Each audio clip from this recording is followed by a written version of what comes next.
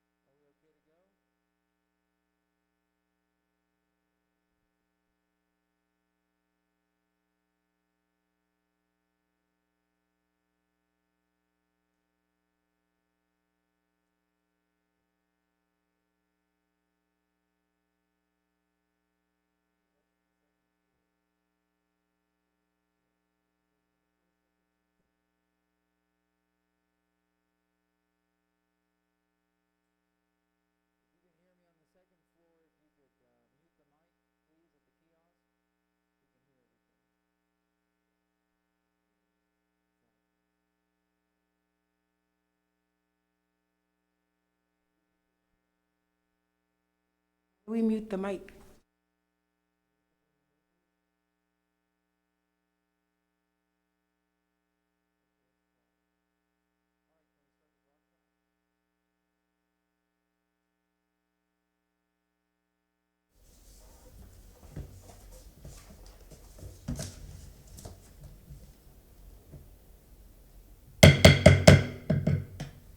Good evening, everyone. I'd like to call this Tampa City Council meeting to order. Roll call, please. Vieira, Goods, Here.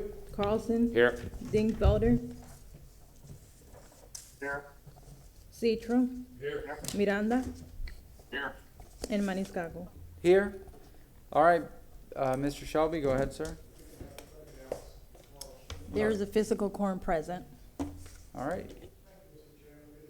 Please turn your mic on, sir. One was working before. There it is. Okay, wonderful. Thank you. Tonight is Thursday, February 11th of 2021. We are at Old City Hall at 315 East Kennedy Boulevard. Tonight's meeting, the land use related meeting of the Tampa City Council tonight is being held during the COVID-19 state of emergency, and it's being conducted live with an in-person quorum present in City Council chambers. However, in response to the COVID-19 restrictions, members of the public are encouraged to participate virtually through video teleconferencing, referred to by Florida statutes and rules as Video Communications Media Technology, or CMT.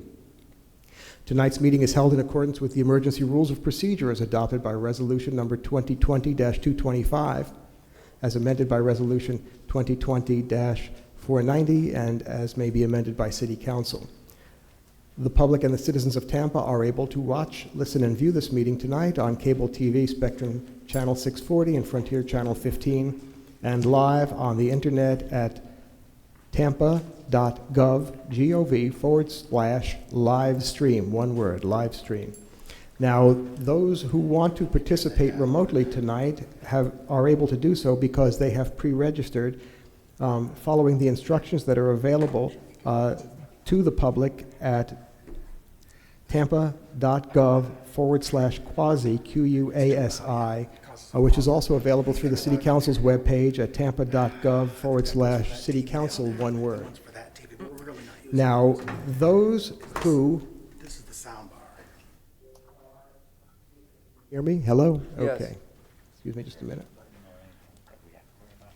Those who are unable to participate remotely, applicants and interested members of the public who wish to appear in person using virtual technology but don't have access to a device or are otherwise unable to participate via CMT may utilize the virtual facilities that are available to the public, made available by the City of Tampa on the second floor of Old City Hall. And please note that use of masks and social distancing inside the building are required. Finally, written comments received by mail or email have been distributed to City Council and are being included in the permanent record of tonight's meeting. All public comments timely received by mail, email, or via CMT are afforded equal equal consideration, as if the public comments were made in person. Thank you very much, Mr. Chairman. Thank you very much. All right, we do have a four-person, in-person quorum here, so if one person gets up, we have to take a recess, take a break. So if, just raise your hand if you want to do that, and if we get to it, we get to it, so. All right, we have quite a few items tonight. I know item number 1, there's a withdrawal of this petition, is that correct? That is correct. Okay, and do we take public comment at all, or do we just make a motion to withdraw? No, this is ministerial, council. This is something that is the action requested by the applicant, and therefore, I know that Councilman Goods has abstained on continuances in the past. This is not a continuance. This is a withdrawal, and therefore, it is under Florida conflict law. It is not a conflict of interest, and because it's ministerial in nature, it's appropriate for him to be able to vote upon it, considering we have 4 members of the quorum present in the room. All right, and before we do, can I get a motion to open items 1 through 10? We have a motion Second. from Councilman Goods, second from Councilman Miranda. All in favor? Aye. All right. So if we could just get a motion to withdraw item number 1. Second. Motion from Councilman Goods, second from Councilman Citro. All in favor? Aye. Any opposed? All right, we have removed item number 1, and item number 7 cannot be heard due to a missed notice. Can I get a motion to remove item number 7? So second. Motion from Councilman Miranda, second from Councilman Citro. All in favor? Aye. Aye. Any opposed? I believe that clears up the agenda, so we're down to 8 items this evening, and we will begin with item number 2. I believe the applicant is appearing in person and that there is a translator. So just a heads up there. Mr. Manassi, go ahead. If I can, Yes, Mr. sir. Chairman, just to make sure the record is complete, can we have both the translator and anybody else in the public who needs to be sworn in? Can we do that now? And I just want to make sure that we understand how this is going to be translated so that the petitioner understands the process. All right, if the petitioner is here at the kiosk and we have the translator, if they could approach the kiosk and we'll swear you in at this time. If you're on the second floor in person, please come to the kiosk. For item 2. They're standing at the kiosk, sir. Okay. Please raise your right hand. I don't see them on the screen. Oh, how about now? I see them on the screen here. Oh, my bad, baby. Thank you. Do you swear or affirm you would tell the truth, the whole truth, and nothing but the truth? Yes, you can see. Yes. Thank you. May I ask who is translating? I am Elizabeth Ortiz. Okay, Ms. Ortiz. Do you swear to translate from, is it going to be translating from English to Spanish and from Spanish to English? English to Spanish. English to Spanish? Okay, and if he speaks, will you translate back from what he says from Yes. Spanish to English? Yes. Okay, and I ask that now you are you a friend or a relative of the applicant? No. Okay, okay. So I ask that when the presentation is made, to take into account that the translator will need to be able to communicate what is being said to the applicant. So please allow for that, and if you need somebody to stop, see if you can just either interrupt or raise your hand if we can catch that. But the goal is to be able to understand as accurately as possible, he understanding what's happening, and that if he is to testify, then to be able to communicate exactly or accurately what he's saying to counsel. Okay, thank you. You can put your hands down. I'm so Thank sorry. you. Okay. All right. Thank you, Mr. Chairman. Thank you very much. Mr. Manassi. Thank you, Chair. Good evening, Council. Ryan Manassi with Development Coordination. Item number 2 is file number REZ 20-84. Can we raise his volume? Are you not hearing me that well? A little bit better, but if we could increase the volume more. Test, test. Can y'all hear him? Nope. No, can we raise the volume for Mr. Manassi? Test, test. There we go. Thank you very much. Go ahead, sir. Good evening, Ryan Manassi, Development Coordination. Item number 2 is file number REZ 20-84. It's for the property located at 2513 and 2515 North 57th Street. And the request before you is a Euclidean rezoning request from RM16 to IG. I'll defer to the Planning Commission for their report, and if you please return to me. May that be translated, please? Can we translate that, please? Yes, I'm trying to understand what he was saying. It was really low. I'm sorry? His volume was low? So you didn't hear what he said? No. Not very clear at all, no. Give me a second, I'll just put my headset on. Thank you.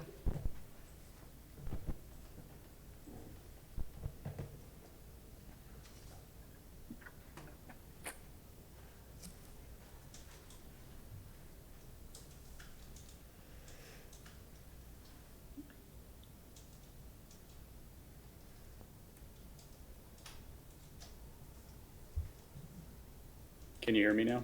Yes. And where is Okay. where is the translator? I'm right here. Okay, on the screen? Thank you. There she is.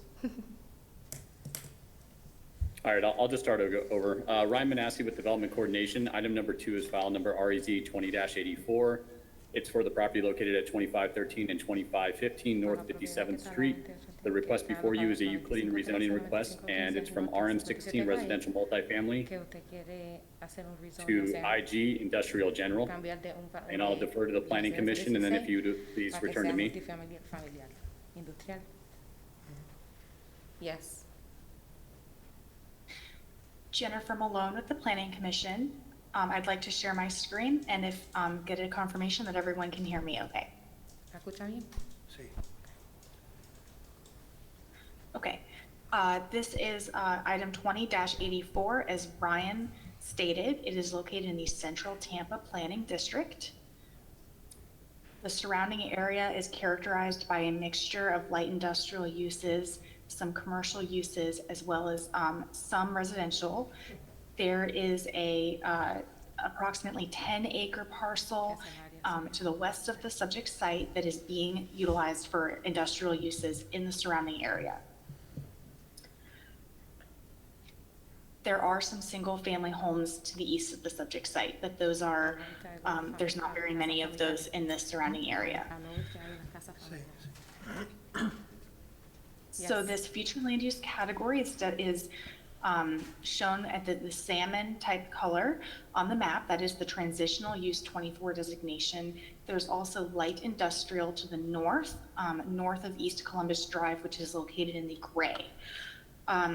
The transitional use 24 designation is a special designation in the City of Tampa Comprehensive Plan. It allows for a wide variety of uses. However, there's a clear trend in this area that it is transitioning towards more industrial uses, and that is very present in the surrounding area already. So we did find that this would be consistent with the comprehensive plan. These commercial uses will be appropriately buffered from residential development per policy 15.2.4, and then Ryan Manassi will further discuss that for the code requirements. So again, we're removing the potential for residential on this site. This is more in line with the trend of the area towards industrial uses.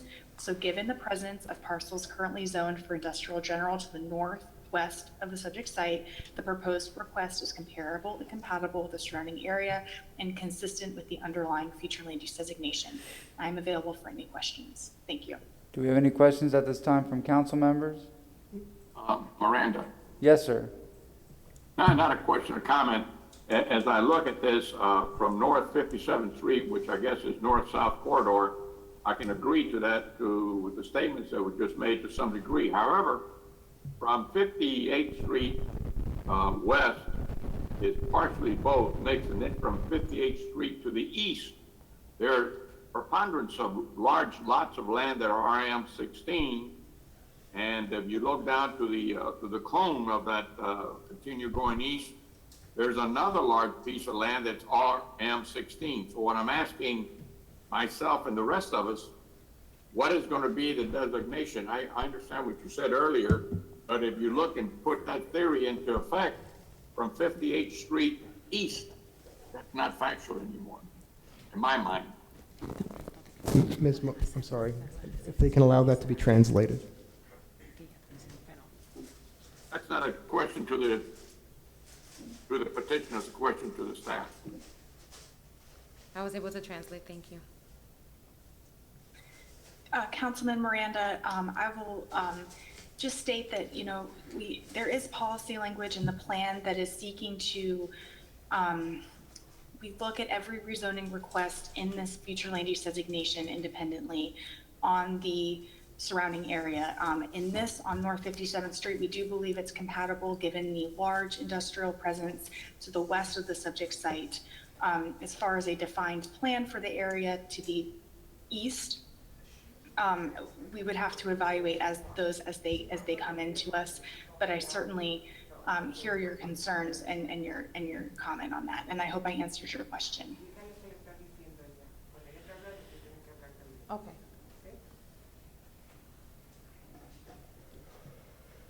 Okay. Do you need to translate that for the gentleman or no?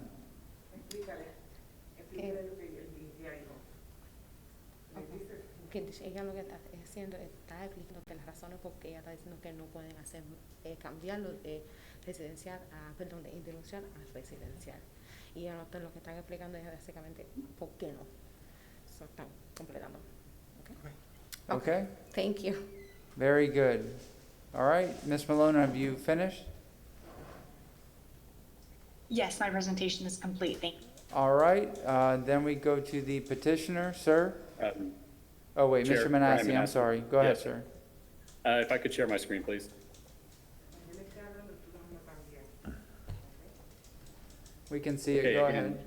Thank you. Él le va a enseñar la pantalla de lado. Item number 2, again, is REZ 20-84 for 2513 and 2515 North 57th Street. And again, the request before you is RM16, which is the current zoning to IG Industrial General. Again, this is a Euclidean rezoning request, therefore there are no waivers permitted, and all uses must be permitted. Point of order. Yes, sir? Is that Dingfelder? Ryan, All right. yeah, Ryan, I would just suggest you go a lot slower because unless that's a professional translator, you probably, you know, the petitioner needs to hear everything that's said. So I just say you need to go, everybody needs to go a lot slower. Vaya hablando un poco más de paso para que entonces yo pueda entonces explicarte todo correctamente. Thank you. Okay, so Ryan Manassi, the request before you is the current zoning RM16, and the request is asking to go to IG Industrial General. Y entonces lo que está es correctamente ahora la zona que es 16, que entonces van a entonces correcto, hacerlo industrial general. This is also a Euclidean rezoning request, therefore there are no waivers permitted through this rezoning. You claim que no no pueden hacer un caso que no lo pueden negar, hay que hacerlo por todo por permiso. Approval of this rezoning would allow for any IG use Sí, per entonces te Chapter 20. si lo aprueban para que entonces pueden darte el OK para que sí puedas hacer cualquier otra cosa que vas a hacer. Such uses being manufacturing, Puede ser de processing, manufacturing, también procesando, assembly, como warehousing, and related uses. y cualquier otra cosa usual. The site as is 0.39 acres, El site que la dirección es .39 acres. and the dimensions are 102 feet by 180 feet. And it's currently vacant. Y ahora mismo está que está abierto. The property is surrounded by single-family uses to the east and south Que la in propiedad está RM16. de una familia que está en el oeste y entonces en el sur del RM16 que es la zona del distrito. There's a trucking business to the west, and that would be Al across oeste North hay un 57th. negocio de camioneros que es en la norte de 57 calle And an employment office to the north in IG y una zoning oficina district. de empleados que está en la norte que es la IG zone que es la distrito. The aerial on screen In Cerca red, del área the que está en la red dashed pantalla. line shows the subject properties, Esa es la propiedad. and there are no historic landmarks, national or local, within 1,000 Y feet, no hay and cualquier that's the propiedad que radius you es see. historial que no pueden hacer nada de nacional ni local del condado, que está a mi pie. Now we'll go to some photos. The current site in the top left, Que está a la izquierda. the north of the site on Columbus to the top right. La norte de Colombia es una residencial. On the bottom left is the view looking north on La parte de abajo a la 57th izquierda Street. es la vendo de la 57 calle. This gives you an idea of what Jennifer was referring to, the Y eso es lo industrial que use estaba to diciendo, that Jennifer west. antes, que eso era una parte industrial. The bottom right photo is the north side of the site. Entonces la norte, que es la que está en la derecha. The left photo is east of the Entonces la site izquierda on es la 58th Street. East 58 calle. The right photo, La west of the derecha, site on entonces, 57. La oeste, que es la calle 57. With that being said, the development review and compliance staff Con eso entonces he dicho que van a revisar have reviewed the application and Han found the revisado la request consistent y veo que la aplicación es constante with the City of Tampa Code of con la ciudad de Ordinances. Tampa. And my staff is available for any questions. Do we have any questions? ¿Tiene cualquier pregunta? Sure, if I may. Councilman Mr. Manassi, good evening to you, and thank you for your work. What are the uses by right that this petitioner can use Él in quiere this, saber in cuáles this son los usos que por property? tu derecho tú puedes Just usar esa propiedad. rattle off a few for myself and for the public. Sure, and if you don't mind, let me just put the staff report up. Thank you. In the staff report, I've el attached reporte. all the IG uses. Él le va a enseñar todos los usos que tú puedes usar, por qué tú puedes usar. They'll la be in propiedad. yellow. And I do have them in front of me, Mr. Manassi, but I was just hoping that we could explain to anybody in the audience that may be looking in, because of course, this is going to go with the property. It's not going to go with the petitioner. So, you know, we've heard that this area is transitioning, but, you know, there are a lot of things that I'm seeing that this applicant can have by right that I'm not sure would fit in with the residential area, and this is abutting a residential area. Excuse me, let me rephrase that. That some of the residents that this is abutting will be affected by whatever goes here. I'm Manassi with Development Coordination. To answer your question, Councilman Citro, I'll just rattle off a few, and then, so for instance, some of the schools are allowed, and air-conditioned storage. Los storage de aire acondicionado. And what I'm doing is I'm going towards the lower end of our use chart because those tend to be the more Y lo que intense va a hacer es uses. que va a revisar todas las cosas que son más chiquitas, que normalmente As you son can los más see, normales. some of these related special uses are authorized in there, restaurants, Un restaurante es algo que sí está autorizado para hacer en esa área. catering shops, cigar factories, Una factoría correctional de tabaco. facility, dry cleaning plant, a large dry Hacer una cleaning plant, lavandería. a small. Que sea chiquito. Mr. Manassi, I just asked you to rattle off a few of them, and I understand, and I thank you very much for doing that. But I see some sir. on here that I don't know would fit in with an actual residential neighborhood, Dice, muchas like gracias, pero veo heliport. cosas aquí que no van a You know, caber I'm not so dentro sure de that a lot of una people are going to want to hear residencial, helicopters que es landing una next parte to de their una propiedad residential. residencial. But thank you very much, Mr. Pero Manassi. gracias. Yes, sir. Or, for that matter, Mr. Chair, if I could say Marina, there's no water near there, so thank you, Mr. Manassi. And point, Mr. Chair, Yes, sir. Councilman Vieira? hey, I just wanted to make everyone aware of my presence. Thank everybody for the accommodation. I had a family issue, so I have to do tonight virtually, and I just want to thank everybody for your accommodation. Thank you. Thank you very much. Quiero dar las gracias por tu estar aquí porque tuvo una contingencia. Any other questions or comments before Councilman Dingfelder? Did I see your hand? I was waving at Lewis. Welcome, Lewis. Welcome, Lewis. Thank you, John. Thank All you. right. Applicant? Mr. Manassi, are you done? That completes my presentation. Yes, sir. Very good. All right, applicant, go ahead. If you have anything you wish to say or present. ¿Tiene cualquier pregunta? He says no. Any questions for the applicant by ¿Tiene anyone? cualquier pregunta? No? All I right, had do a we have, question. I had a question for staff, go ahead, Councilman Dingsfelder. Mr. Chairman. Does anybody recall, Ryan or Jennifer, we had something, I think, right on this street last year. Was it a rezoning on that large parcel, or was it a comp plan amendment on that large parcel? Anybody ring a bell on that? Está hablando que sí, No. ese que yo se recuerda No, que sir. Maybe antes it was my algo imagination. parecido a esto, pero Maybe it was parecía something very mucho más close to grande. there. I know that whole area is Porque por in esa área no hay transition. para- It was Mr. no hay Dingfelder, I think it was para off of agua, Broadway, mucha yeah, agua. but I know what you're O sea, talking que no about. está There was cerca something de that it was commercial intensive, I remember that. Yeah. Okay, thank you. I'm fine with that. I assume we don't have anybody else in opposition, or we don't know yet. Thank you very much, sir. Do we have anybody in the public that wishes to speak on item number 2? There's no registered speakers for this item. Thank you very much. Do we have anybody in the room? There's no one in the room to speak on this item. Thank All you. right, can we get a motion to close? Motion to close from Councilman Goose. Do we have a second? Second from Councilman Carlson. All in favor? Aye. Aye. All right. Councilman Citro, would you mind reading item number 2? Thank you very much, Mr. Chair. I do appreciate Your microphone, sir. It's good. It's Thank good. you very much, Mr. Chair. I appreciate that. File number 2, item number 2, which is file number REZ 20-84, ordinance being presented for the first reading consideration, an ordinance rezoning the property in the general vicinity of 2313 and 2513 and 2515 North 57th Street in the city of Tampa, Florida, more particularly described in section 1 from zoning district classification RM16 residential multifamily to IG industrial general, providing for an effective date.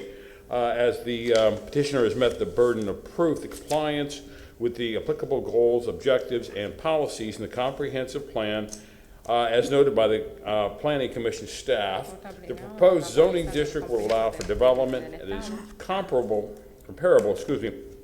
to the characteristic of the surrounding uses, and it's consistent with the development pattern anticipated under transitional use 24 land use designation. So, Do we have a second? comparado con lo que está antepasado Second from con la Councilman transición Carlson. Roll call de vote, la- please. de la- Carlson, Yes. Goods, Miranda, Miranda, Yes, see. Vieira, Yes. Citro, Yes. Dingfelder, We, and Maniscalco. Yes. Motion carried unanimously. Second reading and adoption will be held on March 4th at 9:30 a.m.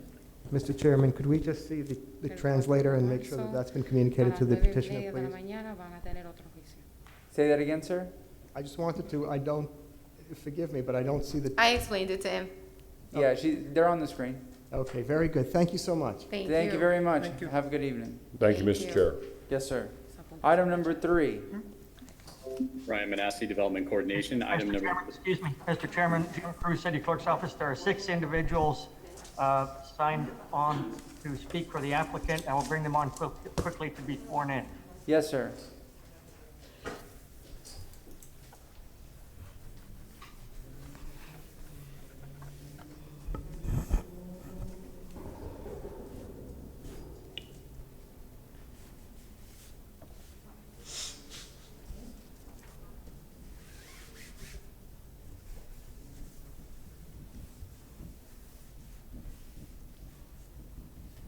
Okay, go ahead, sir.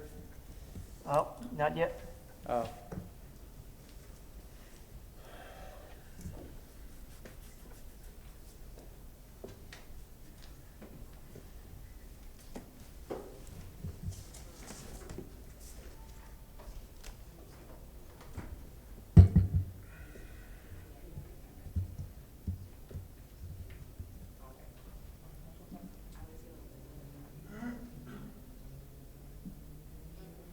Okay, they're all given access and can come on when they need to be sworn in.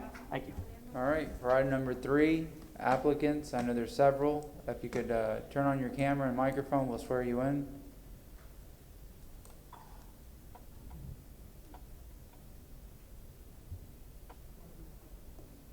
I see Mr. Pederica, I see Mr. Hudson, and I think are there 4 more individuals with this on behalf of the applicant? Chairman, yes, there are, we need to swear in at least Noah Rollins, who is a part of our presentation, but. All right, Noah, if you can hear me, please turn your camera on and your microphone so we can see you and swear you in.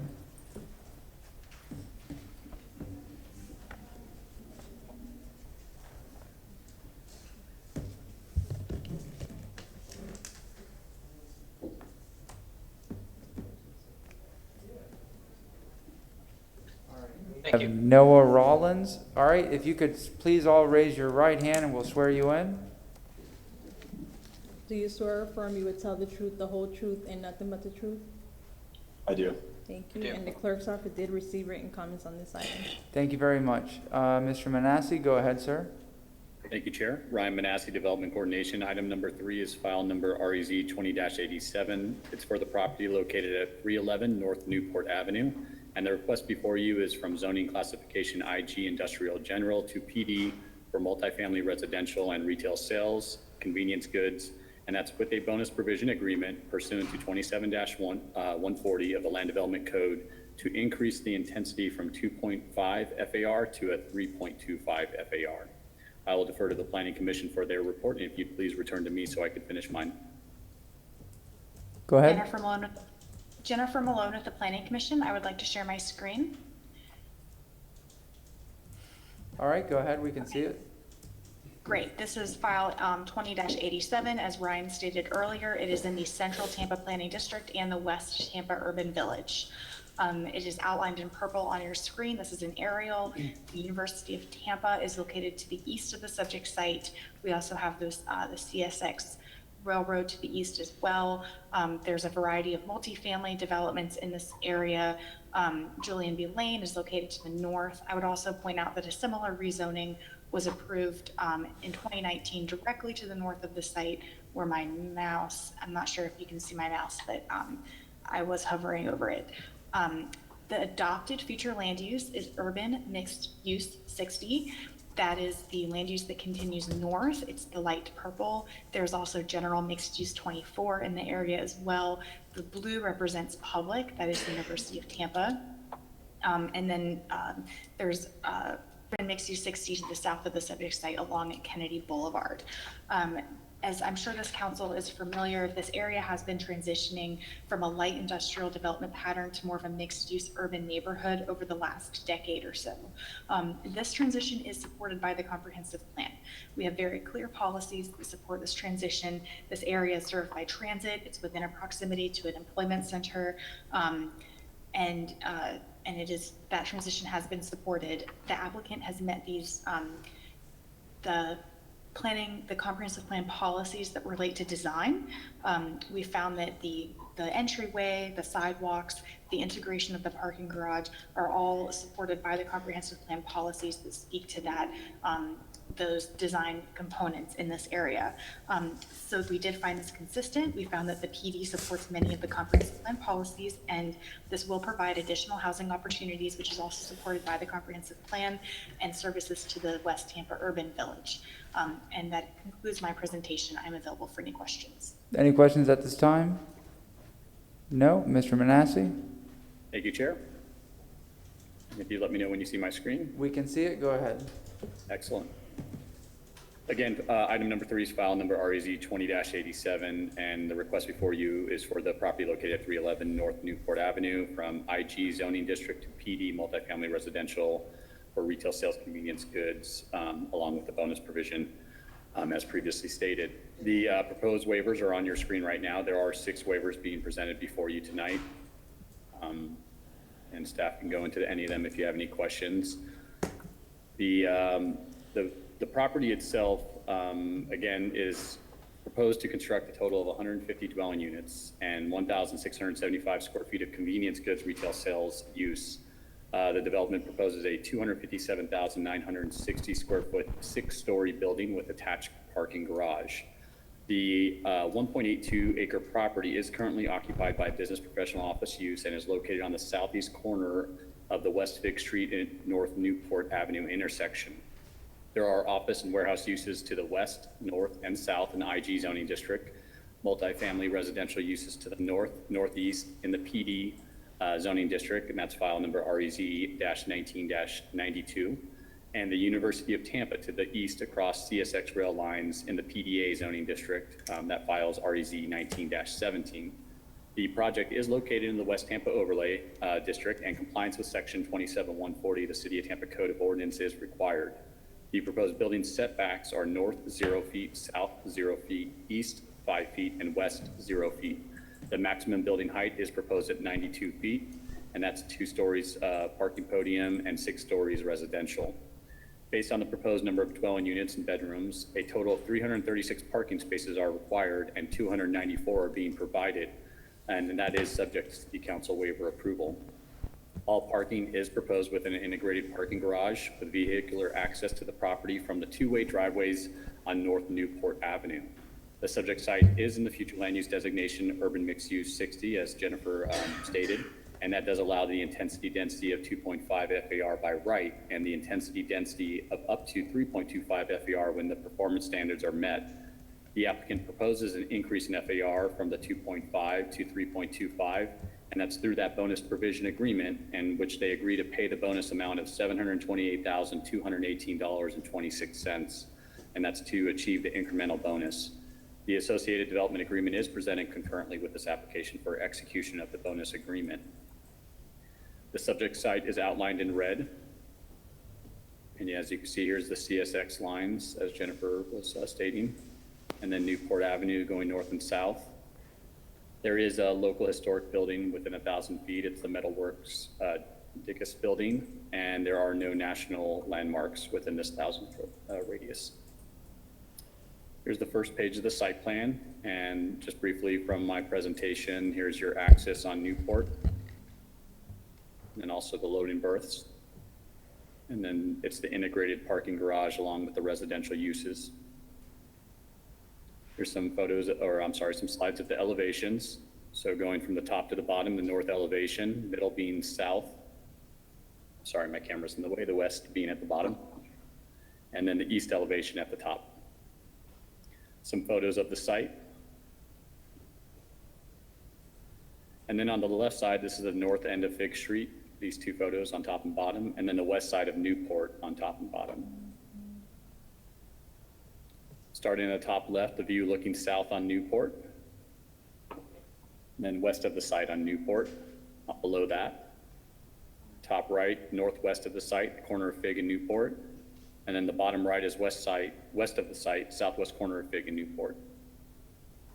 Top left photo is the north of the site, which is the northeast corner of Fig and Newport. Top right is north of the site, northwest corner of Fig and Gilchrist. And then bottom picture, north site, view looking east on Fig. The development review and compliance staff has reviewed the petition, and we find the request inconsistent with applicable City of Tampa land development regulations. Please refer to the findings provided by Transportation and Natural Resources. Should it be the pleasure of City Council to approve the waivers as identified in the report and the application itself, there are further modifications required between first and second reading per the revision sheet. And my staff is available for any questions that you may have. Dingfelder.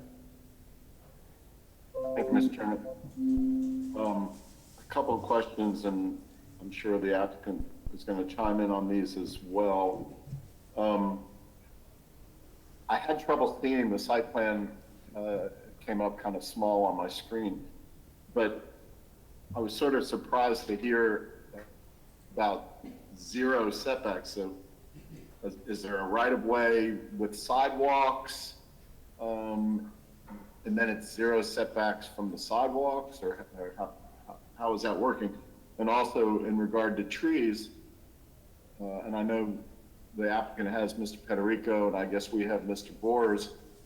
I understand the tree removal because clearly they're clearing the entire site and using the entire site. That seems pretty obvious.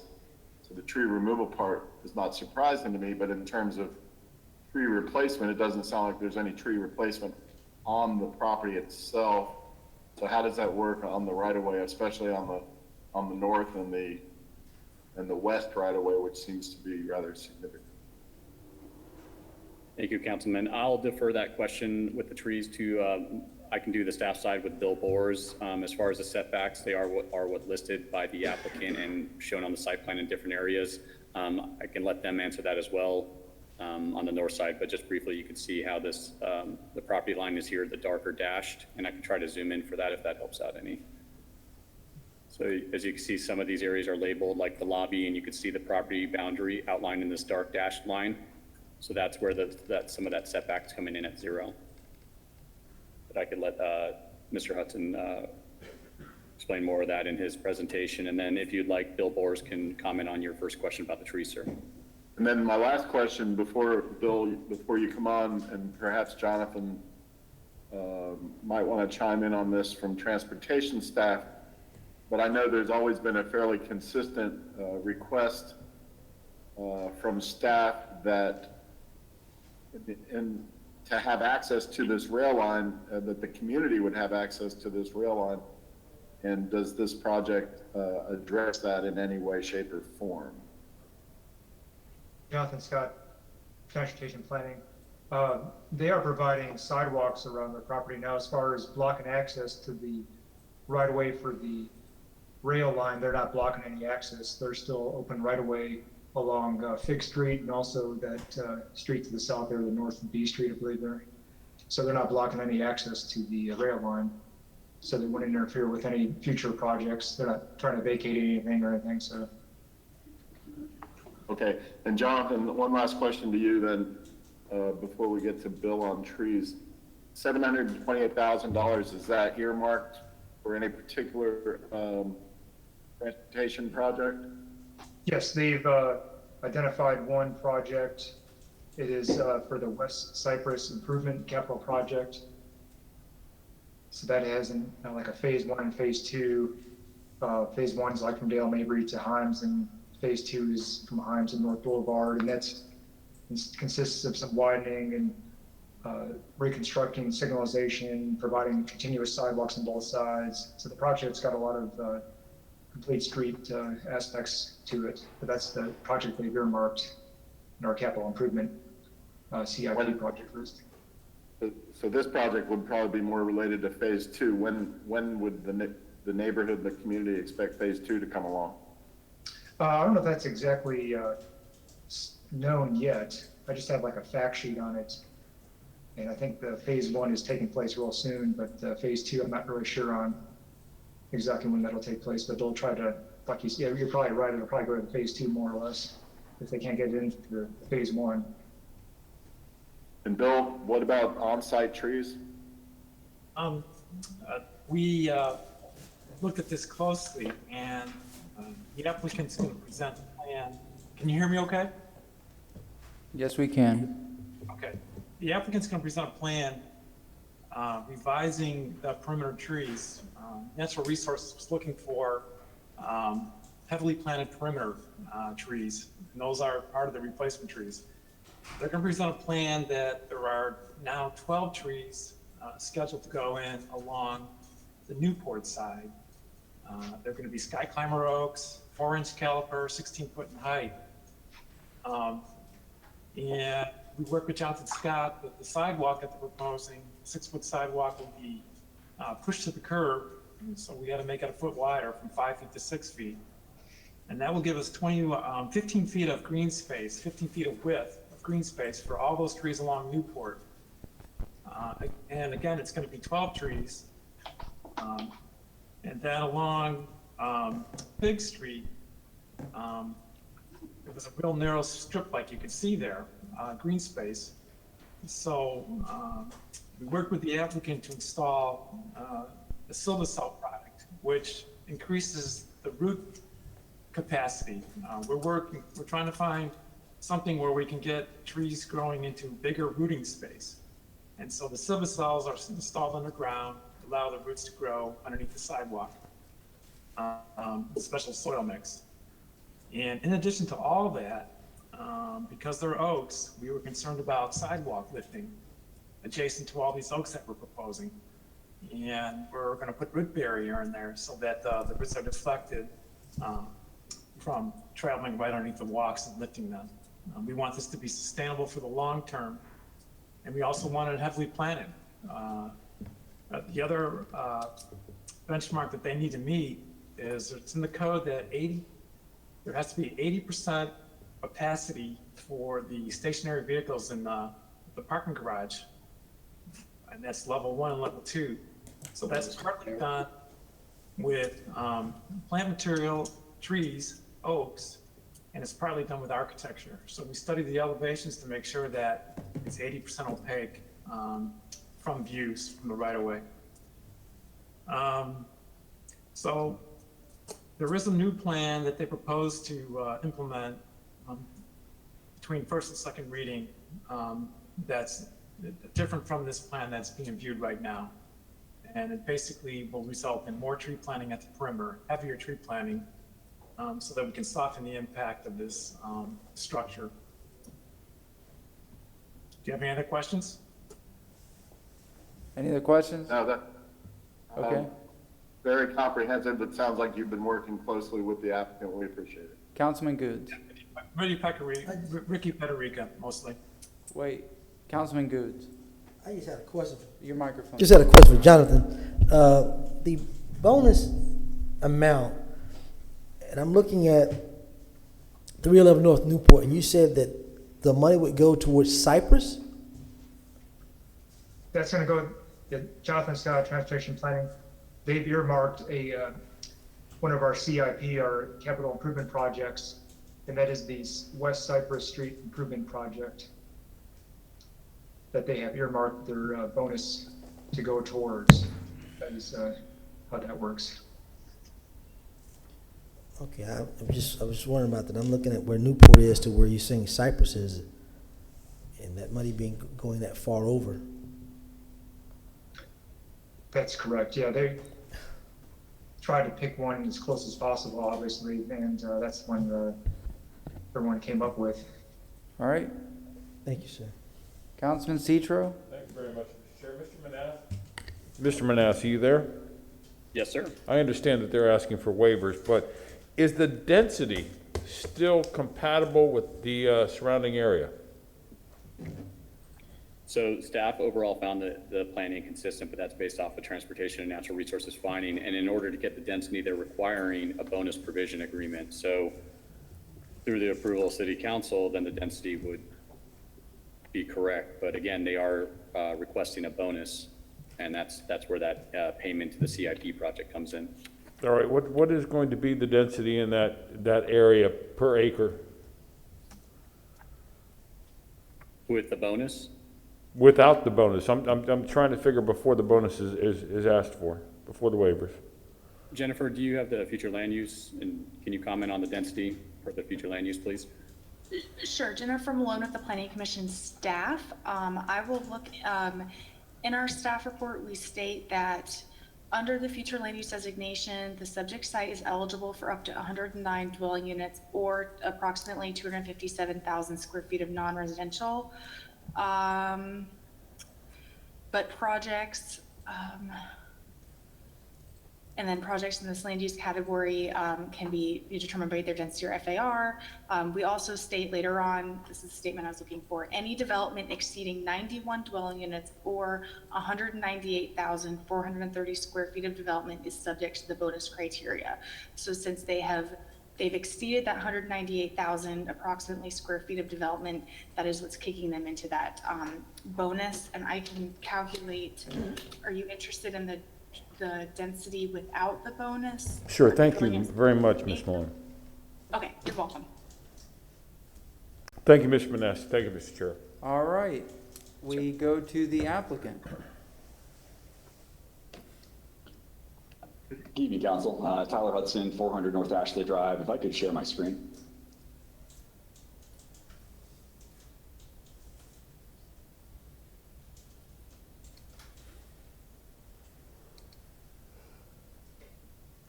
Okay, go ahead. Do you all see a PowerPoint? Yes, we do. Great. First, I'd like to introduce the project team. This project really brings together some really top-flight companies with global renown. Gensler, our project architect. We have Noah Rollins. Stantec is our civil engineer. We have Ben Prewitt on the line.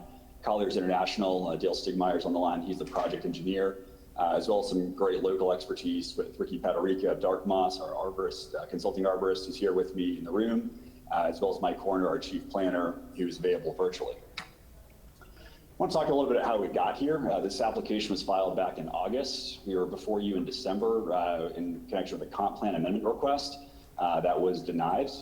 We heard the message loud and clear and moved quickly to negotiating with the city of Tampa a bonus payment agreement that you've heard about that will devote a little over $720,000 to a capital improvement project in the neighborhood area. This wasn't a project that we got to pick. This was something that we worked really kind of with the city on. There are some legal requirements that Kate can discuss that the money has to go towards a quote capital improvement, I think it's project, CIP. And this one seemed to be the most appropriate. So to be clear today, we are only talking about a PD rezoning together with the bonus payment agreement. There is no comprehensive plan amendment that's proposed or required. Just to reinforce a couple points that Ryan addressed, you can see here the existing conditions, which is a daycare for dogs. The site's about 1.82 acres, 3 blocks north of Kennedy. It's a changing area. It's predominantly industrial commercial. That is really evolving into multifamily, and I think we probably can expect that evolution to continue given its proximity to the Kennedy corridor, as well as the University of Tampa and the Central Business District. Our development proposal is a privately developed housing development for students. That student, the student in student housing will be enforced through lease restrictions.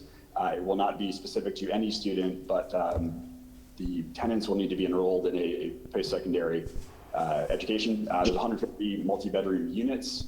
We do have a street-level retail space for convenience, a convenience store or a small food and beverage concept. It's at the northeast corner, so as you're looking at it, it's the farthest down the street on the right. And as Bill alluded to, and as Ricky's going to discuss momentarily, we have really worked very hard to make sure that this promotes the urban canopy and we get as many healthy, vibrant street trees as we can. First, I want to talk about the inconsistencies. We'll talk about the waivers in a second, but Ryan alluded to findings of inconsistency from natural resources, and also in your staff report, you'll see from urban design. And what I can tell you here today is that with changes made between first and second reading, it is our opinion, and I believe the opinion of staff, that we will be consistent with natural resources and urban design requirements after making those changes. On transportation, we are pursuing a waiver, and we're going to discuss that in a second. But I want to make clear that natural resources and urban design, we are confident we can address all of those issues between first and second reading. Let's jump into the discussion about waivers. There's 6 waivers that fall into 3 buckets: loading, parking, and trees. I'm going to handle the first 2 and then hand things off to Ricky to talk about trees. The 3 of our 6 waivers all relate to loading. Now, we have 2 12 by 30 spaces that can be used for loading, but only one of those counts because the second backs up to a trash compactor. This council is very familiar with loading birth reduction requests. Because of the cyclical and predictable nature of student housing with a crazy weekend of move in and a crazy weekend of move out, we believe that the loading infrastructure in place is appropriate. When you consider the shape of this site, it's a little bit, I guess, the trapezoid, it's vaguely triangular. And the size of 2 12 by 60 loading berths, it was our belief that this waiver is justified, first for some of the reasons in the memo that I provide to your offices, but really just out of a practical, almost would say a practical justice of not using so much real estate for loading berths that we believe would be so infrequently utilized. I think the parking reduction is what you all see most often, and certainly often have questions about the reductions on screen, 336 to 294. This is a project for people who don't want to have a car.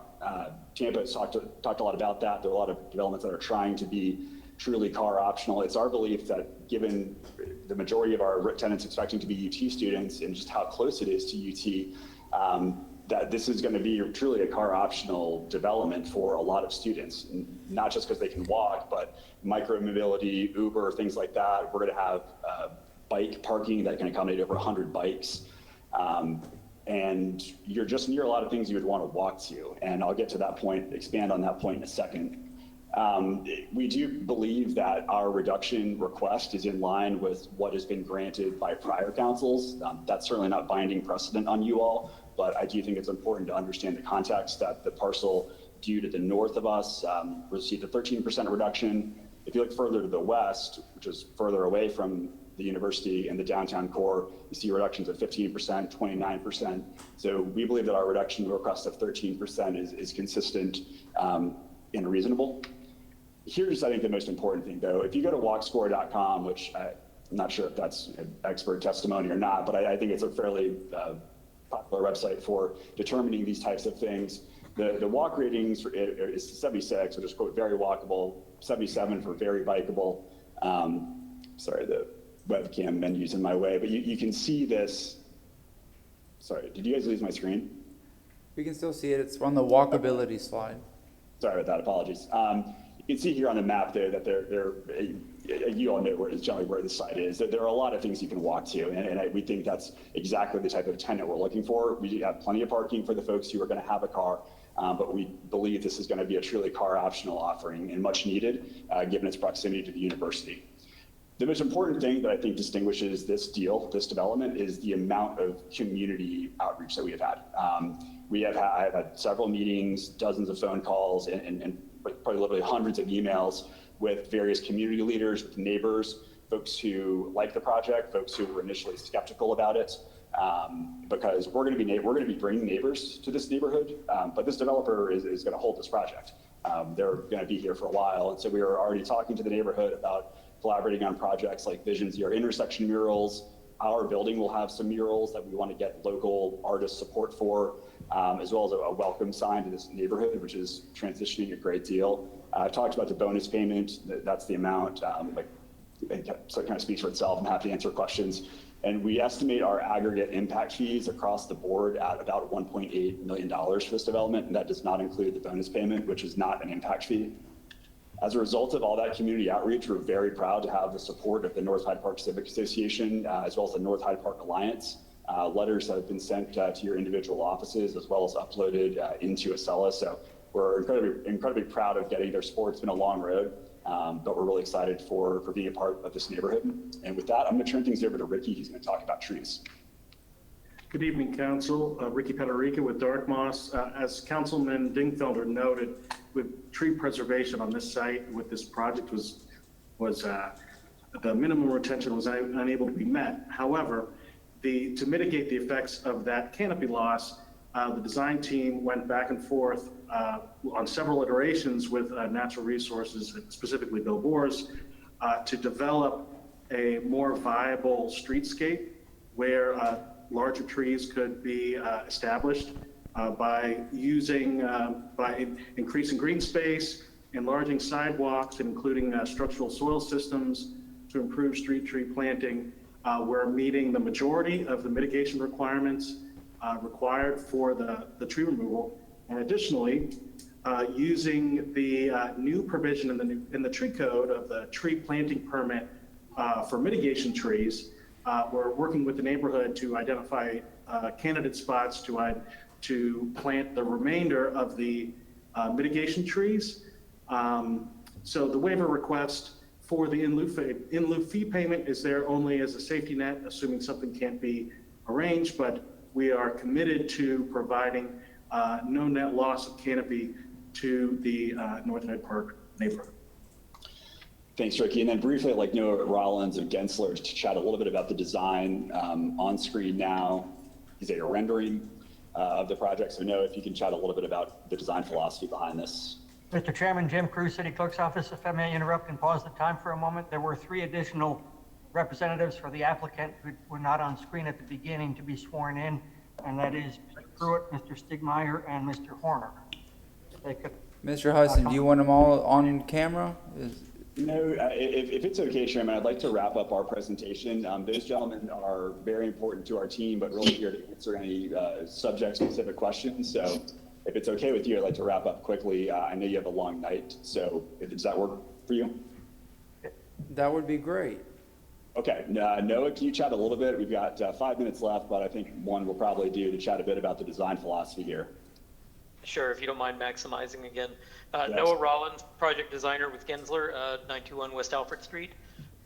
Thank you for the opportunity to be with you at a safe distance, and I'm really proud to share this project with you. There's just a few elements I'd like to share. I know we're really here to talk about rezoning, but it's hard not to get an architect excited about talking about the design we're bringing to the community. So just a few things that we've been doing really with an eye toward the history of the districts around here as well as the future.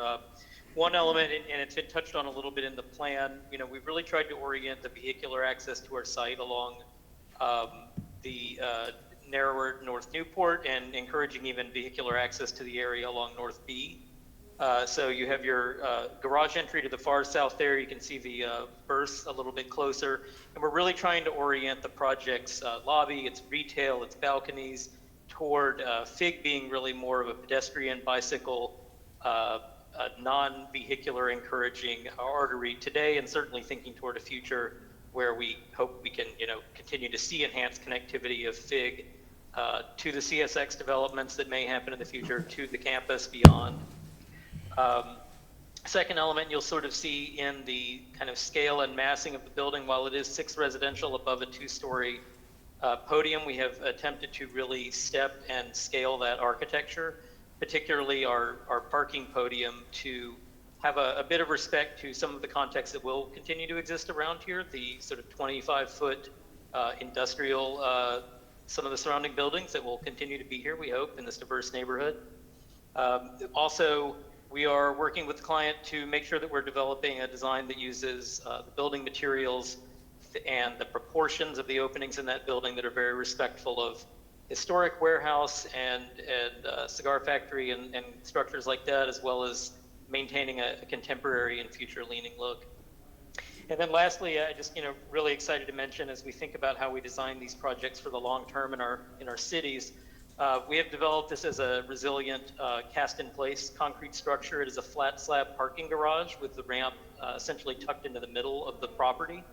That allows us to think about a future where we hope there is less resilience on vehicles, and as you could start to peel away parking spaces within, the building could be adapted in the future where you start to plug more street-level retail in as we all hope the car becomes a little less significant and the neighborhood continues to develop around it.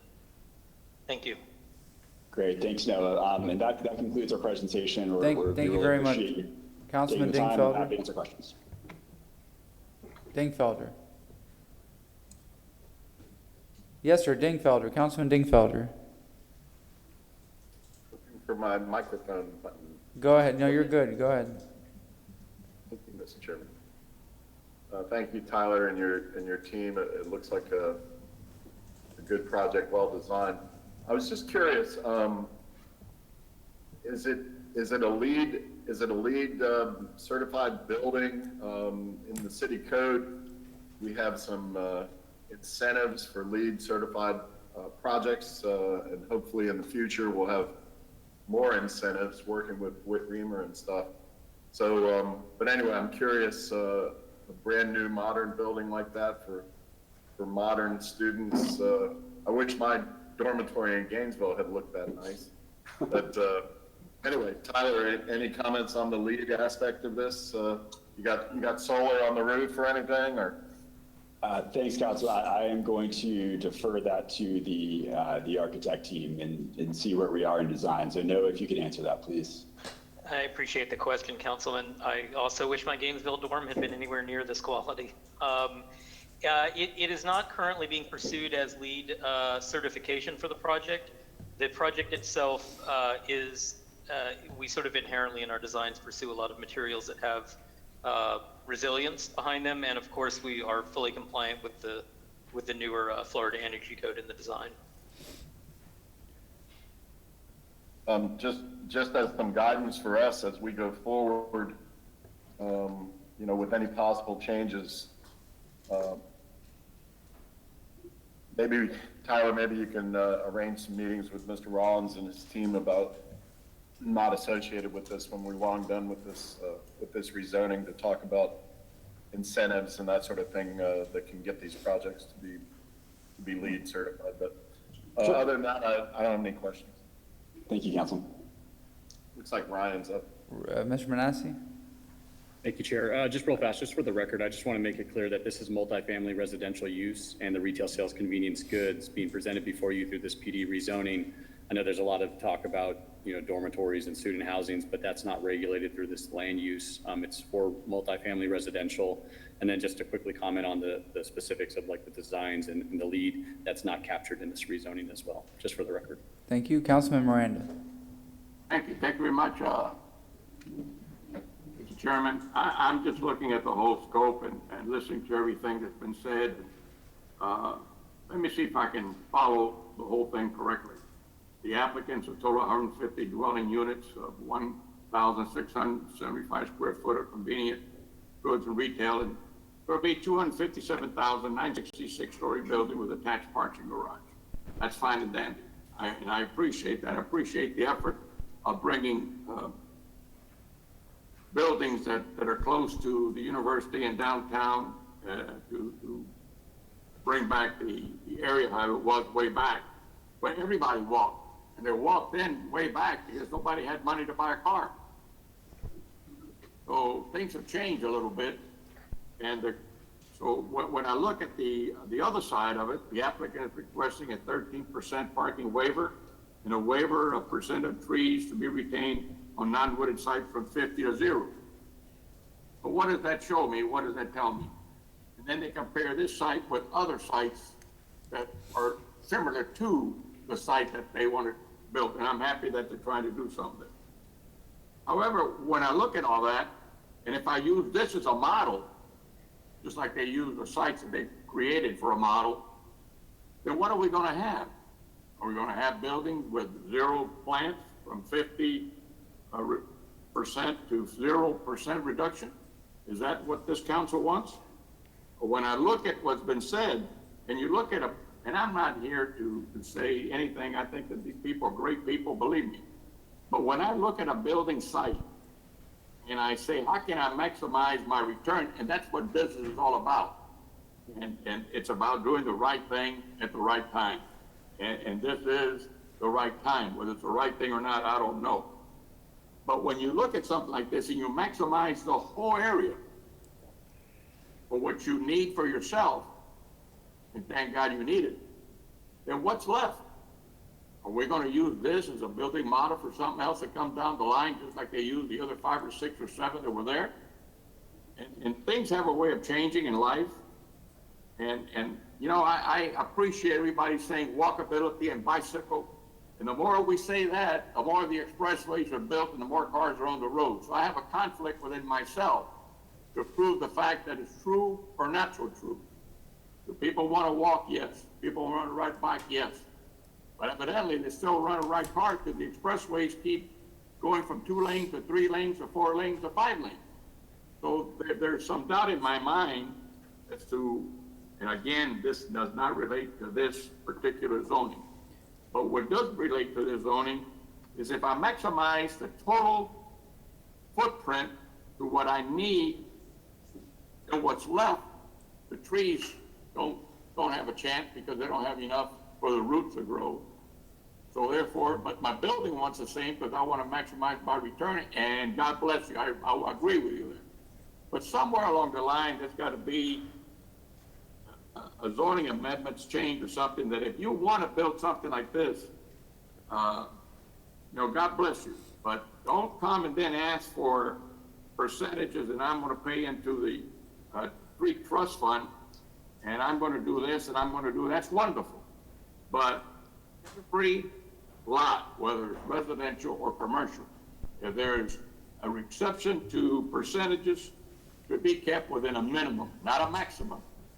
And this is the thing that I'm listening to everything that is said. And if I use this as something going forward, it's not going to look too nice when it's all completed because there'll be no trees. Thank you, Chairman. Thank you very much. Councilman Miranda, if I could respond to that, please. Your concern is very well taken about this. We do, the intent and the effect is that this will not be a barren wasteland. Our waiver request is to go from keeping 50% of the trees that are there to keeping none of the existing trees, because the dog daycare looks nothing like the shape of our building. But I think what's very important, and I'd like for Ricky and Bill to discuss, is how much effort has gone into plant new trees, and not just straggly trees, but high quality trees that cost a significant more amount of money to maintain. So Ricky, if you would start with that, and maybe Bill, if you wouldn't mind responding after Ricky. Yeah, so to provide a more viable tree planting with the green space that has been provided, we're putting extra investment in the soil to support these trees and providing larger trees, and specifically selected cultivars of trees to succeed in this condition. Additionally, we're going to be proposing tree plantings around the neighborhood in conjunction with the community residents. So while it may not meet the letter of the replacement due to the size of the building, the neighborhood still gets the benefit of the tree plantings as we're the way we're working through this, Councilman. And I just want to add that the intent here is at human scale, people that walk and drive by, it's going to be a very lush tree canopy. And in order to get that, we worked with the applicant to create adequate rooting space so these trees can grow to maturity. All right, Councilman Dingfelder. You're muted, sir. Let me follow up with Mr. Rollins a second. I don't know Mr. Rollins, but he's a Gator, so he must be a good guy. So what I'm feeling when you, and maybe you can put up that that drawing again. I don't know who has control of that. I can do that, Councilman. The whole streetscape, yeah. So the feel that I get here is a very urban feel. Very much like our buildings downtown, which I would say probably most of them are zero lot line to a great extent.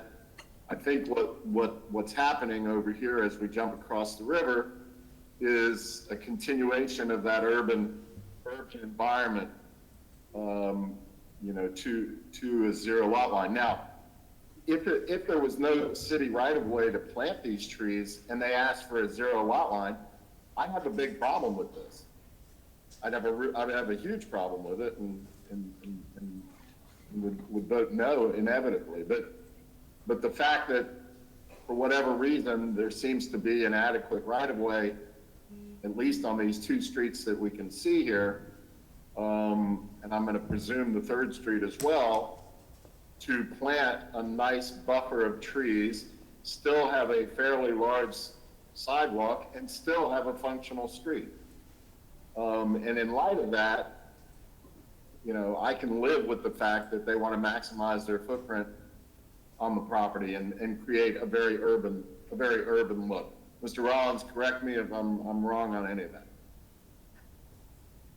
No, I think that's an appropriate caricature. I think, it is important to note the pre-existing land uses. And while I do respect your comment about the kind of scale and urbanism of the project, I think we're in a unique location, being the eastern boundary of this district and bordering on the university and then our downtown. So we really see this area. It's understandable the land use designed on this site, but you don't see designated at sites further west as scales do start to step down. But this really does strike us as a particular buffer point between a lot of urban and educational areas and a developing mixed use neighborhood. And of course, we all, have a hopeful future for what that CSX rail could be through our city one day as well. So.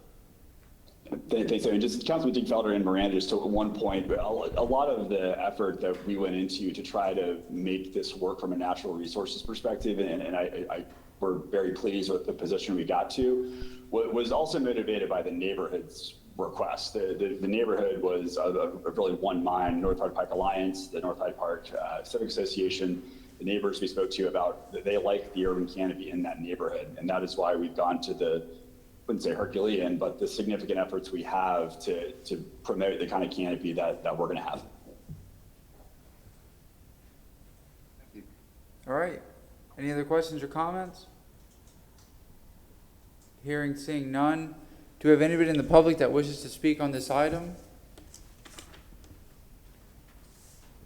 No one has registered to speak on this item. And is there anybody in person on the second floor? Eileen Rosario, Development and Growth. There's no one here to speak on this item. Thank you. All right, if there's nothing else, can we get a motion to close? We have a motion to close for Councilman Carlson. Do we have a second? Second. Second for Councilman Goods. All in favor? Aye. Any opposed? Councilman Goods, would you mind taking this item, number 3? Number 3, file number REZ 2087. Ordinance being presented for first reading consideration.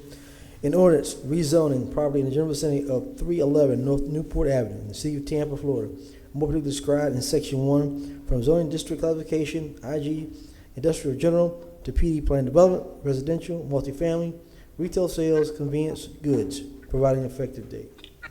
Do we have a second? Second. Mr. Chairman? Yes? Second, Viera. Perhaps Councilman Goods wishes to elaborate a bit based on some findings relative to this. Councilman Goods. All right. We move the orders, revision shown on the revision sheets as applicant has met the burden of proof to provide competent and substantial evidence that the development as conditioned and is shown on the site plan consistent with the comprehensive plan and C code, and I adopt the findings and reasons of the planning commission staff report consistent with land use objective 2.1 and implementing policies to encourage compact high density development that is compatible with its surrounding character and the use of limited land resources more effectively. We had a second from Carlson. Can we get a roll call vote? Cedro, Yes. Carlson, Yes. Dingfelder, Yes. Goods, Yes. Miranda, I'll support it in first reading. I don't know about second reading. Thank you. Viera,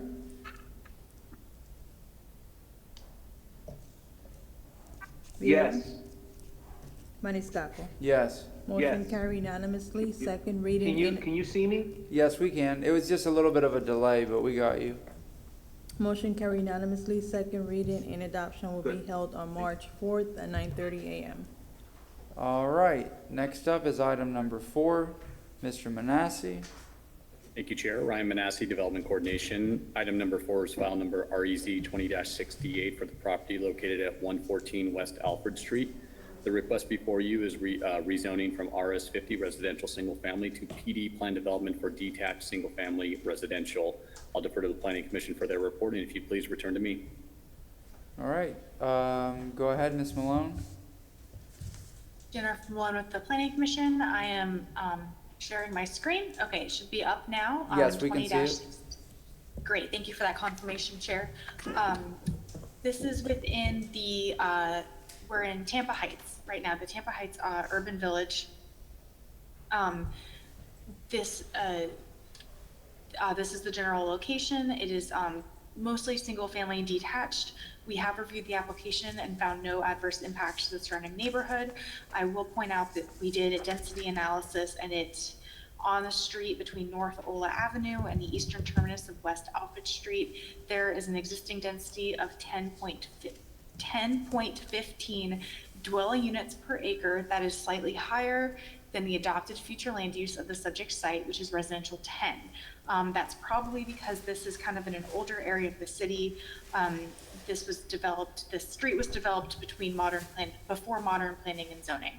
But the site itself with this request will have an overall density of 9.64 units per acre, which is consistent with the current neighborhood density and within that residential 10 future land use designation. I'll also point out in the surrounding area, it transitions to residential 20 to the east. That is that darker brown color. And then further east along North Florida Avenue, it is community commercial 35 in the red. But overall, we found that the planned development would be redeveloped within the existing street, block, and lot configuration of the neighborhood. It is consistent with those policies, providing housing for Tampa's growing population. It is consistent and comparable and compatible with the surrounding development pattern, and we found it consistent with the plan. And that concludes my presentation. And I'm available for questions. Thank you. Councilman Dingfelder. Thank you, Mr. Chairman. Ms. Malone, I'm a little confused because, and I don't know anything about this project, and I haven't seen the PD site plan yet, so I'm totally going to keep an open mind, but I'm a little bit confused. You said did you say that the land use category is R10, and this exceeds R10? And I always thought that it was inherently inconsistent for a project to exceed the land use category. How does that, I mean, I heard what you said about additional policies supporting, et cetera, but I thought the max was the max, and yet Yes.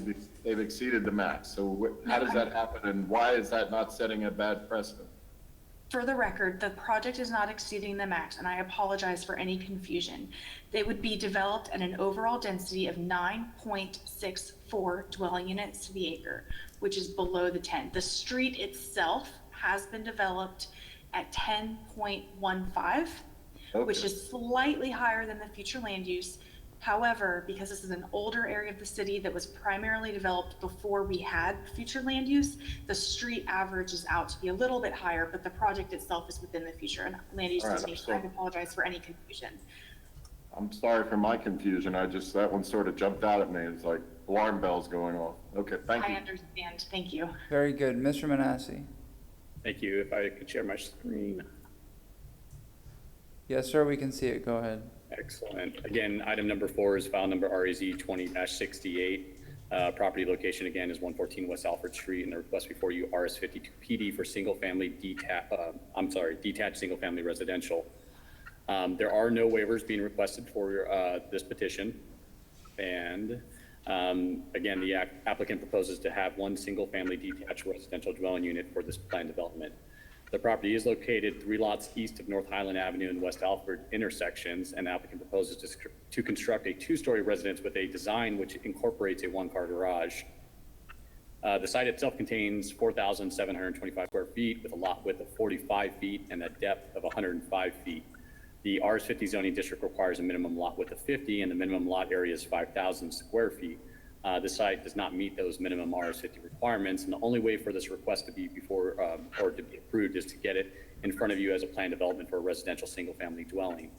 The proposed PD setbacks are north 20 feet, south 20 feet, east 6 feet, and west 6 feet, with a maximum building height of 35 feet. The surrounding uses are all detached single-family residents in the RS50 zoning district. And then we did do a staff analysis on this. The map of Adams Place subdivision was originally platted in 1916 with lots that varied in width from 45 feet to 52.5 feet in lengths and, in widths, and then in lengths, 90 feet to 105 feet. The overall subdivision included 6 blocks, and the subject parcel is located on block 4 of the subdivision, lot 2. The subject application seeks to reestablish the originally platted lots and create one buildable lot. In addition, the subdivision is located in between North Tampa Street and North Ola Avenue, north of West Columbus Drive. The overall area of analysis included 297 total zoning lots, and 80 or 27% of those lots have been developed with a width of 49.99 feet or less.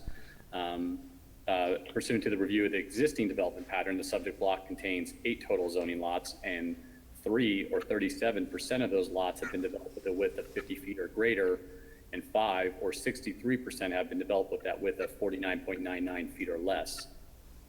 The 100 block of West Alfred Street, which is on both sides of the street, contain 9 total zoning lots, and 2 or 22% of those lots have been developed with a width of 50 feet or greater, and 7 or 78% have been developed with a width of 49.99 feet or less.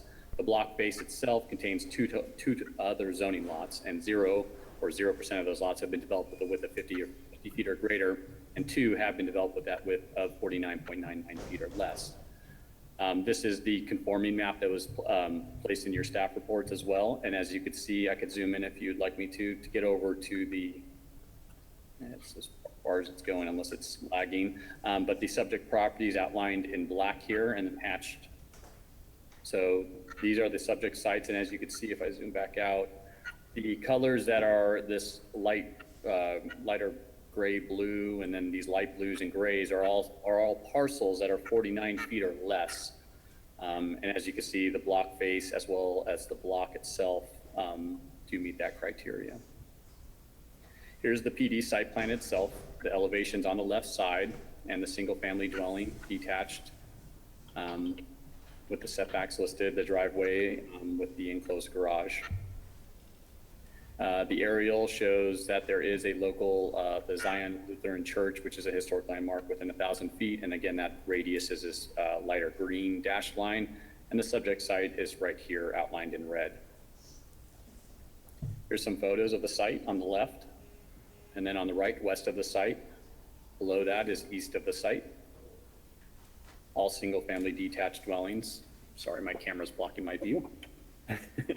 Oh, they're all north of the site. Forgive me. So all three are north. So that'd be looking directly across the street, single family detached dwellings. And then our recommendations, the development review and compliance staff has reviewed the application. We do find it consistent with the City of Tampa Land Development Code. If it is the pleasure of City Council to approve this application, there are some minor modifications between first and second reading that are required, and they're shown on the revision sheet. If it is approved, if you would please include that revision sheet in the reading of the ordinance, and staff is available for any questions you may have. Do we have any questions at this time? No? Do we have an applicant on the line? I believe we have Kelsey Duncan. If she's on the line, please turn on your camera and your microphone and we'll swear you in. I am here. I'm trying to turn on my camera, share my webcam. Okay. Sorry, hold on one second. It's asking me to. Got it. Okay.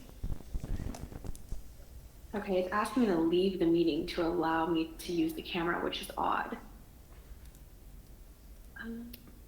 Let's try this. Share my webcam. Okay, it's accepted. Am I on? Not yet. Hold on one second.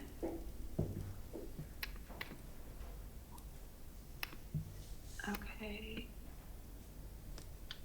So sorry, it might kick me out to let me share my camera, which is really odd. Can I come right back? If you log out and log back in, sure, we'll wait a minute. Okay, give me like 20 seconds.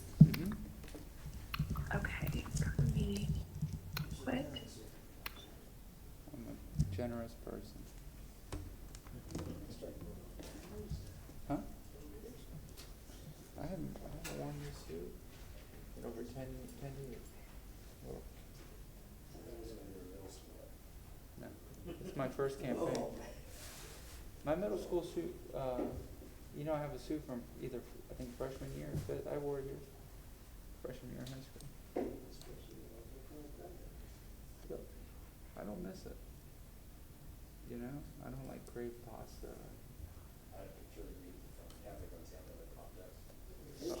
All right, here you are. We can swear you in if you could raise your right hand. Do you swear or affirm you would tell the truth, the whole truth, and nothing but the truth? Did you hear her? You have to unmute yourself. There we go. Yes. Thank you. All right, go ahead. You have your time now to present. I have no comments. I just wanted to make a quick comment. Thank you guys for your time tonight and for reviewing this. We are seeking to rezone this property just to build a single family home, which is consistent with the homes around, and we look forward to our second hearing. Thank you. All right, do we have any questions for the applicant? If not, we'll go to public comment. Councilman Dinkfelder?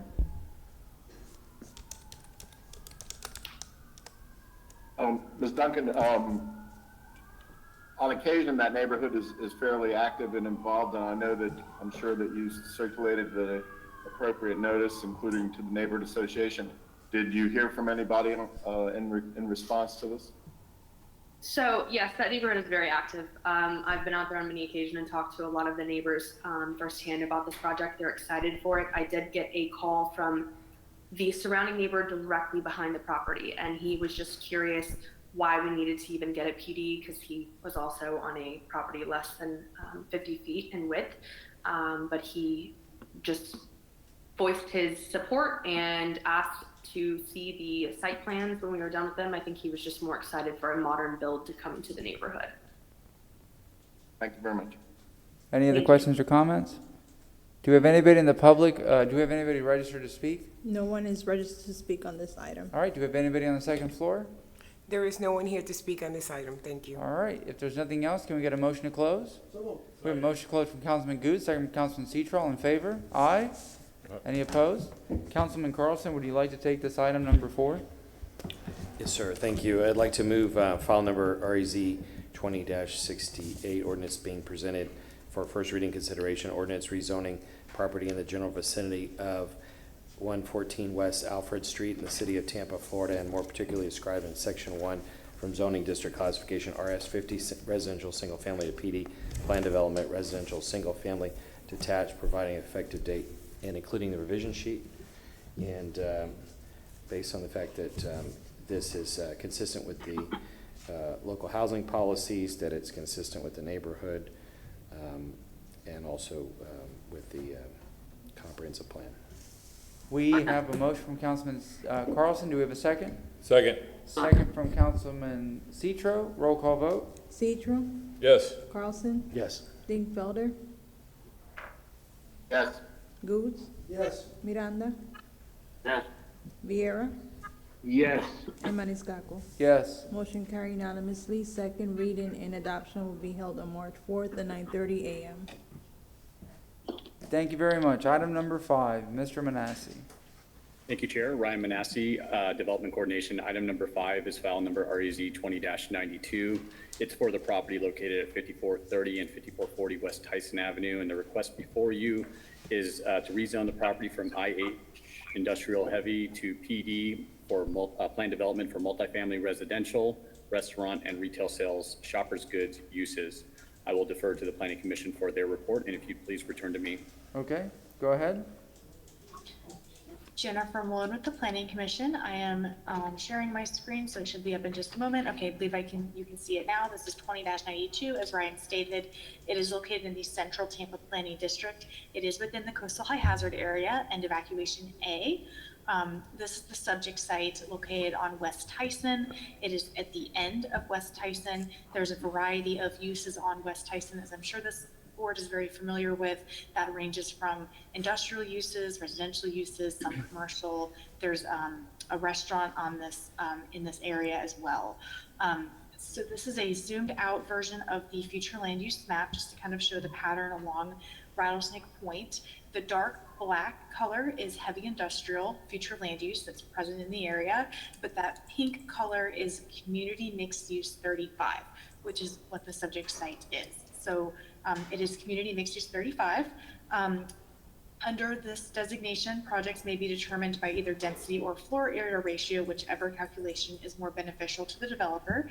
The applicant is proposing an FAR of 0.88 that is beneath the maximum that can be considered within this designation. The community mixed use 35 designation can go up to a 1.0 by right, and then all the way up to a 2.0 FAR with some bonuses. So 0.88 is well within that intensity that we anticipate in this designation. This area has been transitioning from a heavy industrial working waterfront to a mixture of industrial, residential, and commercial uses, guided by the policy direction in the comprehensive plan. There's an entire section of text related to the waterfront, the Rattlesnake Point area, and that transition that will occur. We found that the applicant met the policies in the plan that relate to this. There is a public pathway to the waterfront, which is something that is met, that is called for and met. I will say that the applicant has gone above and beyond the design of the site. Typically within these districts, we encourage the main entrance for townhomes and multifamily to be oriented to a adjacent public right of way, but as I'm sure the applicant will describe, West Tyson Avenue is a private road. There's also some need for the elevation of the buildings but they're still meeting that intent with the design that they have proposed. So we have found this consistent. We found that it will complement the existing development pattern, and it is following those Rattlesnake Point policies as set out in the plan. I would state one thing for the record. Note 12 reads that on the site plan, note 12 reads that hurricane evacuation / mitigation payment, unquote. We are just requesting that the applicant revise between first and second reading to hurricane evacuation and shelter space mitigation payment to be more consistent with land use policy 8.11.7.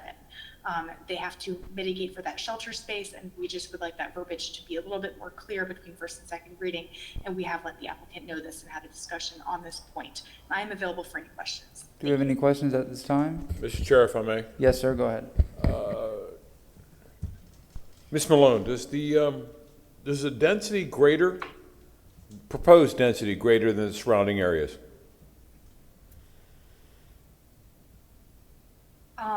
I would have to do a quick analysis of the surrounding areas and how many units are on those PDs, but I can say that.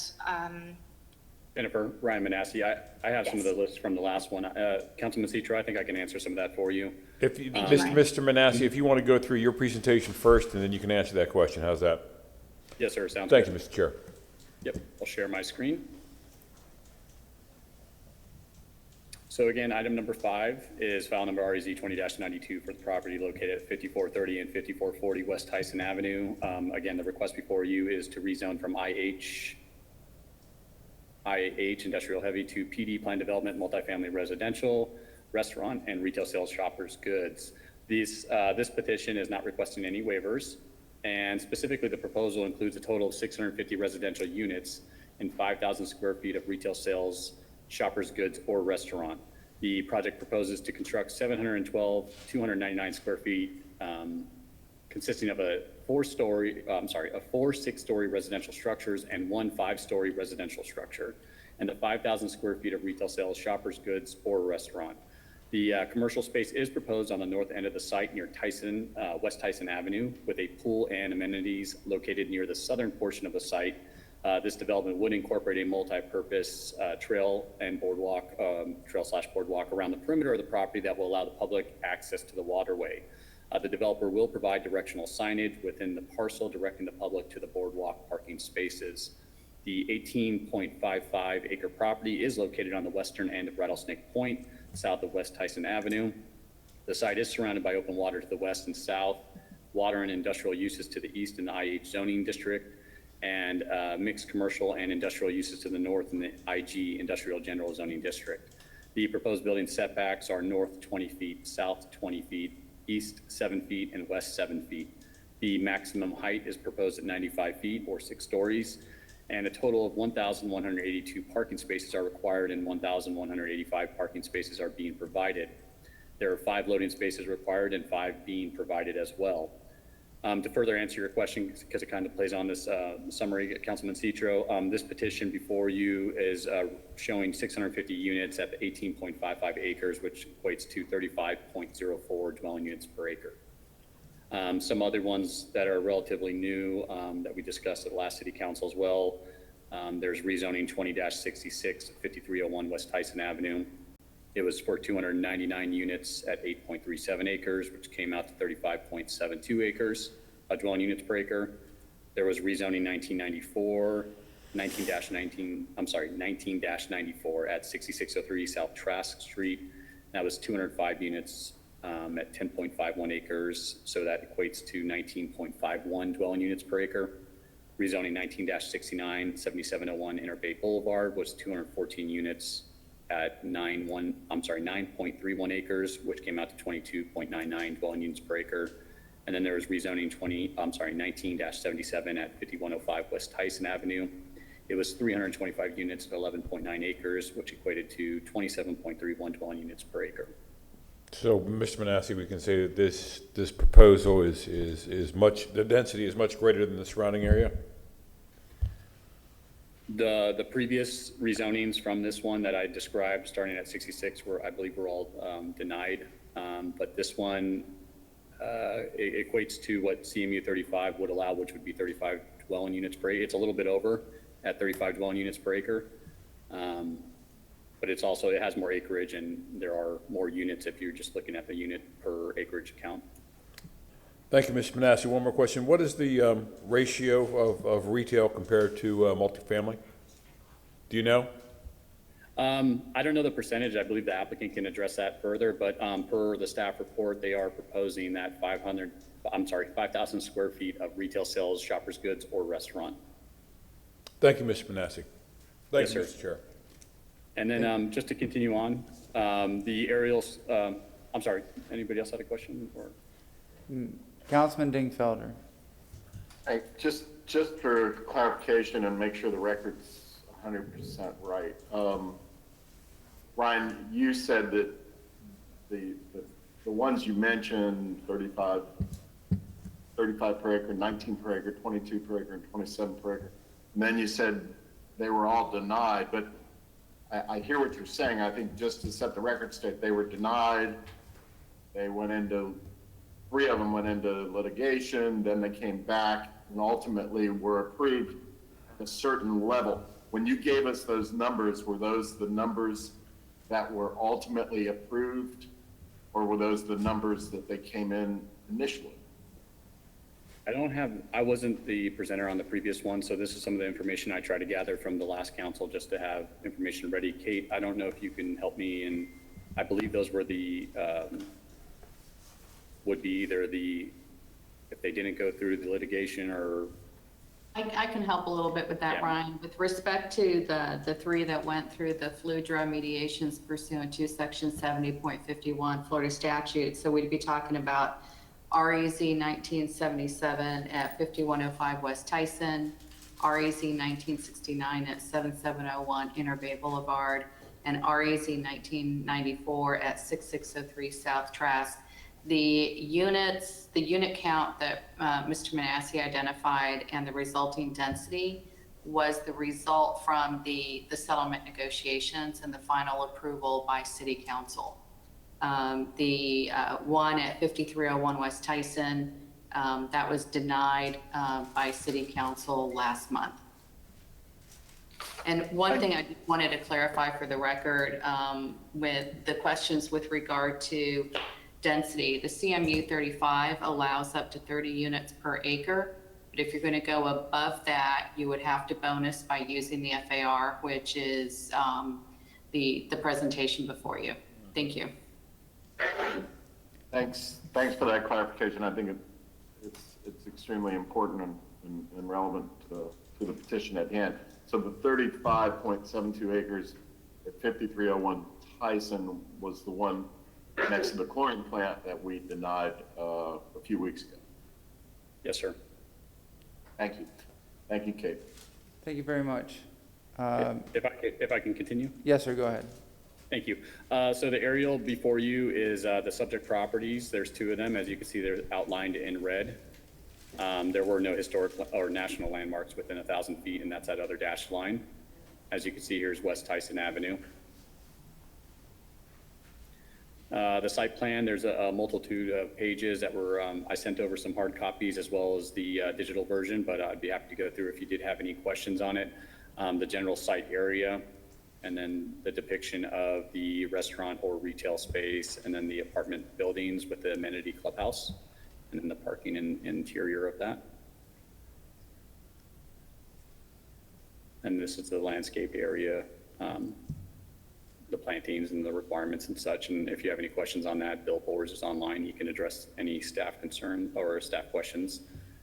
And then this was the access plan for fire as well as solid waste.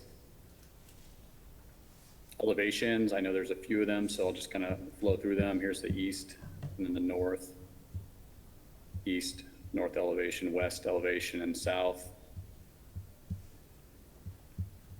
North on top, south. And as you can see, the building numbers will be outlined at the top right. East elevation, west elevation.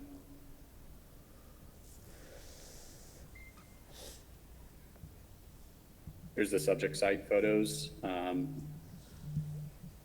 This is looking south, and then this is looking west down the private access area that Jennifer kind of talked about. Tyson kind of ends towards the beginning of this, and then this gets into that private roadway. North of the subject site, both pictures. East view on Tyson Avenue to your left, so that'd be going down towards West Shore. And then the subject site itself, the second address, which is on the corner, so directly behind these buildings would be the waterway to the west and then to the south. And then the subject site looking south on the left, and then this is north of the subject site towards the west end. This is that restaurant use that's over north of the subject site. And again, just another picture of north of it, the different uses. The Development Review and Compliance staff has reviewed the petition, and we do find it consistent with the City of Tampa land development regulations. Should it be the pleasure of City Council to approve this application, there are further modifications to the site plan that would be required between first and second reading, to include the Planning Commission about the statement about the hurricane evacuation and the shelter with the land use policy 8.11.7 between first and second reading. If you would include that in any motion, I would appreciate it, and staff is available for any questions. Any questions before we go to the applicant? I see the applicant online. Were you sworn in, Elise Batzel? No, we'll have our team come over and be sworn in, sir. Okay. Do you swear or affirm you would tell the truth, the whole truth, and nothing but the truth? Yes, I do. Thank you. Okay, go ahead. Good evening, Mr. Chairman. Before we start, just one housekeeping matter.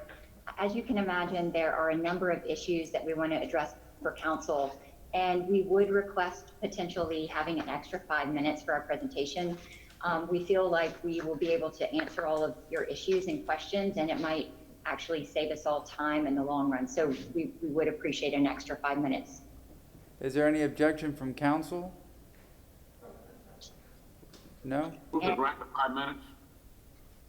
We have a motion to give extra 5 minutes by Mr. Miranda, Councilman Miranda, second from Councilman Carlson. All in favor?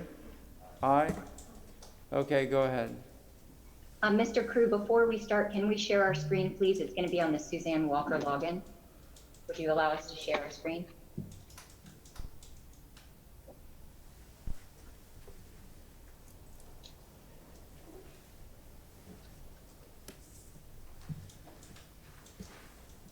Okay, go ahead. Thank you. Elise Batzel, Stearns Weaver Miller. I'm joined this evening by the development team. This property is located on Rattlesnake Point, as you heard. It's 18.55 acres.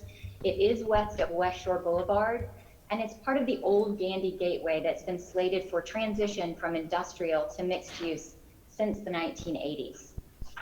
As you can see from the future land use map, this whole area has been developing out as commercial mixed use 35. In addition, you can see that the area to the northeast is UMU 60, that's the West Shore Marina, and CMU 35 to the south.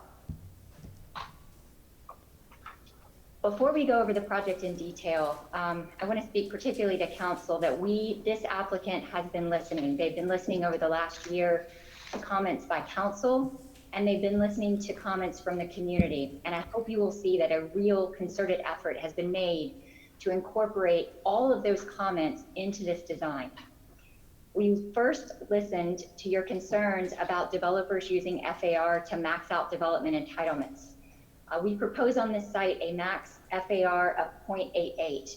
And in fact, I spoke with Ryan Manassi before this hearing, and we've also agreed to limit the number of units to 649, just so that we weren't going over that 35 units per acre. We did meet twice with the Gandy Civic Association with Mr. Brown, the president, to address questions and issues about the project. And we also have the support of Viper Ventures, the Salt Shack, and Old Dutch, which are all of our surrounding neighbors. We also listened to the community's request for a mix of uses to be located within a single parcel.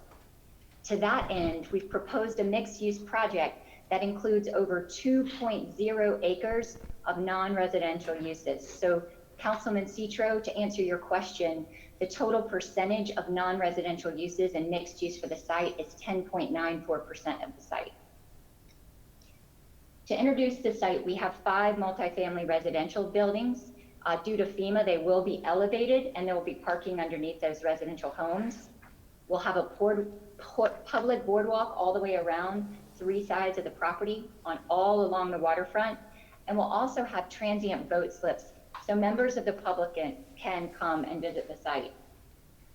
Just to see those a little up close, you can see in the red, this is the area that's the 1 acre either restaurant or retail facility. It's really uniquely positioned not only to provide a commercial component to this project, but also to enhance the public's access to the water. And that is one of the goals of the Rattlesnake Point Comprehensive Plan policies. Second, the areas in purple are the public waterfront walkway. This will be open, this pedestrian boardwalk. You're gonna see some renderings here in a little bit, but it runs 2,097 square feet all around the property. Again, enhancing the public's access to the water.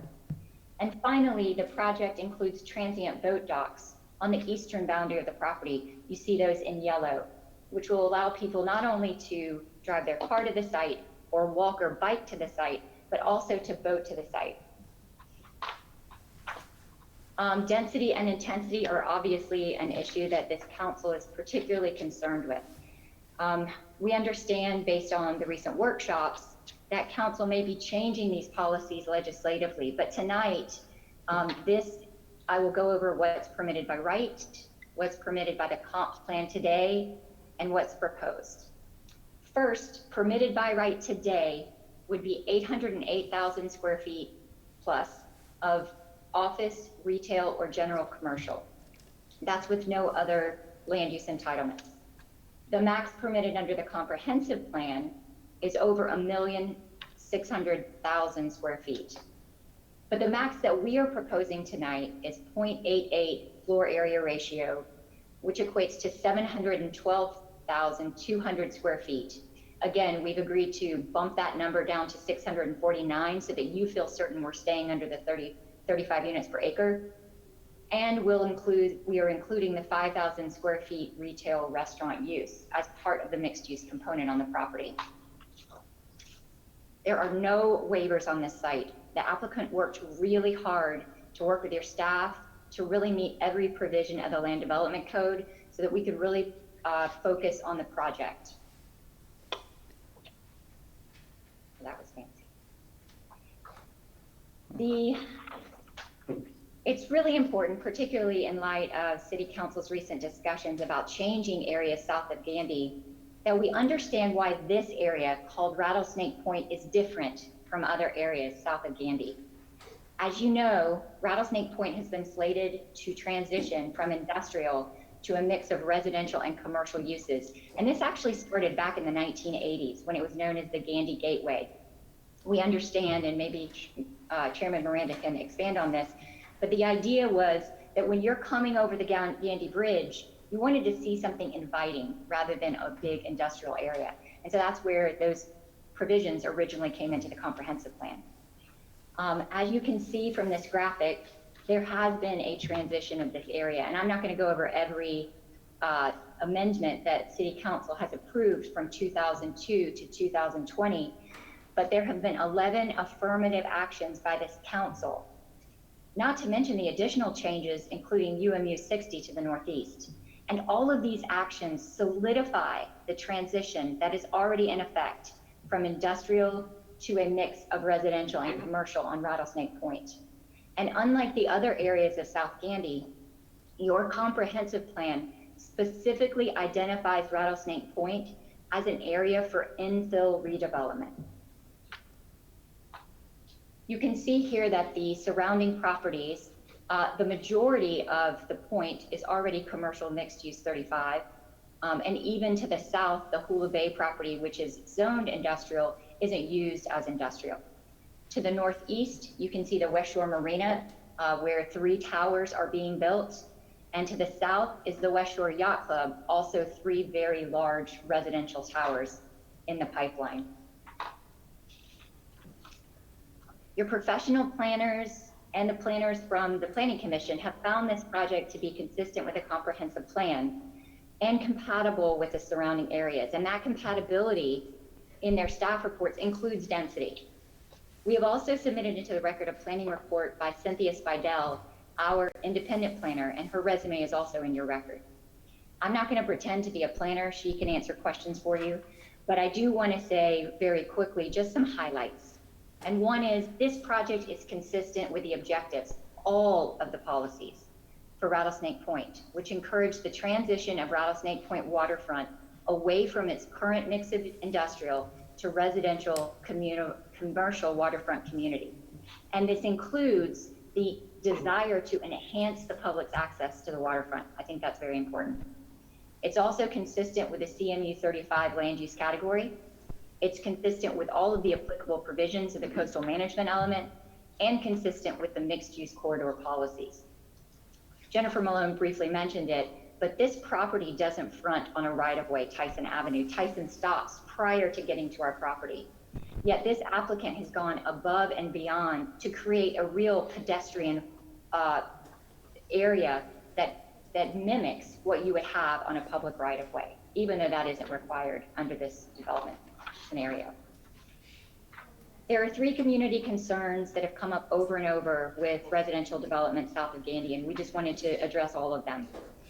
One is development within the coastal high hazard area. 2 is hurricane evacuation, and 3 are transportation issues. So we'll take those one by one. As you know, the guiding principles in your comp plan talk about the fact that in successful city building, everything is interconnected in context to everything else. And a comprehensive plan is supposed to be taken as a general guide to do just that. We can't take one component of the comp plan without looking at the entire comp plan.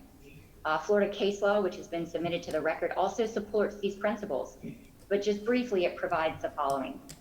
We can't take one provision of comp plan without considering the whole comp plan and all of the policies that implement an objective.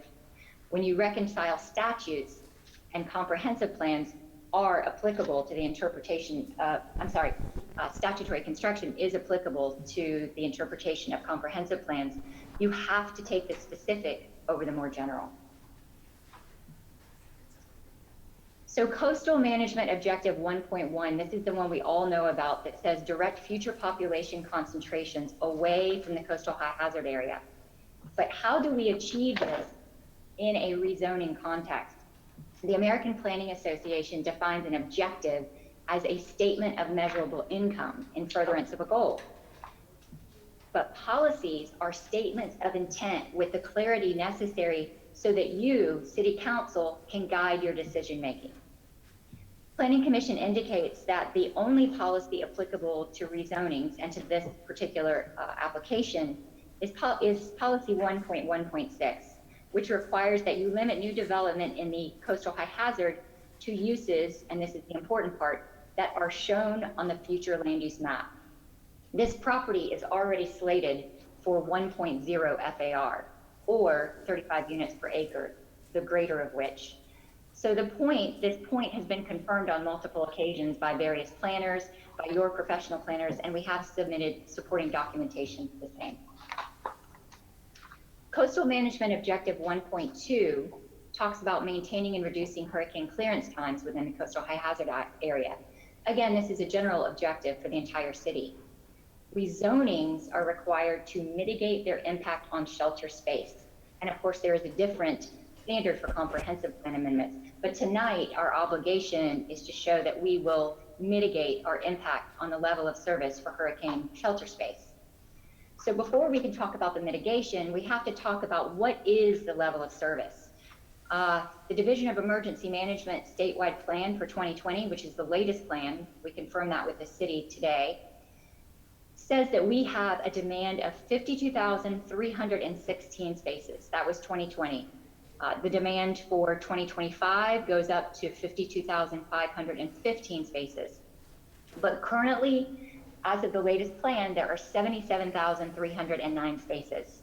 Now, when we go in to permit the project, If there's a deficit at the time, because who knows, this project may not be permitted for 3 years and that scenario may change, then you have a provision in your land development code that talks about how we make mitigation payments in order to address that issue. And we have added a note on our site plan reflecting the same.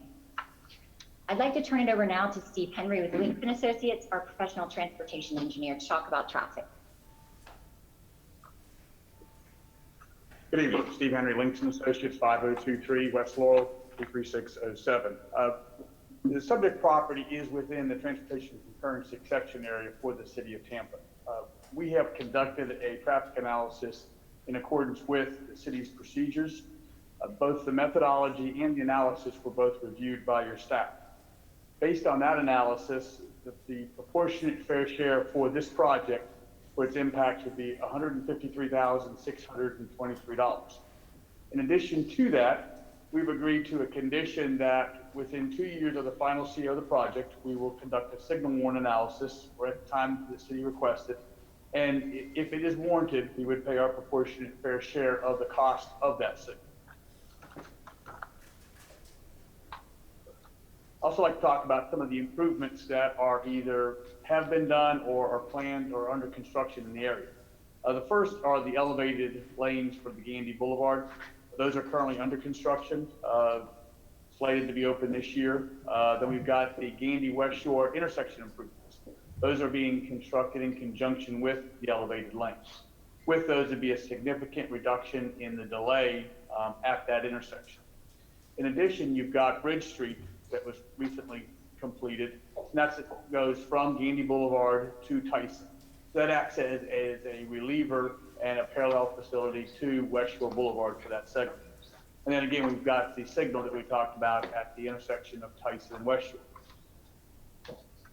And then finally, I'd like to talk about the comparison of the traffic for what the property which is currently zoned, what it could be developed for versus what we're proposing. The left side is the AM peak hour, right side is the PM peak hour.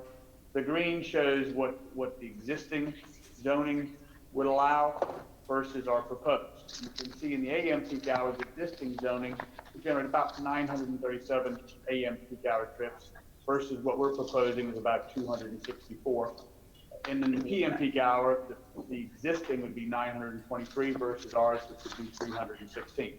So what we're proposing to you tonight is a significant reduction in the traffic that could be generated by the project based on the existing zoning of the property. I'm going to turn it over to Clark Lodenall if you've got any questions.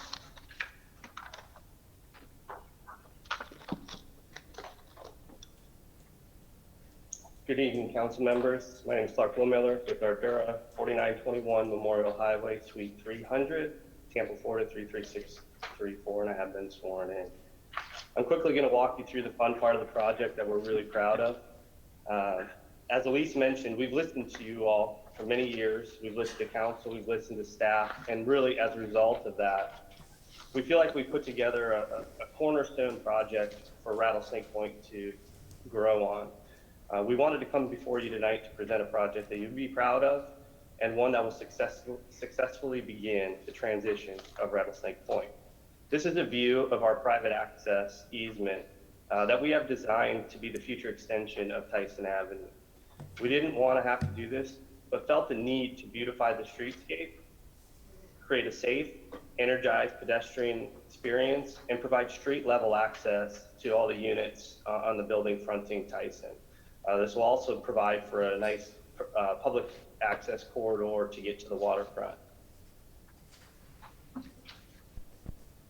The next view I'll show you is the transient boat slips. As you can see, there will be multiple opportunities for public boaters to access this facility. And this will also provide a promenade around the property from the east side to the west, to the south side, to the west side, to the restaurant area, that people can walk, fish, something that we feel like has been missing in South Tampa for years. And it will really allow this area to grow and really be energized from the public standpoint and also the residents that live here.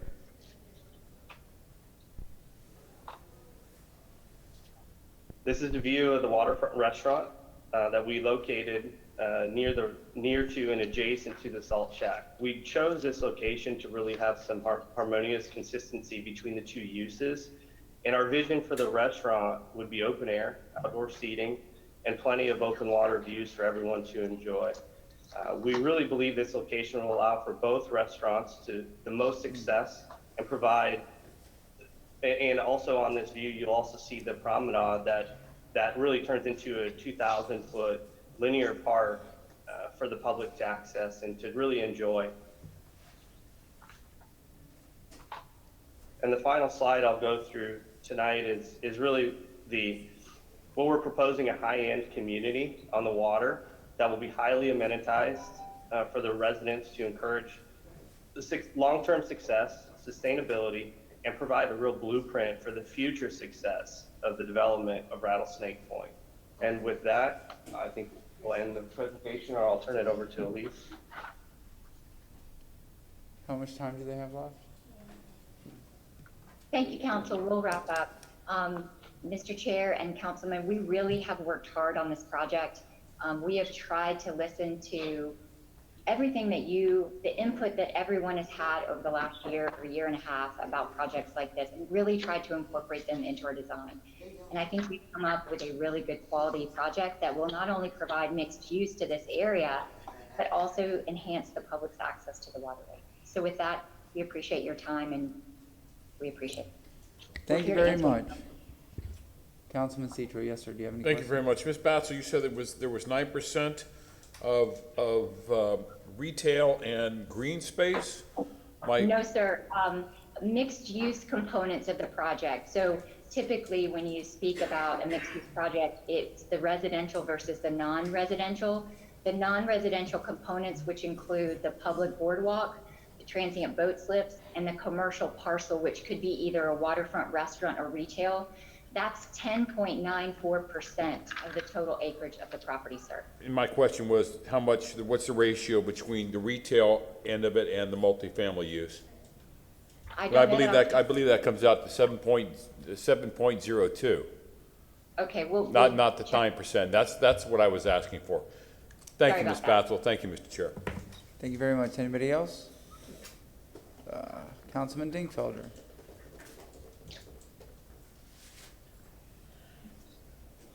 Go ahead, sir. Thank you, Mr. Chairman. I'm going to commit the cardinal sin that attorneys are trained not to do. Lewis will verify that with me. I'll ask a question I don't know the answer to.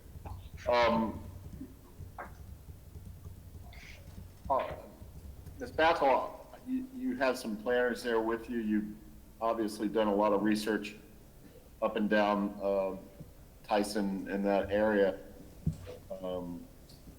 Putting aside the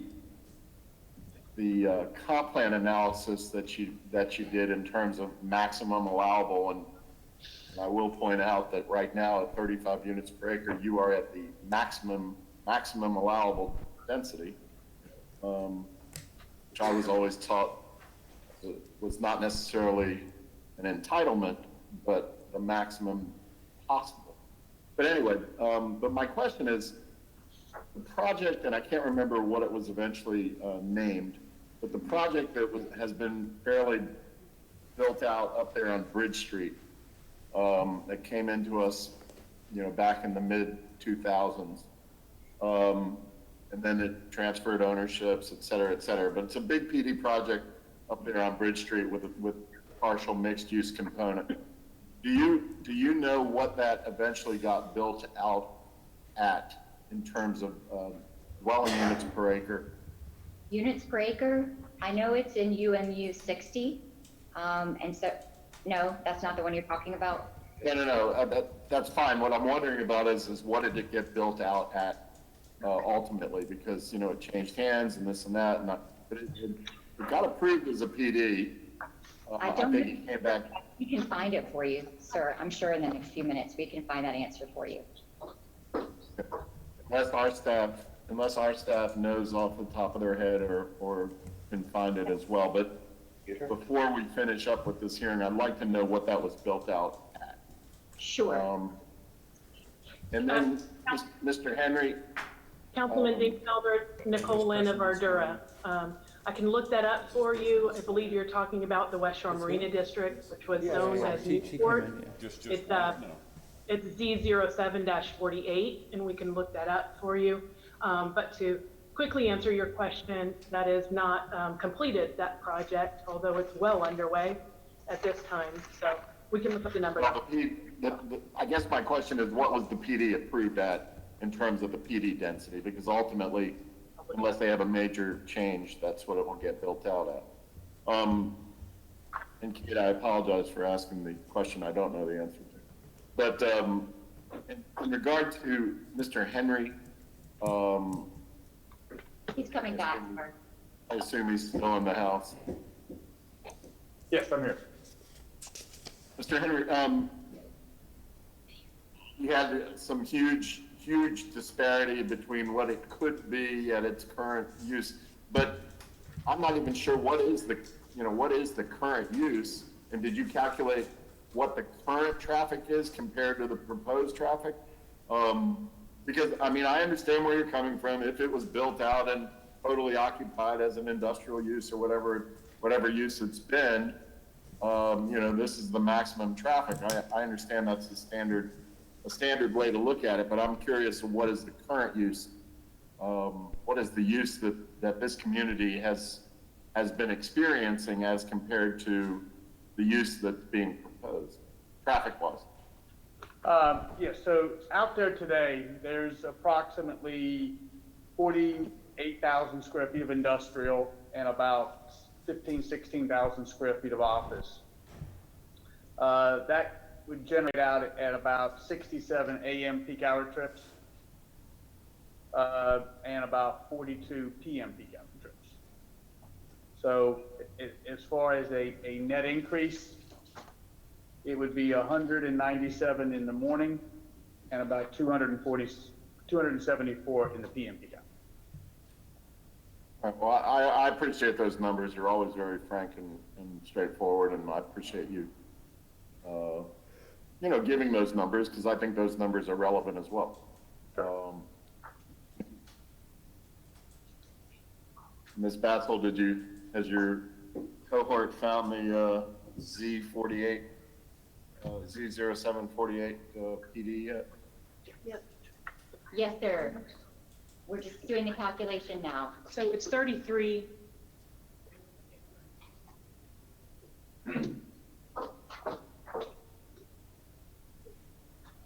Okay, what it was approved for is a 33 per acre for the residential, and of course it also had office, commercial, and hotel uses allowed. If you want those, I can give you them. So the net on the total acreage on the ultimate PD, the PD that's in place right now, because I think it changed a few times. Actually, it had 3 different zonings, and then they were combined into the one.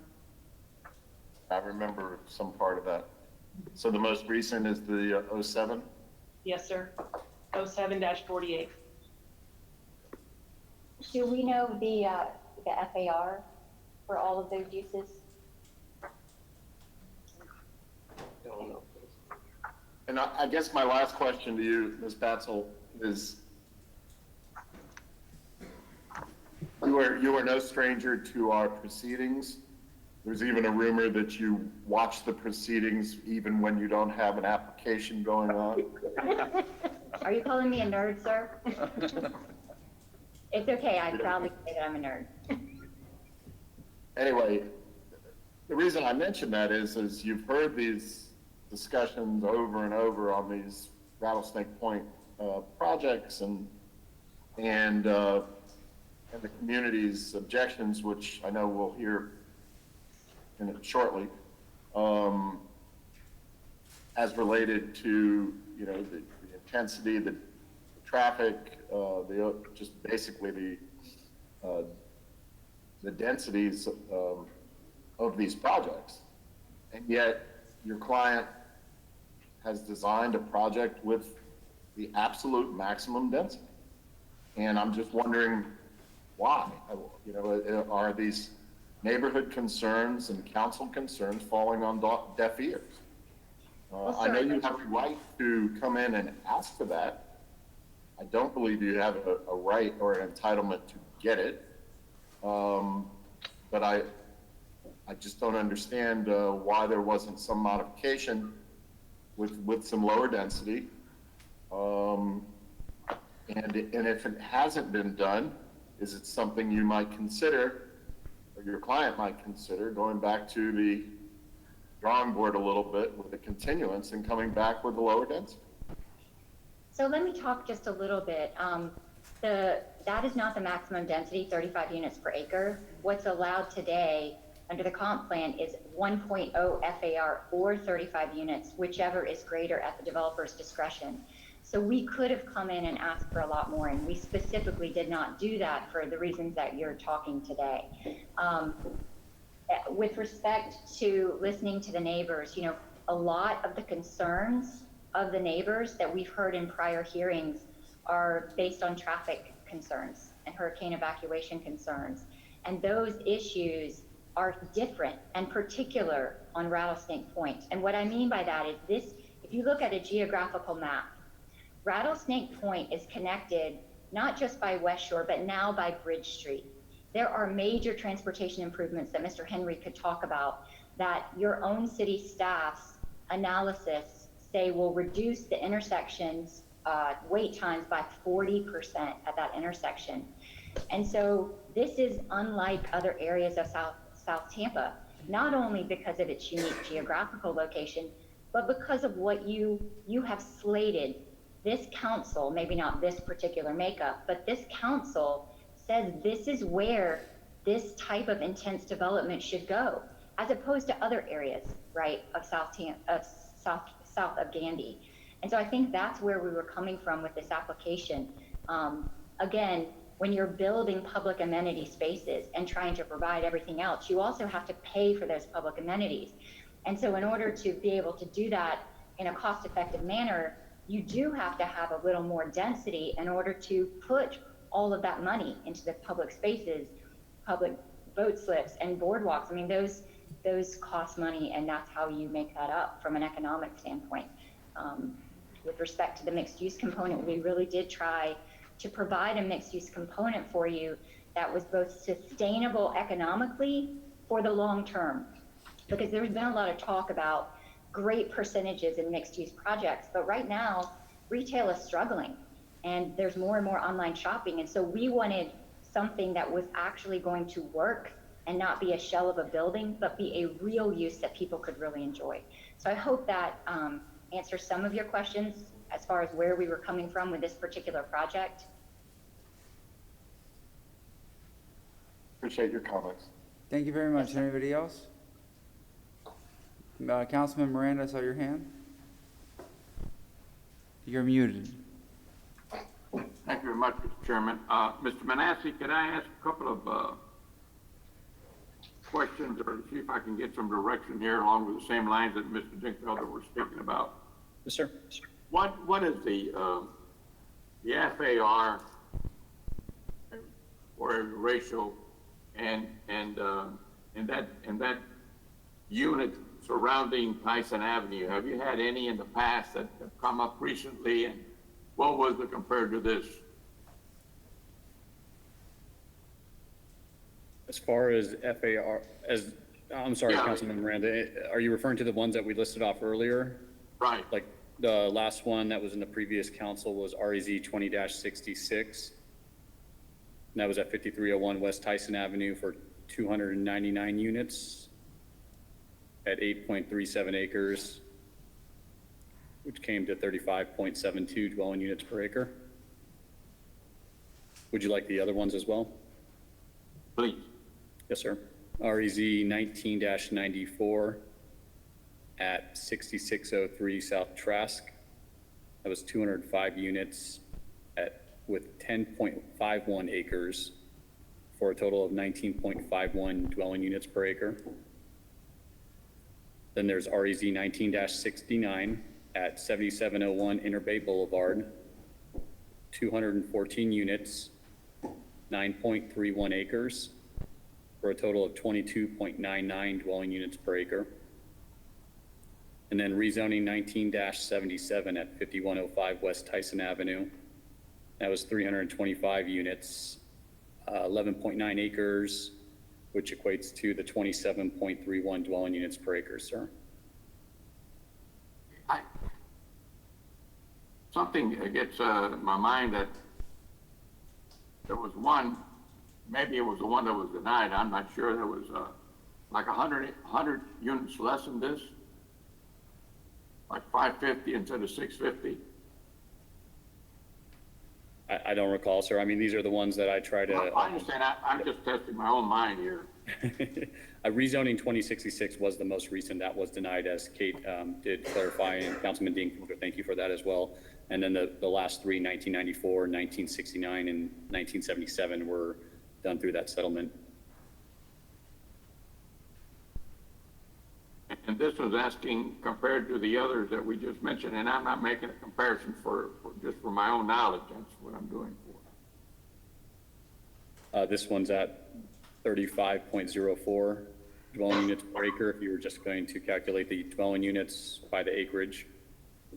And the last one, 2066, that was just recently denied, was 35.72 per acre, and that was at 8.37. I want to know what the surrounding units were, what come into the acreage compared, because I don't have the mind that Mr. Manasseh had. Thank you, Mr. Manasseh. Yes, sir. Thank you very much. Anybody else? All right, we'll go to public comment. Do we have anybody in person on the second floor? I know we have 6 registered speakers, I believe. Yes, we have 3 registered speakers for this item. I will bring them in now. Thank you. Thank you very much. We have 3 of the 6 that registered online who are signed into the meeting. They now have access and can come on screen to be sworn in. You said we have 6 that are registered online? 6 registered online, only 3 of which have signed into the meeting. Okay, we'll go to the in-person first. We'll swear them in, and then we'll do the virtual. Okay. Sir, if you could raise your right hand, we'll swear you in. Do you swear or affirm you will tell the truth, the whole truth, and nothing but the truth? I do. Thank you. Go ahead, sir. Please state your name for the record. You have 3 minutes to speak. My name is Steve Meadows. I'm the treasurer of the Civic Association of Port Tampa. Dangerous industries like the nuclear power plants and chemical plants are usually reassuring us that they exceed every safety regulation and they are 100% safe. Well, if anyone is hurt or killed by an industrial accident on Rattlesnake Point, a gaggle of lawyers are going to waive the transcript of the city council hearing where chemical formulators told you that in no uncertain terms that it is a very, very bad idea to rezone high-density residential next to their hazardous chemical plant. And if the city's defense is, but it was 499 feet away, the city is going to hemorrhage money settling lawsuits. The CDC says that a small spill of just 53 gallons puts people at risk from 0.2 to 0.8 miles away. 0.2 miles is 1,056 feet. The chlorine plant is only 499 feet away. At any given point in time, there are 10 to 15 railroad tanker cars sitting fully loaded with chlorine. That is about 90 tons of liquid chlorine per gas per car. You do the math.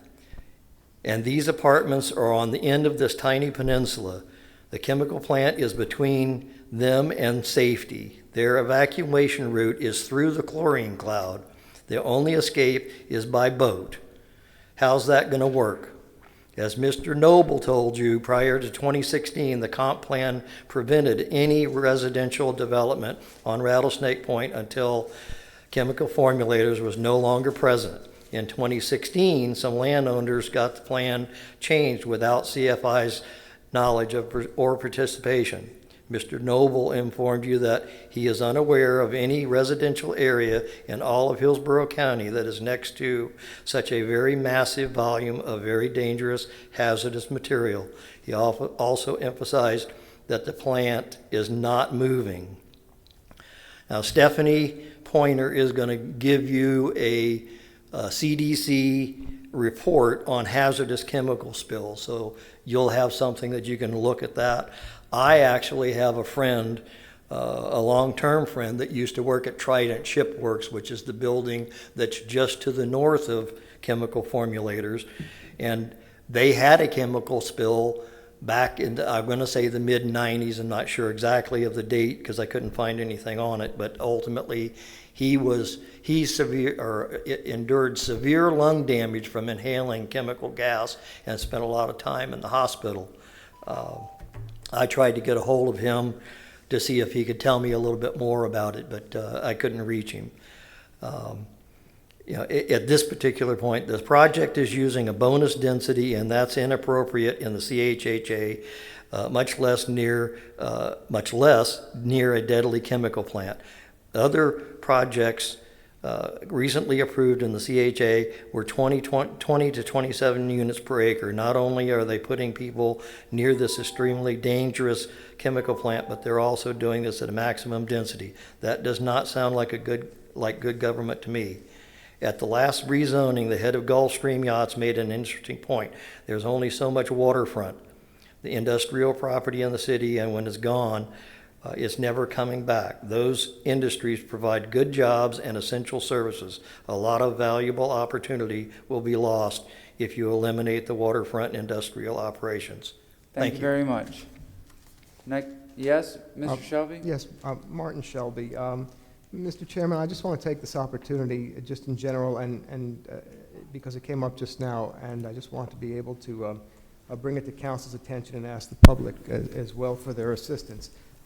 It was brought to my attention that there is some confusion that when people identify themselves as officers of a neighborhood association, the question is, are they speaking individually? Are they speaking on behalf of the neighborhood association? And if so, if they are speaking on behalf of the neighborhood association, was this brought to the board? Or was this brought to the general membership, and was there a vote, and what was the determination?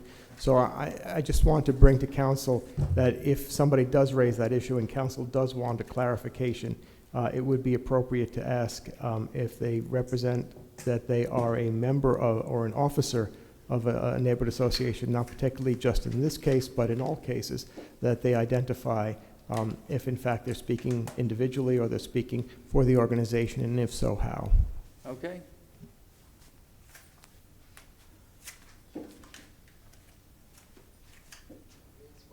Ms. Pointer, before you begin, are you just speaking as an individual, or did the neighborhood association take a vote in approval or opposition of the project? No, sir. There was no meeting about this particular project. I am speaking as an individual, and as you guys know, just because I'm the only one here doesn't mean that there aren't a whole bunch of people watching what we're saying and supporting what we're saying. All right. Please state your name. Go ahead. My name is Stephanie Pointer. I'm the Vice President of the Gandy Civic Association. I'm also the Vice President of my neighborhood association.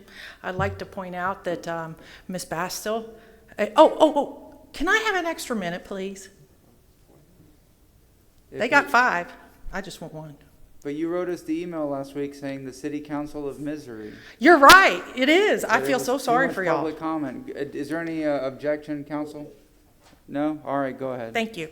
Good evening, gentlemen. I am here on video, and I'm thankful for that. This is 3 Thursdays in a row I've been hanging out with 7 men. My husband is getting jealous, frankly. I'm exhausted from coming here and drinking from a fire hose.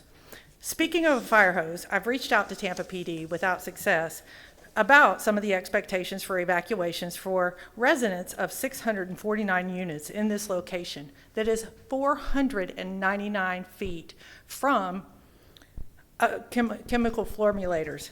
Remember the chlorine plant? 499 feet is 2 times the distance that's required for notification and standing in one of these hearings. 499 feet is less than 0.1 mile away from the property. 499 feet is half the distance that is required by the evacuation by the CDC during daylight hours. 499 feet is 1/8 of the distance required at night. The comp plan states LU 8.10 blah blah blah good God. Heavy industrial uses shall have priority over other uses of undeveloped property appropriately designated in the heavy industrial. Residential uses within industrial land uses are considered to be non-conforming. Yes, I do realize that this is Rattlesnake Point, but we do have a problem here by not addressing it. CF has absolutely no intention of moving. Mr. Nobles told you that last week. I find these apartments at the dead end to be an irony because that's what we keep saying about SOG. What happens if CF has an accident? How will you get all these folks from CF? By driving by the hazardous chemical plant to get to the edge. Can you show my screen, please? Yes, we can see it. Okay. Who is ensuring everyone is evacuated, those 649 units? I'm not 100% on my numbers because I never heard back from anybody, but normally 6 firemen in a fire station. We have 3 fire stations on the peninsula of South Tampa. That means 18 men evacuating just these 649 units. If you can't, that doesn't count Salt Shack and the other 1,200 units on the other end of the Rattlesnake Point. So my question for you is, what is the plan for the evacuation if this happens? What can you tell me about the emergency evacuation techniques? The Tampa Bay, what's it going to cost? Who's going to pay for it? Because the Tampa Bay Regional Planning Council explained to me that CF's emergency stuff, their planning, ends at their property line. So all this other end of Tyson is our problem. The city's problem, the taxpayers' problem. What have they got in place to take care of that? But let's change gears for just a second. Ms. Bastel said that they are giving us 5K of land, but then they added this wonderful boardwalk to the pictures. Well, let me show you something. I don't know if you guys understand or not, but this particular area right here is all flood zone VE. I didn't even know what VE was. Every time I keep telling people that it's VE, they're like, ooh, what's that? There's very little land in South Tampa that falls into the VE flood zone. That means that they cannot build on the first floor of those buildings. So all those real pretty pictures of cafe and everything where people are walking around on the boardwalk, no, they've got to go upstairs to eat because they can't build anything down there because of LEWA. Thank you very much. Thank you. Oh, we want an overlay district.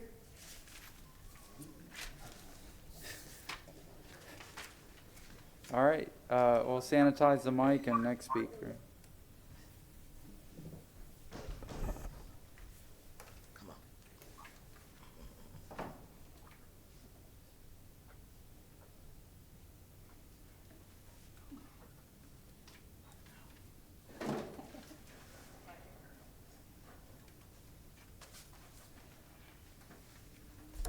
Before you start my time, I want to know, did y'all get my handouts that was supposed to be sent upstairs to you? Yes, we have them. Okay, and then I also want to know, how do I know when my screen is being shared on this? Oh, ma'am, I know you were in the background, but we need to swear you in, so if you could raise your right hand. Alrighty. Do you swear or affirm you would tell the truth, the whole truth, and nothing but the truth? Yes. Thank you. All right, go ahead. We have the handout in front of us, so Now, we'll follow okay, along. Okay, good. So, but wait, before you start time, I ask a question. How do I know when my screen of what I'm putting here is being shared? We see it. We see exactly the highlighted downtown West River, South Tampa sheet there, so we see it. All righty. My name is Carol Ann Bennett. I'm a lifelong resident of South Tampa. Recently, you've been shown population tables that seem to show there is no problem in South Tampa. Well, the comp plan talks about growth, so here is the table for growth. South Tampa has the highest growth in the city when you take into account that the tiny numbers for downtown artificially skew their percentages. This violates the comp plan, which states there are 6 levels of intensity to indicate where development should be focused. South Tampa is level 1, no significant change. According to the comp plan, we should be 10th in growth, not first. The area south of Gandy and west of Dale Mabry has exploded with multifamily growth. According to the property appraiser, there were 3,858 multifamily units in 2016. If all the current rezonings are approved, 4,389 more multifamily units will be added in less than 5 years. That is a 115% increase, more than doubling the multifamily units. That area has gone from 53% single-family homes to 34% single-family homes in less than 5 years. No matter how you slice it, that is a significant change. There's a lot of talk here about property rights, but the courts look at how the owner can develop at the time of purchase. That's because it is the only right that actually exists. The residents have pre-existing property rights, and they have a reasonable expectation that the zoning will protect the density of their neighborhoods. If you have to get a rezoning, that's not a reasonable expectation. It is land speculation. Buyer beware. We cannot safely evacuate. The TRBC says our evacuation time is twice as long as required. City Council's #1 job is our safety. Our safety trumps everything else. It certainly must be defensible in a court of law. Developers want to put a couple thousand people on a teeny tiny peninsula with a dangerous chemical plant in an area that you already know is hazardous because it's right there in the name, high hazard area. And this teeny tiny peninsula is on a second peninsula, which is the most evacuation challenged part of the city. What could go wrong? Every person who swears to you that South Tampa has no traffic problems or they've solved the evacuation problem with a bus stop and shelter space, which their well-heeled residents will eagerly utilize, that the Selman extension solves everything, that developers are doing us a favor when out of the goodness of their hearts they clean up our blighted neighborhood, and that we all secretly yearn for monster apartments. Every single one of them is getting paid a lot of money for saying those things. None of the residents who write and call and attend these meetings are being paid to say that we are drowning. None of us are on the clock. That right there is a big clue about the right thing to do. Thank you. Thank you very much. I believe that is it for in-person public comment. If so, Mr. Crew, I know we have 3 registered speakers logged in. If they could turn on their cameras and we can swear them in. Yes, they all have access and can now turn the webcams on if they would to be sworn in. Okay. I see one gentleman.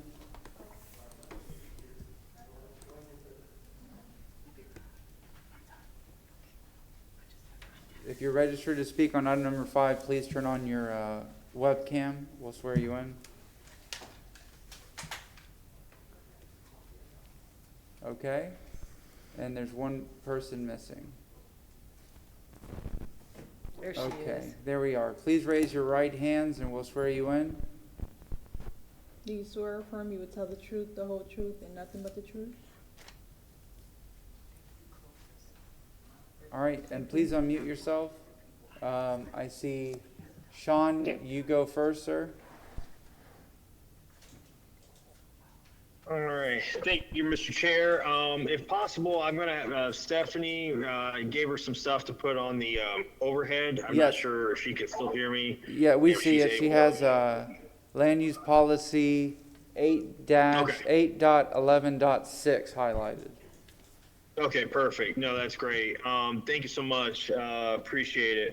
Well, Councilman, I'm Sean Brown, President of the Gandy Civic Association now. I am speaking as an individual. The Gandy Civic Association was not briefed on any of this development and proposal or any of that nature. So any conversations occurred just with myself and the developer and Elise. So the association has not had an opportunity to review or vote on this matter at all. So with that being said, The developer did contact me, but they reached out to me last Wednesday, February 3rd. That was the first contact with them to discuss the proposal. During our conversation, they thoroughly presented their plans and addressed the questions that I had. I do appreciate their outreach and having the opportunity to discuss this development. I do encourage all potential developers to reach out. However, an area of continued frustration is that these conversations occur after the developer has designed their intent for the property, and they're occurring late. Just days before actual hearing, they're occurring late. Really any kind of dialogue needs to occur before something is designed in order to truly say you receive feedback from the neighborhood. I heard that, they've been paying attention to the city council meetings and such and what city council's expecting, but it would be nice to get the expectations of the neighborhood, the people who have to live with the project, not city council. Nevertheless, kind of looking at this, it's like a teacher giving the exams before, all exams for the semester, that first week of school, and then teaching afterward. Like, okay, then I'll teach the materials. So, at any rate, this doesn't make much sense. And quite frankly, there is a private sector responsibility land use policies 15.1.1 through 15.1.5 that show, that talk about ways that they should be reaching out and ahead of time. So at any rate, that being said, this project, I have concern, there is one concern on the transportation side that I have with it. Looking at the transportation report analysis, it says, land use policy 8.11.6 states, notwithstanding the fact the Rouseing Point is a located in TCEA, any and all rezonings and or development agreements shall also address the mitigation of transportation. And, such mitigation will be separate from the payment of transportation impact fees. So as I review the city's report on rezoning request, page 5, there is no discussion on the transportation impacts from this project. Now, reviewing the analysis done dated August 2022, states that this development, in conjunction with all the others in the area proposed, will generate / attract approximately 4,097 daily end trips, or a net increase of 3,682 daily trip ends as compared to what is currently in place, which is 415 daily end trips. That certainly seems like a very large increase right there that all of the developments in the area are going to have an impact on. Now, it should be noted in that report on page 18, it states that it should be noted the intersection of West Shore Boulevard and Tyson will be addressed. May I have another minute, please? Go ahead. Councilman. Go ahead. Thank you. It states in that report, it should be noted that the intersection of West Shore Boulevard and Tyson will be addressed as part of the zoning conditions for the project. Now, when I asked the developer their thoughts on this project, on the problems with this intersection, they acknowledge that paying their portion of the required fee is appropriate. That is the city's responsibility for addressing this intersection and utilizing the fees generated to design and construct improvements to intersections of this nature that have been already collected. All right. Now, while I do not disagree, completely with this, I do argue that the developer was to address this as part of zoning. I can tell has not. On those lines, table 4 of the report, the transportation analysis report, states that the proportional cost for the West Shore Boulevard and Tyson will be determined when the actual improvements are identified. It's my understanding the city has identified expanding Tyson Avenue to Manhattan Avenue as a top priority regardless of AFT funding. With that, it's likely the needs have been identified. So what has been provided to the developers to factor this? When you look at their total cost, they said $153,000. That's only based off of the West Shore and Gandy intersection and Gandy and Manhattan intersection fees. Nothing has been factored in for Tyson and West Shore, even though I know they mentioned at the beginning that they would in 2 years, but it would be quite nice to have something factored in now. Thank you very much, sir. Thank you, guys. Thank you. Next is Gene. You're up. Please state your name. Go ahead.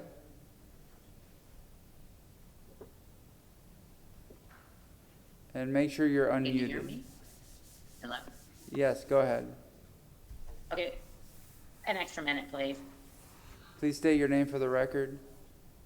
Yeah, my name is Jean Strohmeyer, a citizen. I am in a neighborhood association president, but I am here as a citizen to oppose yet another rezoning request for another mega apartment complex. We submit to you, all of us, in competent, substantial evidence backed by the applicant's traffic studies, which Sean pointed out. will generate another 4,097 trips on our failing roads, assuming the new Gandy overpass will somehow decrease traffic by 30%. But who knows the answer to that? The study also shows that improvements are required at the West Shore Gandy Manhattan. We know the improvements, $2.8 million. Their share is going to be $153,000. Wow. Impact fees are nominal, so we won't talk about that. But we, the people, especially our homeowners, will have to pay the rest of the improvements with our property taxes. But as was pointed out earlier, they said 35%, I think, was single-family homes, and the rest are apartments. So the apartments aren't going to pay anything. They pay nothing. So we do as taxpayers on our homes. The required improvements will not help the failed level of service roadways. No matter what, we fail. We fall below the level of service, and it causes undue stress. But don't worry about our physical and psychological stress, because the city designated us as a traffic concurrency exception area. So with that designation, we have no more problems, right? No, not for us. We have plenty of problems. Also consider, because of all the new mega apartment complexes, it'll make us have to drink toilet water. Again, we can't forget about that nasty thing. So we reiterate the need for a moratorium on approving all these rezonings for more large apartment complexes, and this one included. We have all the carpetbaggers and land speculators coming in here and just leaving us to pick up the pieces. We, the people of South Tampa, and more specifically, south of Gandy, have had enough. We will not only have to pay to subsidize their massive apartment complex, but we will suffer the consequences financially and emotionally.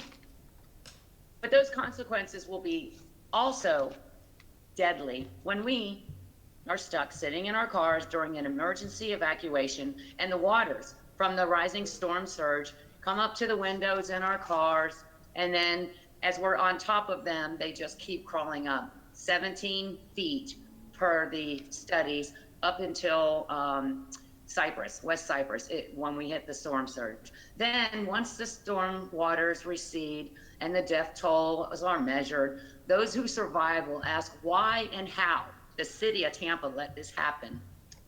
Have a good night. Thank you very much. Next speaker is Martha. Go ahead. Please state your name for the record. My name is Martha Ira. Excuse me, Councilman, she's part of our rebuttal and part of the applicant's rebuttal.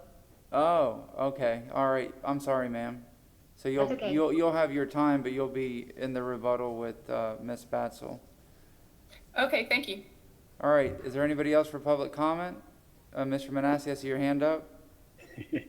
Thank you, Chair. Ryan Manassi, Development Coordination. Obviously not public comment, but I wanted to address the question before we went further to Ms. Batzel's rebuttal. I believe Councilman Dingfelder, you were asking about the West Shore Marina area, and staff has been looking at the PDs, as well as I believe at least Batzel's teams has been doing that as well. On our side, we're looking at the most recent incrementals and the totals from those, and to give you that dwelling unit count. So roughly that project is 52 acres, taking out roughly 1 acre for 38,474 square feet for commercial. It's leaving us with the 1,225 dwelling units divided by the 51 acres, leaving us 24 dwelling units per acre. All right. Councilman Goods, yes, sir. Ms. Wells, maybe you can answer this question for me. Mr. Chairman, Mr. Goods, could you hold 1 second? I could hold, sir. Yeah, I'm sorry. I just needed some Okay. clarification on that, just for the record. So is that the same Newport project that that the petitioner's planner spoke to as 33 units per acre? 33 was, I'm sorry. And Ryan, you're saying it's 24 units per acre? So Councilman Dingfelder, the Newport PDA was Z07-48, and per that PDA, it is 33 dwelling units per acre.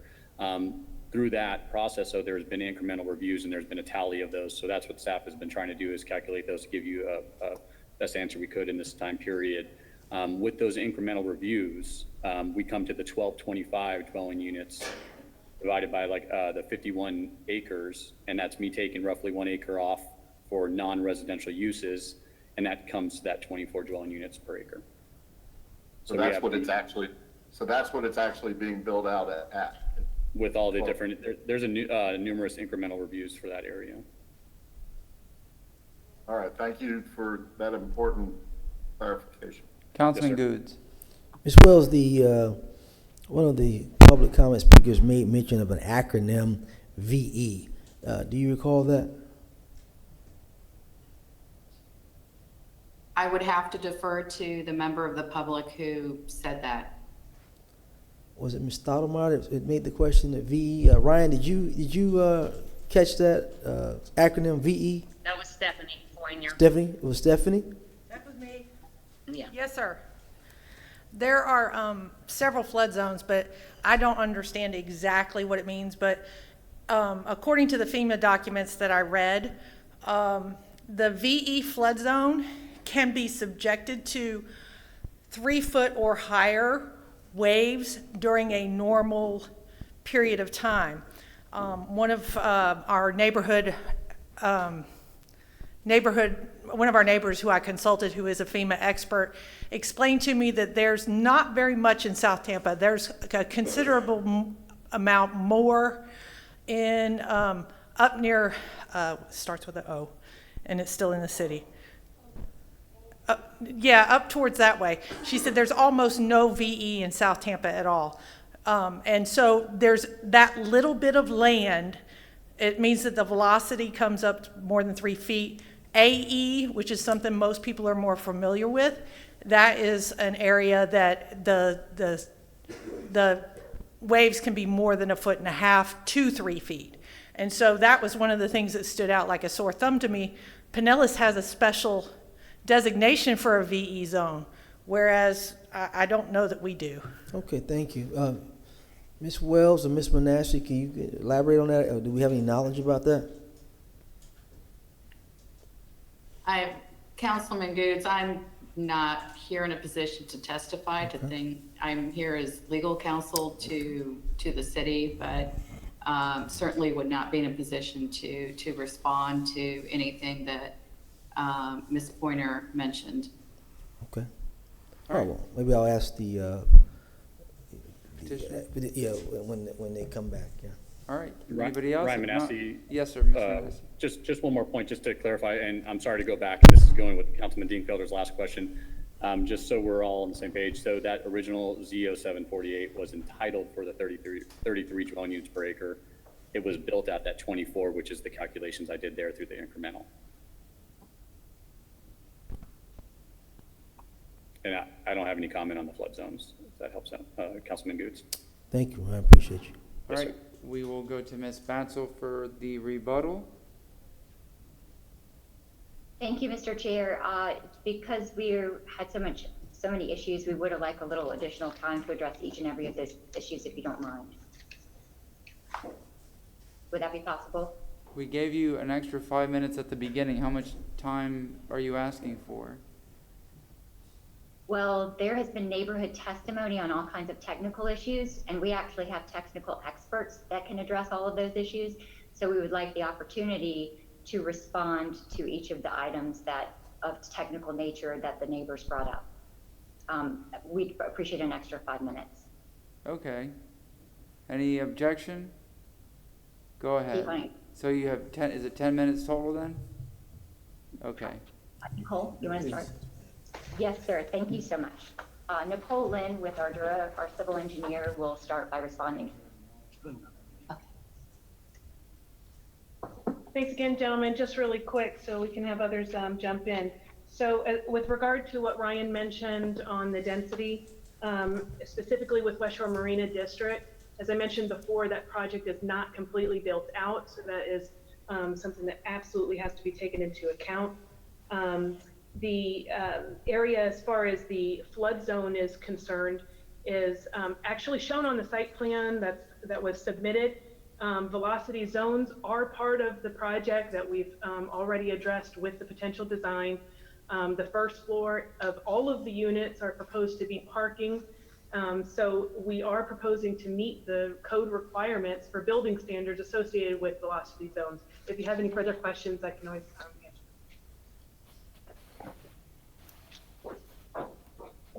Second, we'd like Cynthia Spidel to address the issues with respect to density as well.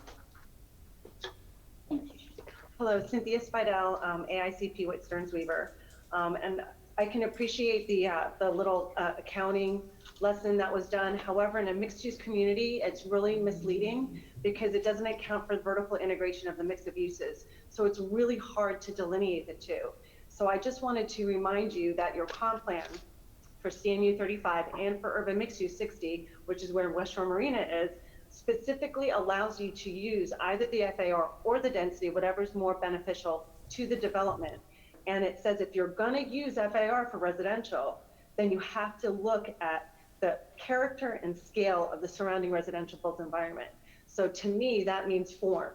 How does it look? What does it look like? Not whether or not you got one or more, units. You need that density to support your surrounding urban mixed use environment.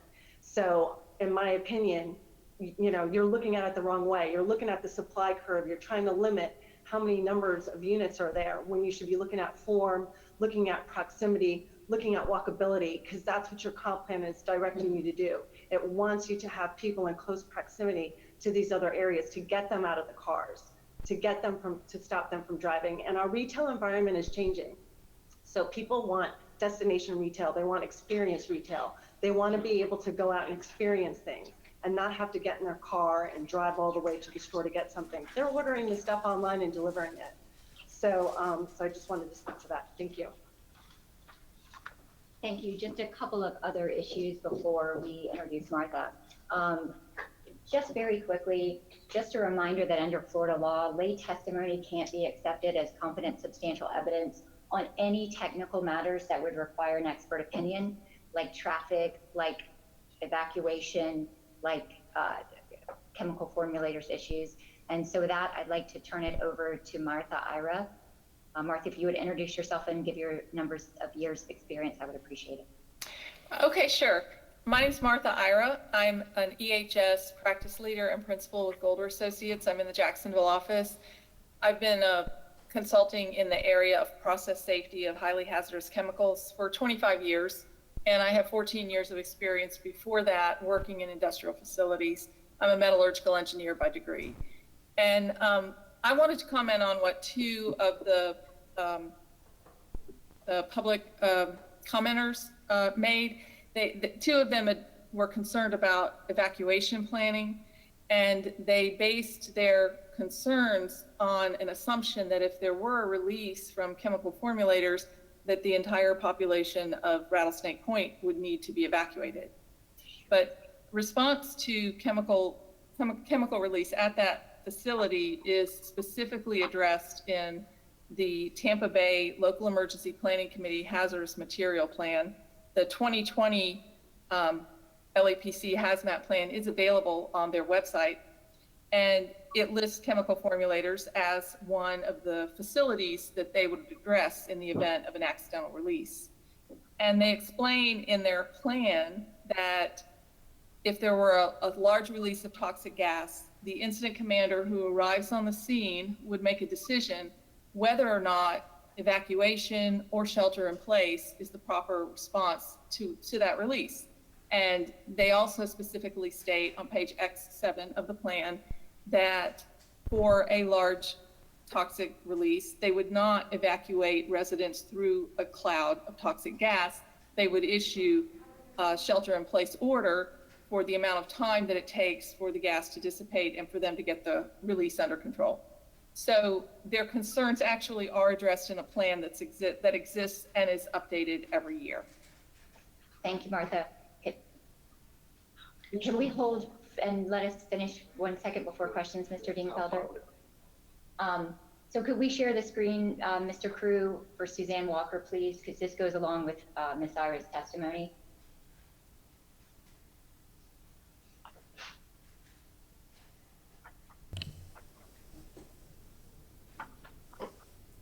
Ready? Okay. So these graphics are helpful. I know that someone mentioned we were 400 feet away, but actually this property is closer to 1,000 feet away 957 feet from the rail cars. It's also really important, hold on, thank you, to note the two other rezonings that you recently approved, both at Saget and this West Shore Marina are actually much closer. 840 feet and 319 feet.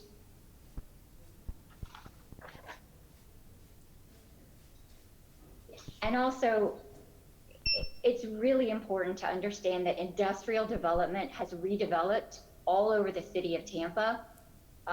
There are areas like Channelside and Palmetto where literally we have heavy industrial uses with hazardous chemicals, 190 feet, 260 feet. This is how Tampa has developed out over time. We've got Harbor Island, again, short distances. And we've got the Port of Tampa. Again, 800 feet, 500 feet. The point being, this is how industrial development has redeveloped in our community over time. There were comments made regarding traffic and regarding hurricane evacuation. And I would remind this council that council has the legislative power to change the transportation concurrency exception areas. We talked last year, actually in 2019, about possibly changing those fees. If council feels like that is not adequate, you have the legislative authority to change that. This project, we meet each and every standard of your code, each and every standard of your comprehensive plan. And there is no competent substantial evidence on the record for this council to deny this rezoning request. There's a lot of talk about density, but your professional planners, both your city planners, both the planning commission staff, and both our professional planners all consider density as part of their determinations on consistency and compatibility. And that is the only substantial competent evidence that has been admitted to the record with respect to density on this property. We certainly are here to answer any questions. I know Mr. Dingfelder might have some additional questions for Ms. Ira, and we appreciate the opportunity if any other experts or city staff members are questioned to rebut that testimony. Thank you for your time. Go ahead, sir. Councilman Dingfelder.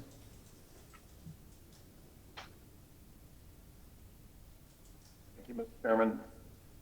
Thank you, Ms. Batzel, for your presentation. Ms. Ira, I guess I need some clarification from you in regard to your testimony, and obviously you have extensive experience and resume in this regard. But tell us about a chlorine gas cloud from a facility like this one that I understand actually manufactures the chlorine and has some storage as well in tanks as well as mobile train cars. So let's assume a day that's not windy, you know, a summer day that the wind's not blowing, and let's even assume that there might be a slight wind direction 1 mile an hour toward the proposed development from this plant. And, you know, God forbid, I don't know how these things fail, but if something blows out, I saw on the news in the last day or two, a nitrogen plant up in Georgia had an explosion. I'm sorry? It was the plant in Gainesville, Georgia. Yeah, they had a nitrogen release. Gainesville, Georgia, they had chicken plant, and they lost 6 people right there at the facility. But, you know, that was obviously, it was a different chemical, nitrogen. But tell us about what a chlorine gas does in a very low wind environment with a slight, let's say, breeze going to the west toward this proposed development.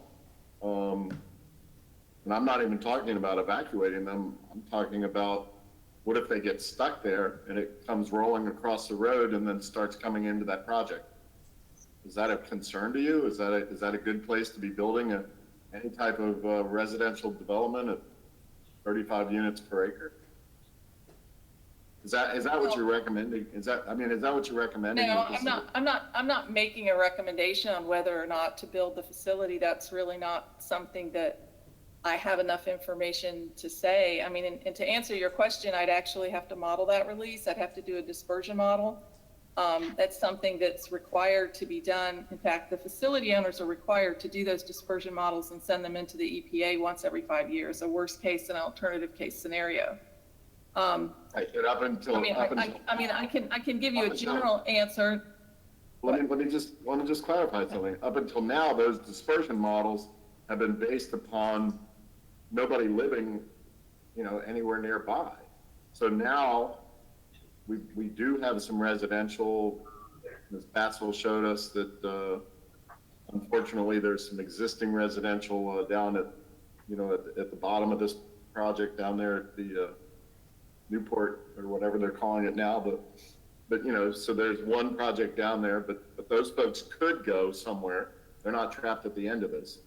But let's say under the scenario I just described to you, let's say a very low breeze, 1 mile an hour, half a mile an hour breeze going to the west out of this plant.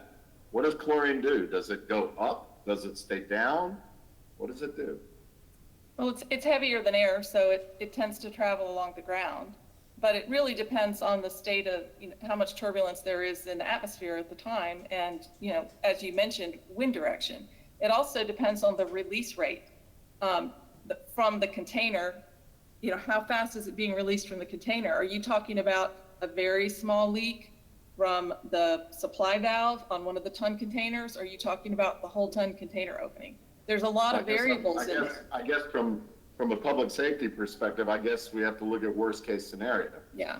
The worst case scenario is, let's say the biggest tank blows out and that gas starts crawling across the ground to the westerly direction at a low dissipation rate. Mm-hmm. What happens?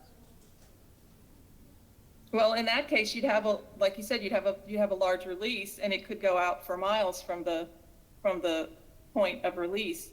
And that's a scenario in which they would recommend, the emergency responders would recommend sheltering in place, because you wouldn't want people to come out and move through that.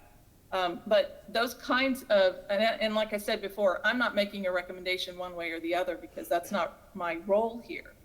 But these kinds of facilities are located in, throughout the city and throughout other cities. And the plan or to me, we can't do anything about that, and those aren't the issue, and that's not the issue in front of us. My question, my last question is, okay, if you're closed in, what do you call it? Stay in place? Shelter in place. Mm-hmm. Shelter in place. Mm-hmm. If I'm in one of those apartments on the second or third floor, whatever it is, and I happen to be unfortunately the closest apartment to this chemical plant, and I'm sheltering in place and of course I'm going to keep my windows closed and maybe have the intelligence to not turn on my air conditioner. I don't know, but am I safe sheltering in place like that, or is it possible the chlorine can actually get in my apartment and kill me? Well, the shelter in place notification would be broadcast over the television and the radio with instructions to turn off your air conditioning and to seal the doors, and to seal, windows and those kinds of openings. Could it get in and kill you? I can't say yes or no, because I would actually have to have data on the release, the amount of chlorine, et cetera. I can tell you that when you do a worst case scenario analysis or an alternative release analysis, which is required by the EPA for those facilities to do at least once every 5 years, you can take credit for enclosures that stop the release of the chlorine out into the environment. And so there is a way to calculate that and to tell you, how the enclosure attenuates the release.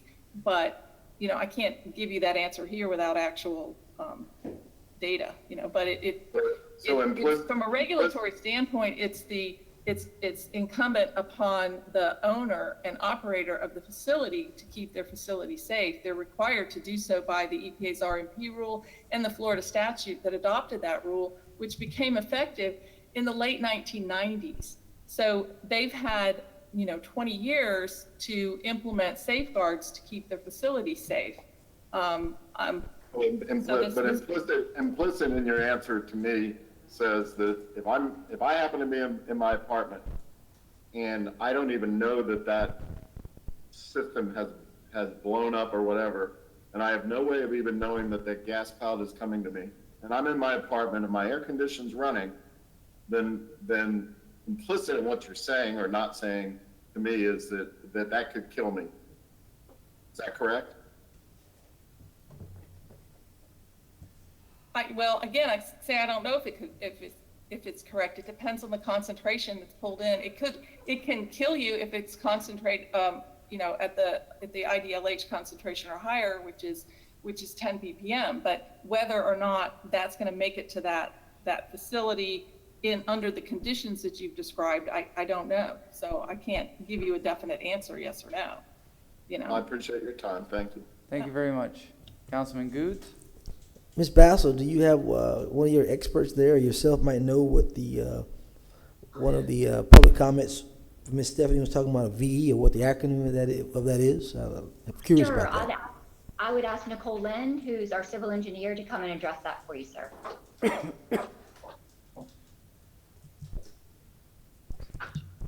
VE is with respect to the velocity zone, is what FEMA calls it.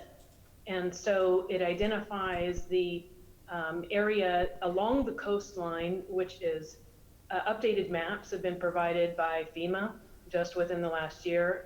The city actually has adopted those.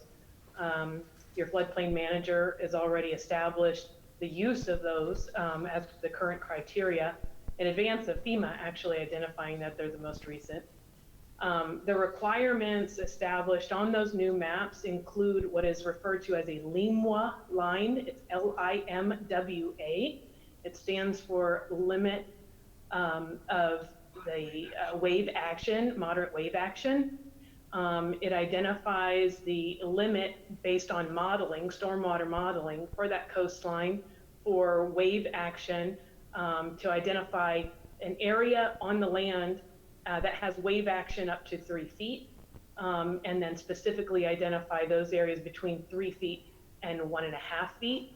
We have identified both of those limits on the site plan that was submitted with the application, and the storm event itself actually speaks to that wave action for which the plan for the buildings themselves has taken into account, such that the finished floor based on City of Tampa code requirements is required to be a foot even higher than what that wave action or that FEMA elevation is identified on the maps. Does that answer your question? I guess so. I'm just trying to figure out what the acronym was, what is the details of that acronym. You explained what you could to me, so I'll just take that into consideration. Okay, and I guess, did you also have a question maybe with regard to the finished floor, if I didn't answer that? Correct. Wholly? Correct. The finished floor, because she talked about that. So yes, if you would explain that, if you would, please. Yeah, okay, so based on City of Tampa code, the finished floor requirement, which is the floor that you would walk on, so your tile would be on the finished floor of your apartment, say. So that finished floor is required to be a foot above what the 100-year elevation is shown, the FEMA elevation shown on the maps. So let's say our elevation is at 11, then our finished floor requirement would be 12 normally. Within the area that is waterward of the LIMWA line, there's actually additional criteria by code that establishes even that foundation of the building is required to be a foot above that elevation. So if there's a podium type of construction, which is what we're proposing in this case, then that entirety of the foundation for the floor has to be a foot, the lowest member has to be a foot above that elevation on the FEMA map.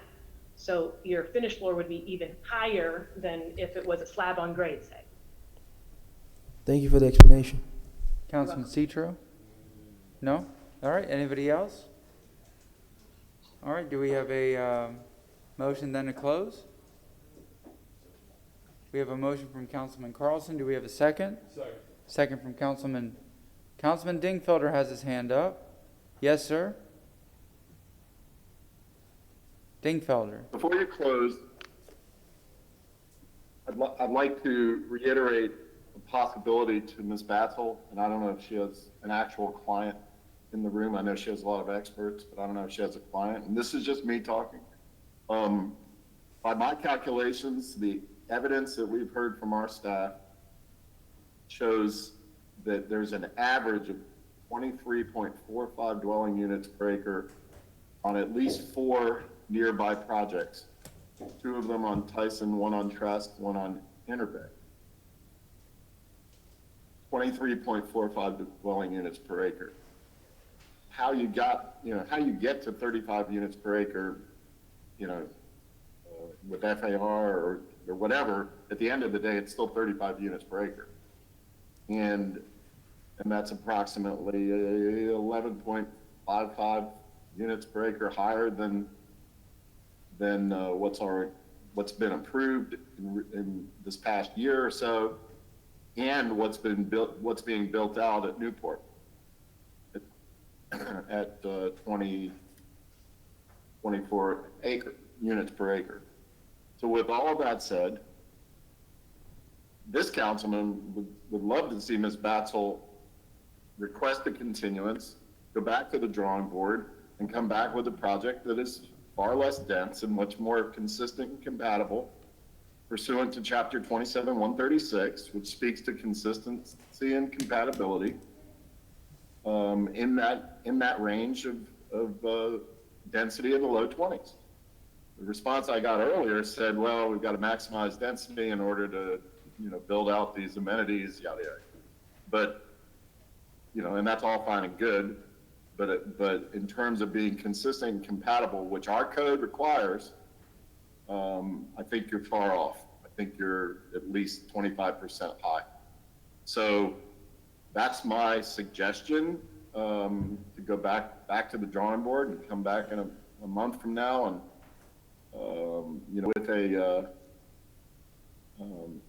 with a project that's less dense, in terms of, not only dwelling units per acre, but it also translates into the total traffic. It translates into the trips, peak hour trips. It translates into all of that, which are impacts that are being felt and testified to by the South Agani neighborhood.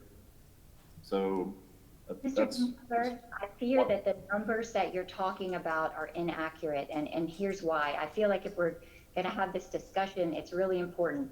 So we talked about the projects that are nearby. Trask and Interbay are nowhere near this site.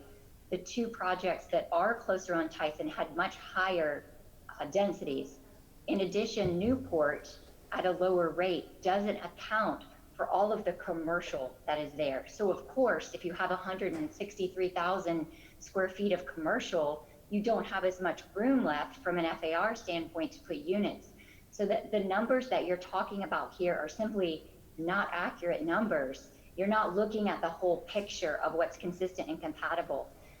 So if we're if you want to limit your analysis to Rattlesnake Point, and that's all fine and good, but that's not necessarily what we're talking about, because when you're talking about the South Agani community along West Shore Boulevard, then you do pick up the Trask and the Interbay projects in the West Shore area. So we can split hairs, and that's fine. And I'm sure that council doesn't need to hear you and me have this kind of discussion or argument, but that's just my friendly suggestion about taking this back to the drawing board and coming back with a project that has a much reduced density. And I do believe that your clients can still make money developing in this, but it's obviously that's not my decision. That's not what is the basis of my decision. But,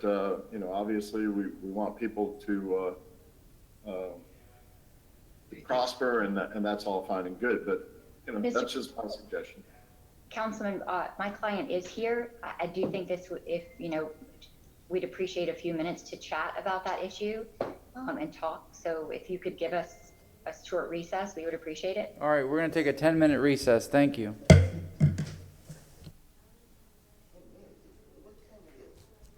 A reminder, council, that we still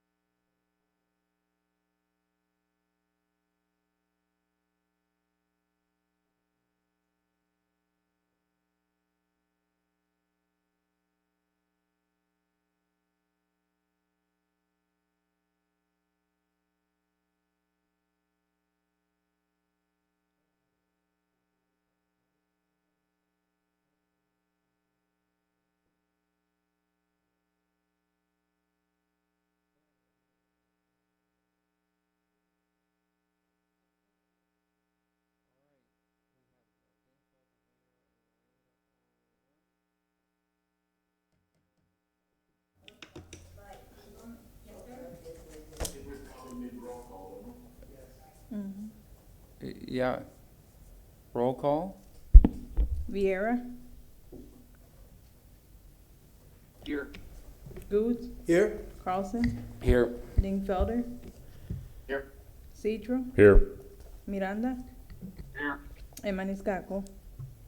There's a physical quorum present. All right, thank you very much. Ms. Batzel, go ahead. I have one question, probably a question for Ryan Manassi. If we request a continuance, when would we be able to get before council? We'd want to come back in a month if possible because of contractual obligations. Would that be possible from a city perspective? So from the city side, if there's typically more than 2 reviewers that have to review any kind of modifications to a plan at first reading, we need to push it out and it has to be re-reviewed.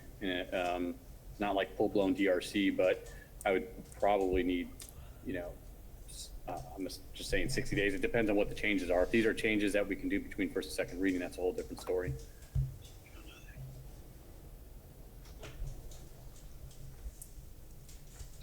Okay, and I have one more fairly unorthodox request. We've only heard about the density issue from Councilman Dingfelder. And so would it be possible to have council speak about that issue so we have a little more direction from council as a whole on what you're looking for us to come back with respect to the density numbers? We don't want to just be guessing and come back before you with something and then we have the same discussions. And so we'd like a little more input from council, please.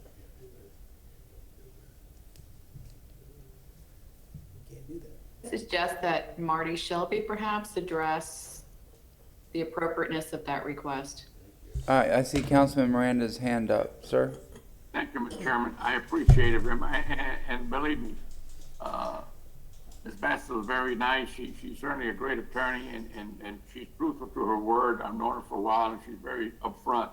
But I think that question for us to answer that would be something that I would say that I can't do legally, because if this goes somewhere else other than here, I don't want somebody to say that I told you exactly what I was going to do to vote for it, and I can't do that. I just can't do that. And I'm not a lawyer. I'm just a guy on the street. And I just can't say what's going to take to pass something or not pass something. And I appreciate you very much, and I appreciate the request that you're doing. Understood.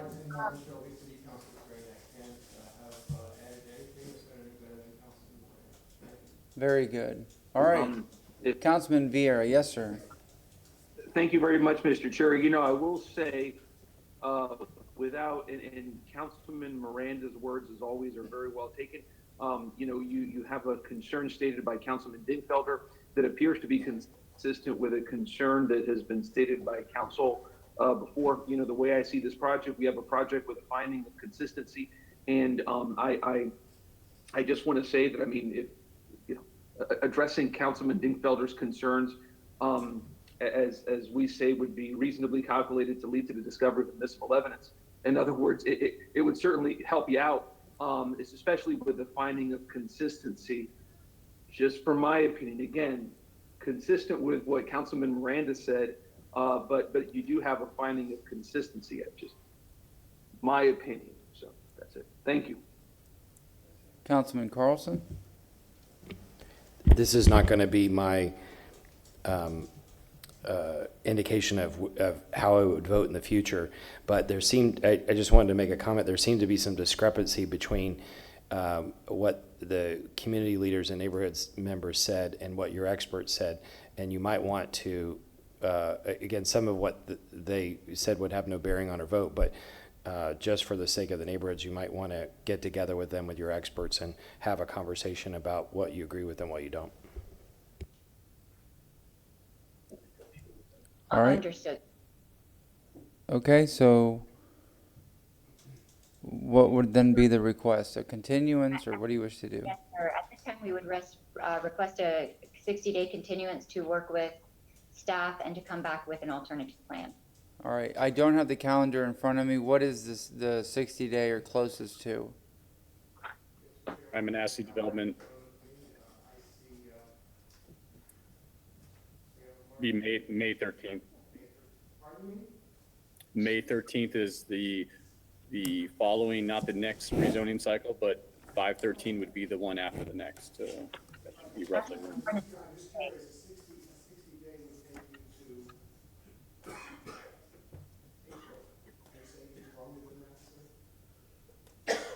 Oh, I'm sorry. I'm just looking at cycles. Ryan, we talked about 60 days. Yes. Is there a meeting if it's out? It would be, what would be 4/8, April 8th? The April 22nd is 60 days or so. April, There's April 22nd, there's March 25th. just so everyone's aware, Oh, there's April 8th as well. right? The other two meetings are on AB nights, just so council's aware. All right, so April 8th. Councilman Dingfelder. Thank you, Mr. Chairman. Two things. One, I'll be glad to make the motion to continue it to April 8th and at 6 o'clock in the evening. They can be first up. We appreciate the council's agreement to at least go back and look at that issue. The second thing I wanted to do was reiterate what Councilman Miranda said, is that, you know, I made a suggestion.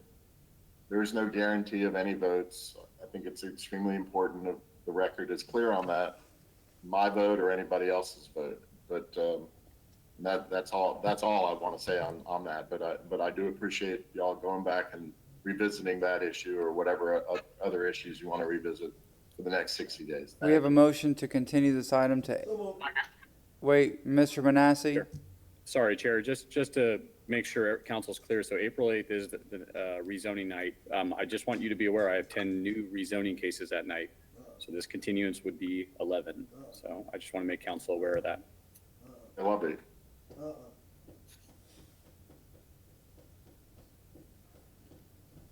I mean, And Mr. Councilman Vieira. thank you. And just to reiterate what Councilman Dingfelder said, let's make sure part of that motion to put for the agenda, because I don't think Ms. Batzel Works is doing this case pro bono. So to make sure that she doesn't have to sit here for a few hours billing her client that's already put time in. My client says thank you.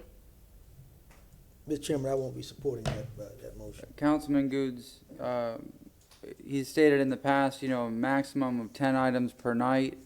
April 8th is 10 items. Mr. Manassi, just out of curiosity, May 13th? Mr. Chairman, may I ask before you ask that, is it possible with this continuance, the staff to then reorder the April? Because the notices have not been sent out for the April dates yet. So if you want to revisit 10 maximum, which by the way, if that's council's pleasure and direction to staff, then my recommendation would be to allow for continuances if cases are going to be continued and not set 10 for a particular night. That's as if council were going back to the pre-hybrid way of 10 regular meetings plus 3 continuances. And I don't know whether that's council's direction or desire. So maybe you'd like to give direction to staff and maybe move one of those cases or decide how you're going to handle your cases this going forward until we come out of the state of emergency. As opposed to the previous 10 plus 3. Mr. Manassi, can we bump one of the cases for April 8th to a later date or no? I've never done that, Chair. I imagine any one of those applicants might be quite irritated if they get bumped off a cycle. I know we talked about AB nights. If we wanted to revisit that, I mean, instead of bumping cases that have been in this cycle for 3 to 4 months, you know, to get in front of council, I don't know if that's the pleasure of council. Again, kind of like Mr. Shelby was saying, I know you get 10 new cases, and if we did it the way we always did it before was 10 and then 3 continues. Yeah. But if we want to limit 10 and you direct staff that, then we try to limit it to 10. But again, rezonings for April 8th and May 13th are both maxed out at 10 already. And we're accepting applications for June 10th, which I'm assuming are going to be filled soon. So, And could we put a rezoning on an alcoholic beverage night or no? Like the 22nd? I believe that's council's direction. I know we limit it as staff just to, I believe we had council advise us to keep alcohol on alcohol nights and rezonings. Councilman Dingfelder, yes, sir. I see you waving and waving. Yes, sir. Go ahead. Listen, City Council, we've asked the applicant to be flexible, and they are under a contractual constraint that Ms. Batzel has indicated. In other words, I don't know the dates, but I don't really care, but Ms. Batzel's indicated that they have a contract issue that they need to get done with this rezoning and close on the property within a certain amount of time. So with that stated, I think we can't be hard and fast on this 10 per night rule. We have to be flexible ourselves. So let's just, my motion is for April 8th, and let's just do it. Councilman Goods. Mr. Dingfelder, I do understand your concern, and I respect you highly, but I won't be supporting that because we've talked about this and talked about it, and at some point we have to set a standard. I mean, it's already going on 10 o'clock. I mean, we're probably going to be here probably till after 11 or 12. We're going to be here till 1 a.m. Maybe so. So we have to set a precedent somewhere. I mean, however the vote goes today, sir, it goes. But I'm going to be saying no because we've got to at some point start saying. I mean, this is not a part-time job. This is a full-time job. The city has grown. We have a lot of cases, and it may be a time to change the way council kind of operates. Some of the things that we're doing as far as one night of a week to two to kind of get this stuff in so we can also feel comfortable making good decisions for the public and some of these petitioners. It does us no good to be here late night. We're tired. They're tired, unsafe. And I'm just thinking that, probably, Mr. Chairman, after today, you and Mr. Shelby may need to meet to discuss possibly how we're going to move forward with some of these cases, and we're not here at 1 o'clock in the morning. I just don't think it's fair to families and also fair to those other petitioner families as well. I'm going to say no. However the vote goes, I respect the vote, but I'm going to say no tonight to stay firm on those conditions. Mr. Manassi. And I just want to, and I understand Councilman Good's concern, so I'm trying to be as flexible as I can with my scheduling, look at what we have going on. And so the AB nights, just so you're aware, on 325, I have a rezoning going along with Jennifer Malone. I believe you might be able to comment. You have CPAs that night as well. So I don't know where we're looking at on the agenda with your CPAs, where that brings us to, if that's a possibility. And then, like I said, the other AB night is 422. And I only have 4 AB cases on 422, if that helps council any. Thank you very much. Ms. Malone, go ahead. I think we have approximately 10 plan amendments going. Vieira, go ahead. Thank you, Mr. Chair. I appreciate it. With regards to our friend Councilman Good's comments, I support the narrative of what you're saying in the sense that we can't hear you. Are running very, very long. I think there's other issues. Somebody must be uploading a video at your house. In that regard, I don't think we're getting more cases than what we used to get. I don't think we are. But if there are, oh my, can you hear me? It's very choppy and it's very slow. Now? All right. Can you hear me? No, I don't.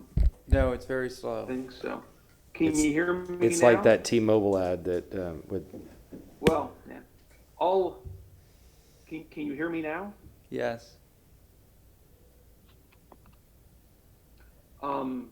Anything? Yeah, well, we can hear you. Don't worry. Can you hear me now? Yes. We're 2 hours on this item. Okay, can you hear me now? Okay, I'm sorry. Oh, not just on my end. My apologies. I know. I forgot what I was going to say. Yes. Okay. With regards to Councilman Goods, I support a lot of what you're saying there. Meetings running. I mean, we had a meeting last week that ran 12 or 13 hours, and it was a morning meeting and whatnot. I think it was last week or the week before. There are incremental things that we can look at. I mean, I believe that we should, as a body, and whatnot, but I don't think that should have any bearing on this case. I agree in the sense that, having too many cases on the agenda, we tend to continue a lot of cases, it seems, but I don't think that this is a cross to bear for the applicant, given that. I mean, otherwise they're gonna have to wait 90 days, and I just think they would suffer prejudice. However, Councilman, your points are well taken, and I do think we should address that issue on a larger scale. Just giving my thoughts. Thank you, everybody. Thank you very much. So April 8th, or there's that alcoholic beverage night afterwards that has 4 cases only, if we want to squeeze it in there on the 22nd. I know it's not the conventional thing to do, but it eliminates the burden of going past 10 cases. Councilman Dingfelder, April 22nd on an AB night.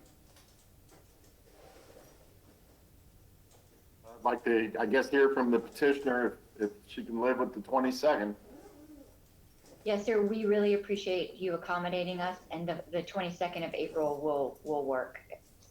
We really appreciate it. And Mr. Chairman, just for clarification, that will be first on the 6 o'clock agenda? First on the 6 o'clock agenda, yes, sir, on April 22nd. Wait a second. I'm sorry, they didn't realize the actual date. The 22nd of April is too late for our contractual deadline. I apologize. I misunderstood. Okay. Let me just make my motion and let's get a vote on a continuance for April 8th. All right. And We have a motion from Councilman Dingfelder, first on the agenda, April 8th. Do we have a second? Second from Councilman Carlson. Okay, roll call vote. Goose? No. Vieira? Yes. Miranda?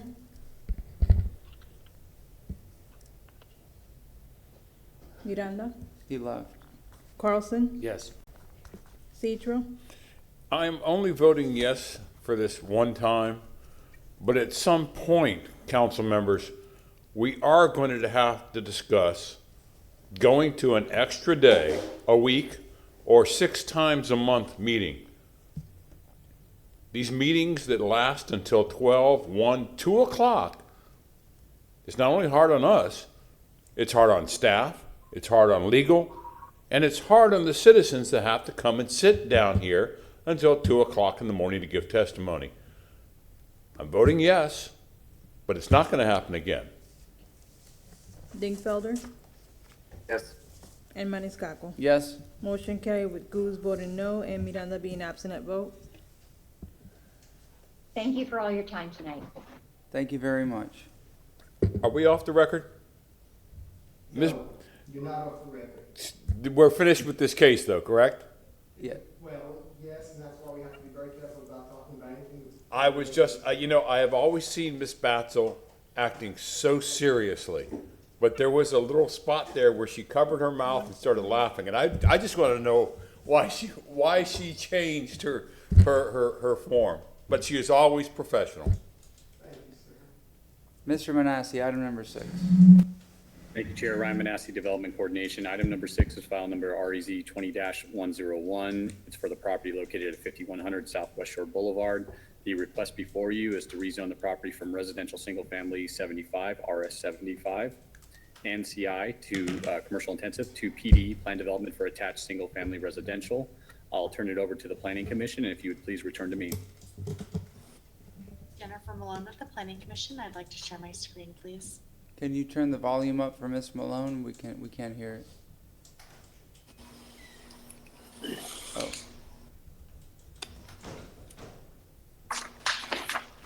All right. I hope everyone can hear me okay. This is file number 20-101. We're in the South Tampa Planning District. This case is also within the coastal high hazard area. The Rattlesnake Point area is actually located approximately a mile to the west of the subject site.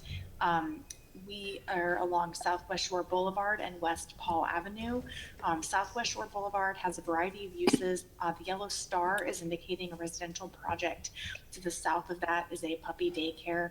To the north of the yellow star is some automobile repair. East of the subject site, the the development pattern does transition to single-family detached residential, which is consistent with what we find on the adopted future land use map. So the subject site has 2 future land use designations. It is community mixed use 35 on the eastern portion and residential 10 on the western portion in the orange. That residential 10 continues to the west of the site and is signifying that single-family detached neighborhood. On the west side of Southwest Shore Boulevard, the pattern transitions to an urban mixed-use 60, so that is a higher density designation. So this is kind of stepping down as we're moving east in this area. So it is a split future land use. So the applicant has showed on the site plan the line where the land use is split, and he has calculated out the density correctly. So in the residential 10 portion of the site plan, it does not exceed the allowable density. And in that portion, the allowable density is 4 dwelling units. Within the community mixed use 35 portion of the site plan, this is a proposal for 21 dwelling units. I will make a correction. I think that our staff report calculations were a little off. Total allowable that the applicant could be considered for in the portion designated community mixed use 35 is 29 dwelling units with 35 dwelling units to the acre, or 24 at 30 dwelling units to the acre. So that would be up to 24 dwelling units without the bonus, and they're proposing 21 in that portion. That portion of the CMU 35 can also be considered for commercial uses because it is the portion currently zoned commercial intensive. So we do have that frontage along Southwest Shore Boulevard and that mixture of multifamily residential directly across the street, as well as commercial uses in the area. We did find that the plan development addressed the applicable policy direction in the plan. The orientation of the units was consistent with the policy direction that we have in the plan. There's some good public access, pedestrian connections with internal to the site. Our plan also supports providing housing along these corridors and providing housing for Tampa's growing population. And it does provide that transition within the site, since it is split and a little unique in that regard. So it is consistent with the plan, the future land use, the surrounding area, and those policies. And that concludes my presentation. Thank you. I'm available for questions. Thank you very much. Any questions? Mr. Manassi? Thank you, Chair. Can I share my screen, please?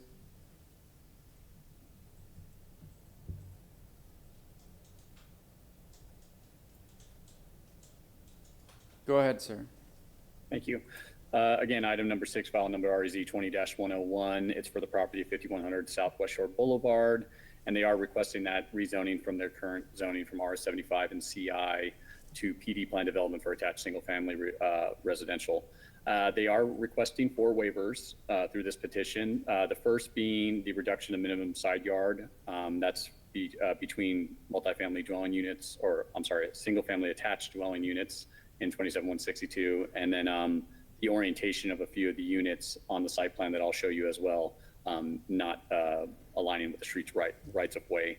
The last 2 waivers are referring to some of the natural resources that are required, and natural resources still found them consistent, as well as development coordination. But let me continue with my presentation. The 1.24 acre property is located on the southwest corner of Southwest Shore Boulevard and West Paul Avenue. The property is surrounded by a communication tower to the north in the CG and CI zoning district, commercial and single family residential uses to the south in the CI, and residential single family 75 zoning district, and then single family residential use to the east in the RS 75 zoning district, and then residential multifamily uses to the west in the CI zoning district. The project is proposing proposed for 5 4-story townhouse style residential buildings for a total of 25 dwelling units, each unit containing a 2-car garage. The proposed setbacks are south 8 feet, west 10 feet, east 30 feet, and north 8 feet. The proposed building height is 45 feet. A total of 56 parking spaces, including guest spaces, are required, and they are being provided through a combination of garage and surface parking. And I know Jennifer showed you a couple maps, and I'll just show you mine as well. There are no historic landmarks or local or national within the 1,000-foot radius. And then also this map is showing you the subject site. You see Paul Avenue to the north, and then West Shore Boulevard right here to the west. And as you can see, it goes street to street. Site plan, and then to explain what I was referring to with the waiver, these 3 units that are in the center of the site plan, you can see how they're not orientated towards the rights of way, but there would be no way for them to do it in this kind of configuration. The rest of the units are abutting the rights of way for that code section. They do have the access here on Paul as well as Glover Avenue or Glover. Where's that? I'm sorry, Prince. Prince. And then there's some elevations of the structure.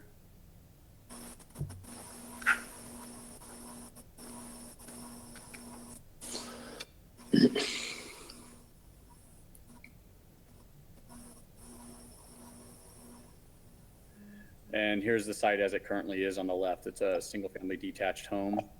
And then this is the antenna that I was speaking to, or the communication tower to the north on the right-hand side. Just trying to give you a view north on West Shore Boulevard and then south on West Shore Boulevard. Here's that residential multifamily that's across the street. There's a lot of commercial uses, as Jennifer did state, that are abutting this area. There's another view of looking southeast at the property. And then here's a better look on the right, the west of the subject site, which is that multifamily residential. And the left picture is viewing east on West Prince Avenue, and then south of the subject site is that commercial use as well.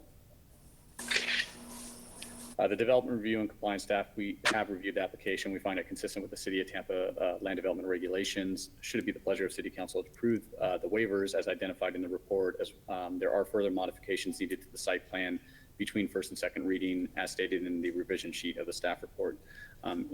If you do approve that motion, if you would please include the revision sheet in your motion, and staff is available for any questions that you have.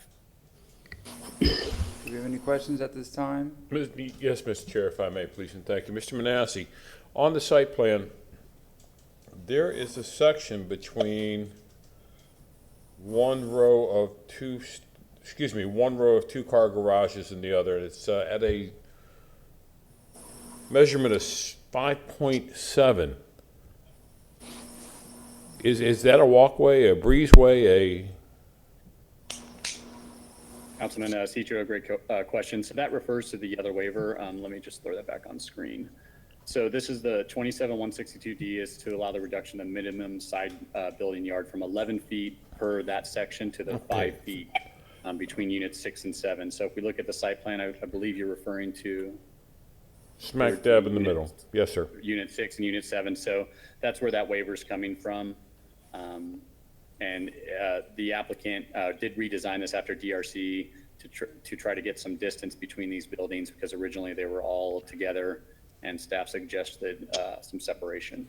I just wondering that there is always a public safety, and I know that fire tends to ask for certain widths between buildings. Does that adhere to that safety and fire request?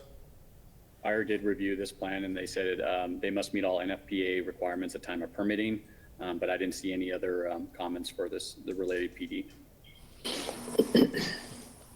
Thank you very much, Mr. Manassi. Yes, sir. Thank you very much. Any other questions? All right. Mr. Horner and Mr. Grajales, if you could raise your right hands, we need to swear you in before you speak. Do you swear or affirm you would tell the truth, the whole truth, and nothing but the truth? I do. Thank you. All right, go ahead. Mr. Chairman and council members, good evening. I'm Michael Horner, 14502 North Dale Mabry Highway, Tampa, 33618, representing the applicant. I'll keep my presentation no more than 30 minutes tonight. I know it's going long. Just kidding, just kidding. This has been a long night. We appreciate your time. I have an extended presentation and graphics. I think I'm just going to cut to the summary. We have full recommendations of approval from staff, your review agencies. Jennifer gave a fine presentation, as did Ryan, on this development plan, consistent with comprehensive plan consistent with the unified Res 10 and CMU, which is rather unique on this property. I'm going to introduce Braulio Rojales of High Point Engineering. If we could just elevate Braulio to a share screen so we can work through this as quickly as possible.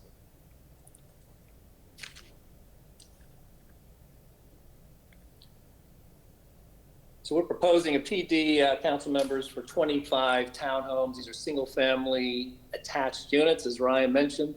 This is not a multifamily project. These are not apartments. These are not stacked units. These are single-family, fee simple, attached units.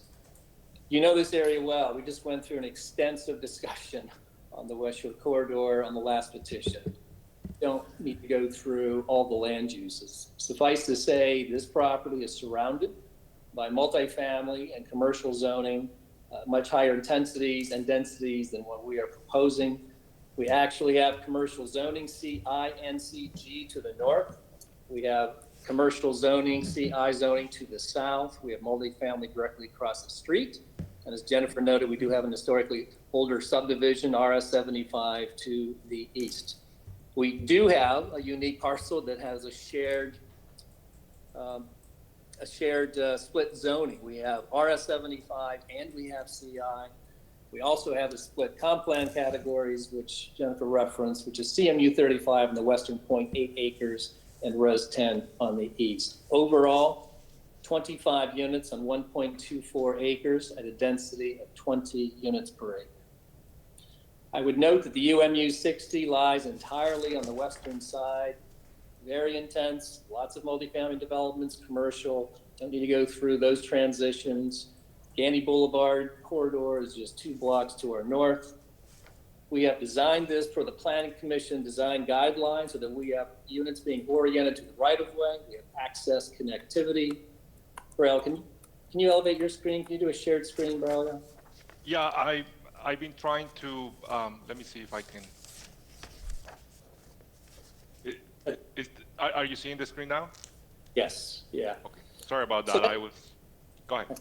That's all right. So that's the aerial photograph. Everybody knows the character on this site. Again, you can see every development to the west. Again, commercial to the north, commercial to the south. If we could just go to the next slide, probably. Sure.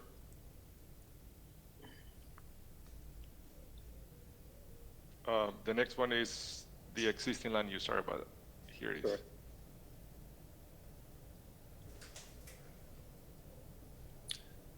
All right, so we are the small purple square. You can see everything to the east is residential, everything to the north is commercial, south commercial, west multifamily commercial. No surprise given the intensity of West Shore Boulevard, which is an arterial. Next slide.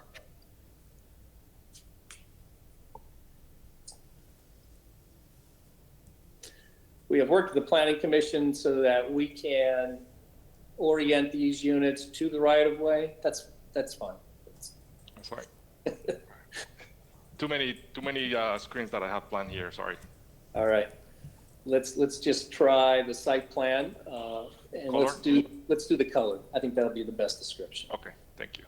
All right. So, council, this is essentially what we're proposing.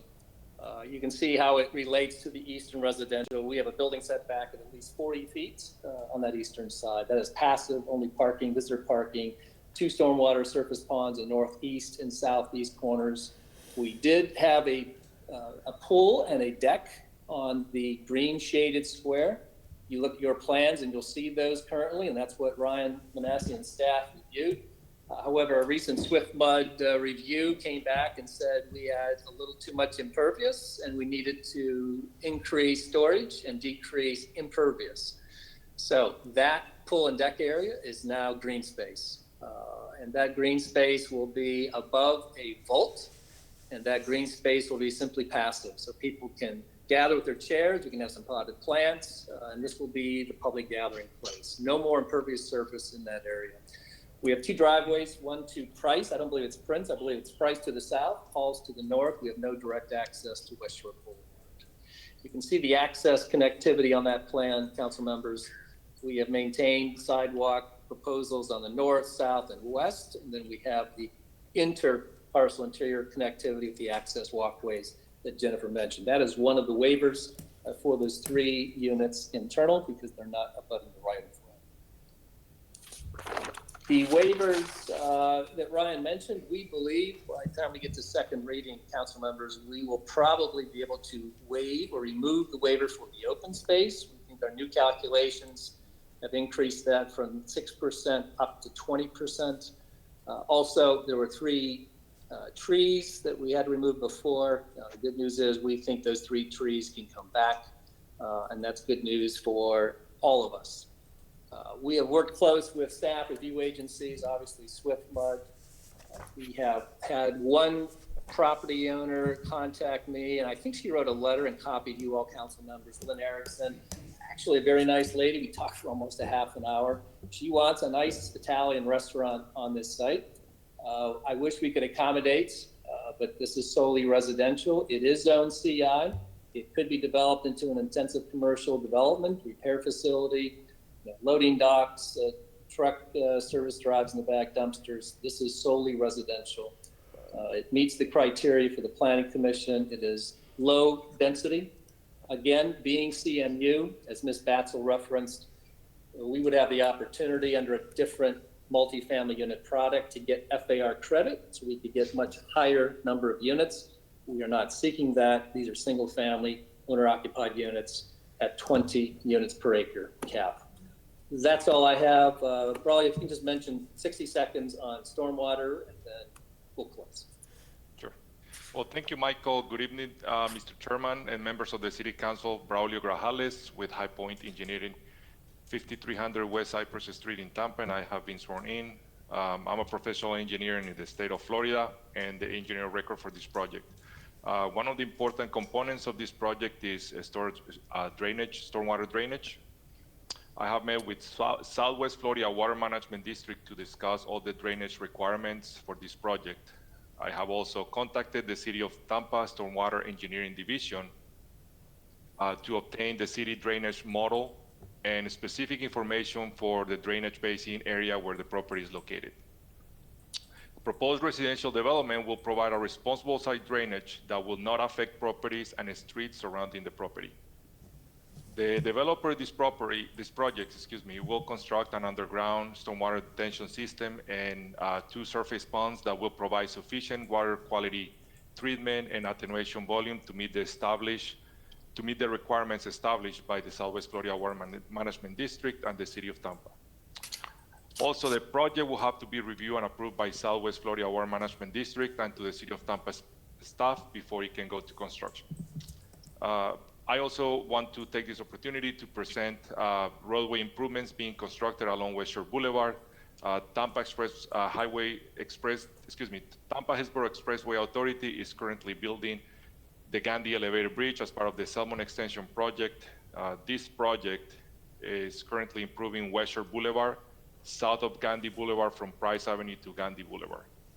The improvements include widening of the pavement to expand West Shore Boulevard from 3 to 4 lanes. If I may, I'd like to just share a quick screen, if that's not too much trouble. Go ahead. Thank you.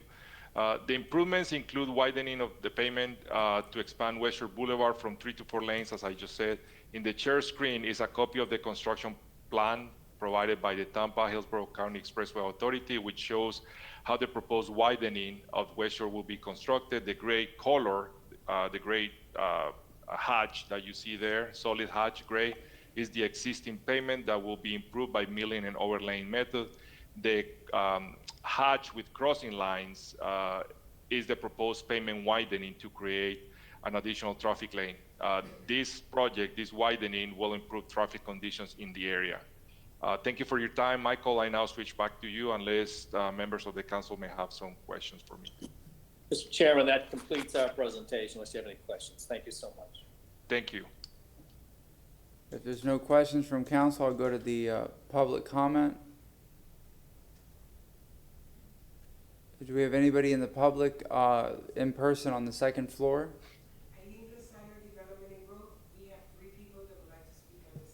All right, if they would come to the lectern and we'll swear them in.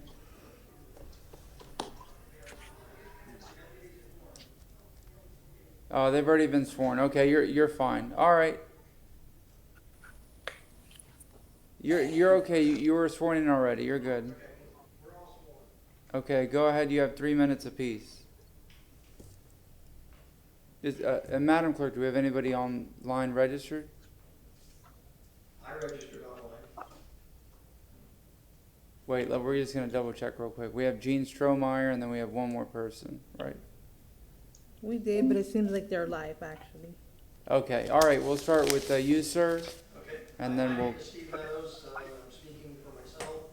I'm going to shoot from the hip on this, so to speak.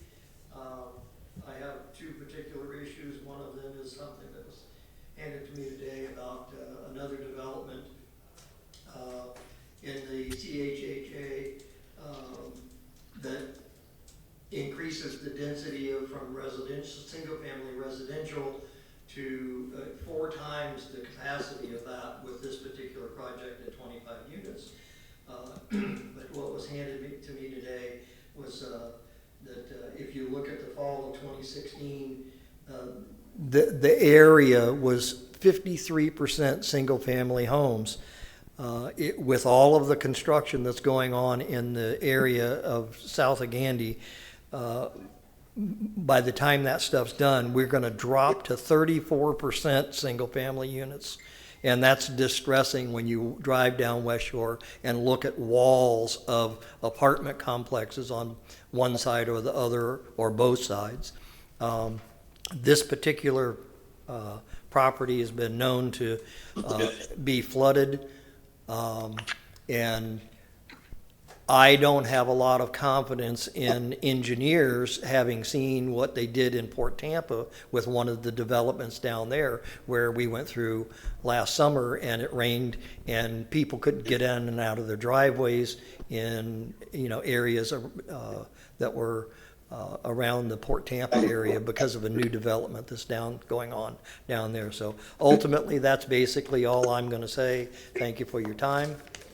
Next up. Thank you very much. They're going to sanitize the lectern and then next person.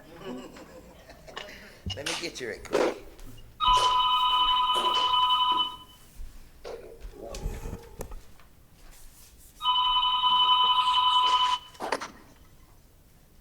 And Mr. Chair? Yes? If your phone is ringing, please mute yourself. I'm sorry. Yes, sir. Councilman Vieira? Chair? Yes? You're coming in slowly.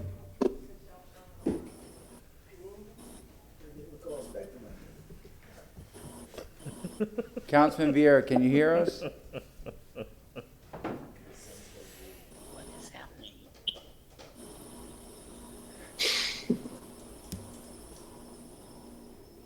Go ahead, ma'am.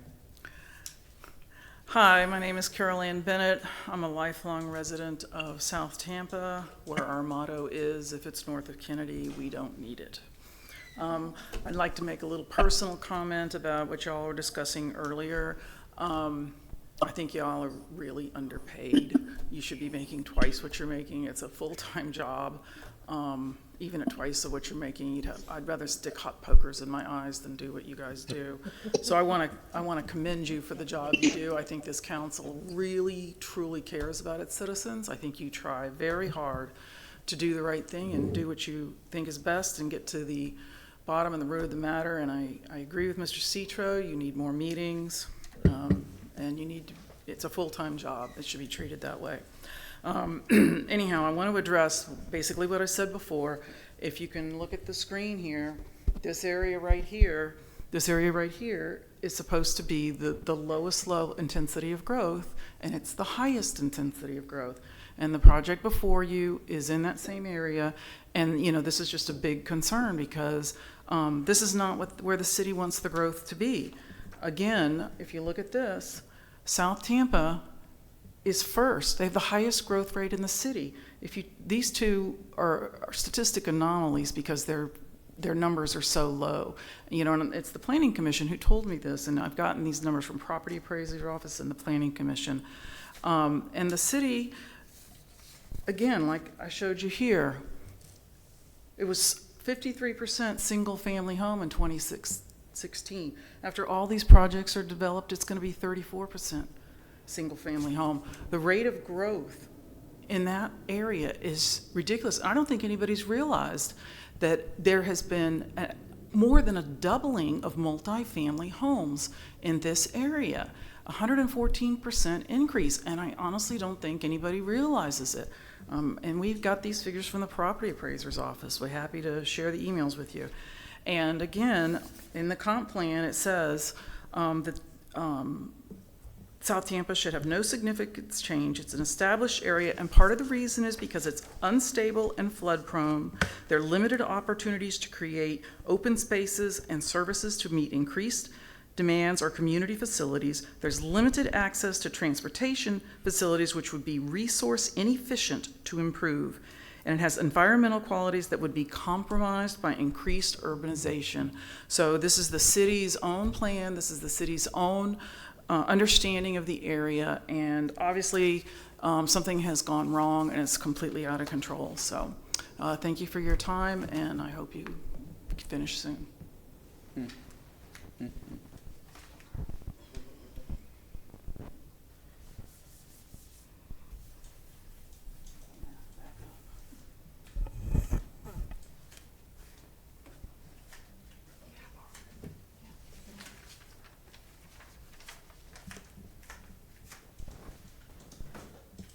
Go ahead.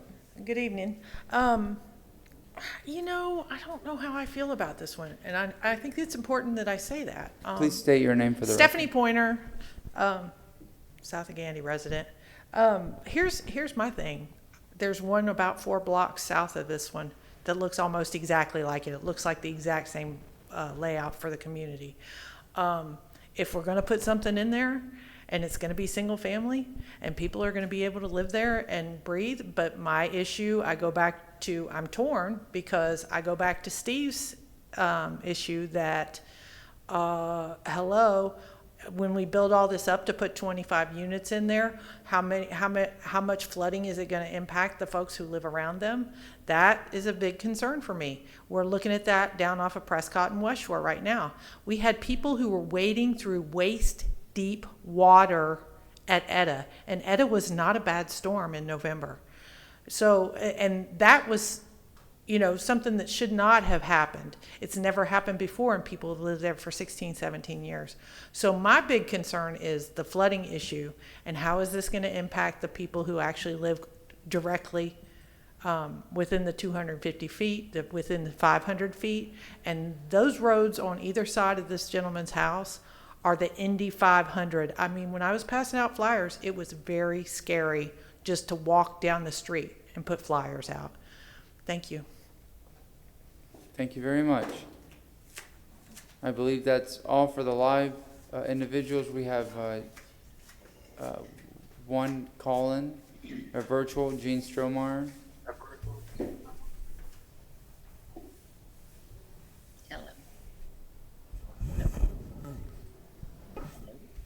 Can y'all hear me? Yes, we can. Go ahead. Please state your name. My name is Jean Strohmeyer, resident of south of Gandy. I just really wanted to hear about what was going on in this property. I take from this, we have one house turning into 21 homes. So we do the math. It's a lot. It's a lot more than it was, and it was supposed to be single family residence. I really don't have much more to say other than it's 1 going to 21. So I will just try to get my way up West Shore when I can. Thanks, everybody. Have a great night. Let's finish this up. Thank you. Thank you very much. Is there anybody else for public comment? All right. Rebuttal by the applicant. Mr. Chairman, Martin Shelby, I was just wondering whether it would be appropriate for staff to be able to address from a planning perspective the issue of flooding relative to a specific rezoning that might be of interest to council. for the purposes of the record, and maybe perhaps something Mr. Horner will address. All right, Mr. Manassi? Ryan Manassi, Development Coordination. So this did get reviewed through our Stormwater Department as far as rezoning. That's showing the method of stormwater retention. That's as far as it goes. I'm not a stormwater engineer, but our department did review that, and they found this PD request consistent. All right, any questions or comments from council members? All right, hearing none. Mr. Horner, if you have a rebuttal. Thank you, Mr. Chairman and Council. I'll be brief. I will address the initial comments, and I'm going to defer to the engineer on my conclusion. So I just want to make very clear that these are not multifamily apartments. The entire discussion, which I've got 2 pages of notes on the prior Tyson case, was all about multifamily and stacked units. These are single family attached. They will be sold fee simple in all probability. Ranges over $400,000. We have designed this so that it is a community. We have walking pedestrian connections. We have maintained a buffer to the east. Quite honestly, Council, we could have filed for a concurrent plan amendment and brought in the balance of that Res 10 to CMU, consistent with the northern track. And then all this CMU could have had at least 30 to 50 apartments on this site. My clients don't do that type of development. They do only single family attached. This makes sense. This works. We have worked diligently with SwiftMud and staff and the Planning Commission to ensure this community meets all of their design intentions. I'm proud of it. I think the elevations speak for themselves. I appreciate all the comments of the neighbors. I sincerely do. And I'll be the first to say West Shore has a lot of traffic on it, and I hate that intersection right now. We hope things will improve. We know they will improve. But this is already zoned commercial. This is already zone C1. A lot more intensive, trip intensive uses could be developed on this, and we are far below the maximum density. Braulio, just 30 seconds on drainage, and let's let these councilmen go here. Sure, thank you, Michael. If I may, I'd like to screen my chair one more time. I just want to show a real quick picture, very quick picture here. Are you all seeing what I'm seeing? Not yet, maybe Not now. yet, not yet. Now we are, go ahead. Okay, yeah, this is the site plan, and please don't pay attention to the pool because the pool has already been removed, as Michael indicated earlier. But this is the extent of underground storage that the developer is going to place on this property. All the yellow squares are underground. It's an underground storage made of chambers that will provide enough volume for the property to have, like as I mentioned earlier, a sufficient volume to manage the stormwater on this property. Thank you, Michael. Thank you, Braulio. Council, that is why we have gone through such intensive design engineering on this. This is not just a conceptual plan. This plan has been engineered, and we actually had to go back and redesign and pull out some impervious surface. So this is probably going to be one of the most over-engineered projects of this size in this area. We can assure those neighbors that no stormwater is going to be generated off this site. In fact, we will be accommodating all of that stormwater plus water quality needs. And again, we appreciate your time. That concludes our presentation. Any questions or comments from council? Can we get a motion to close? We have a motion to close from Councilman Good, second from Councilman Citro. In favor, aye? Aye. I forgot where I left off. Councilman Citro, would you mind taking this one? I knew it was Carlson was last, unless Councilman Dingfelder, do you have the agenda in front of you to read this item? Oh, we did the continuance. I'm sorry. Councilman Vieira. Yeah, can you guys hear me now? Yes, sir. Would you mind taking item number 6? I can do that, yes, sir.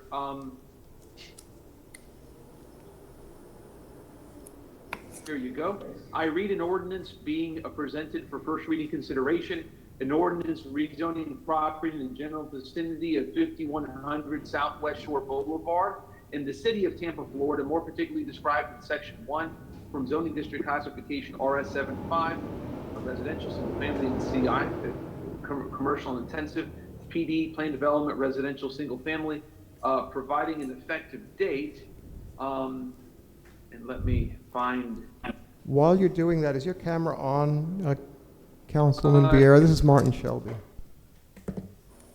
Yes, it is. Yes, can you hear me now? Yes. Can you And we hear can me? see, we heard you, we just couldn't see, unless anybody else could, I could not see you. Okay, there you go. The applicant has met its burden of proof to provide competent substantial evidence of development is conditioned to show that the site plan is consistent with the comprehensive plan and the city code, and I find that it, strike that. I also adopt the findings and reasoning of the planning commission's city staff reports. And is there a revision sheet associated with this, Mr. Manassi? And there is a revision sheet, Mr. Vieira. Okay, including that.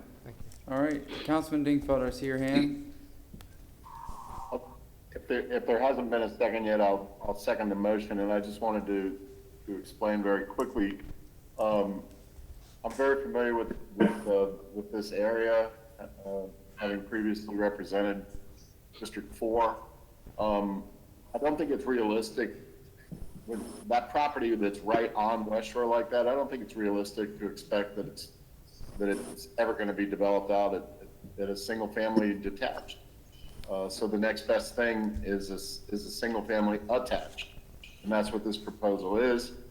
I think it's fairly reasonable, and I'm not particularly concerned about the stormwater because I do have faith in our folks who are reviewing the stormwater at the development phase.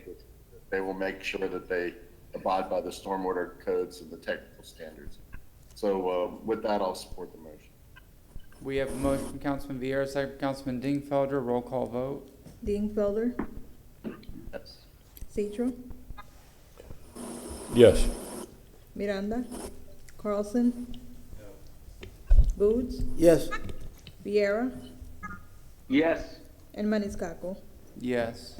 Motion carried with Miranda being absent at vote. Carlson voted no. Second reading and adoption will be held on March 4th at 9:30 a.m. Thank you, All right. Council. The next item has a lot of public comment. Can we take a very short break then? All right. We're going to take a 5-minute recess because the next one has quite a few registered speakers. So, 5-minute recess.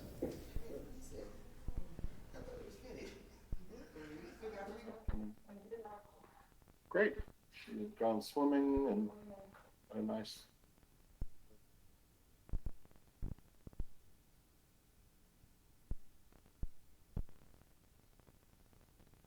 I'll send you back home and go back to my family too.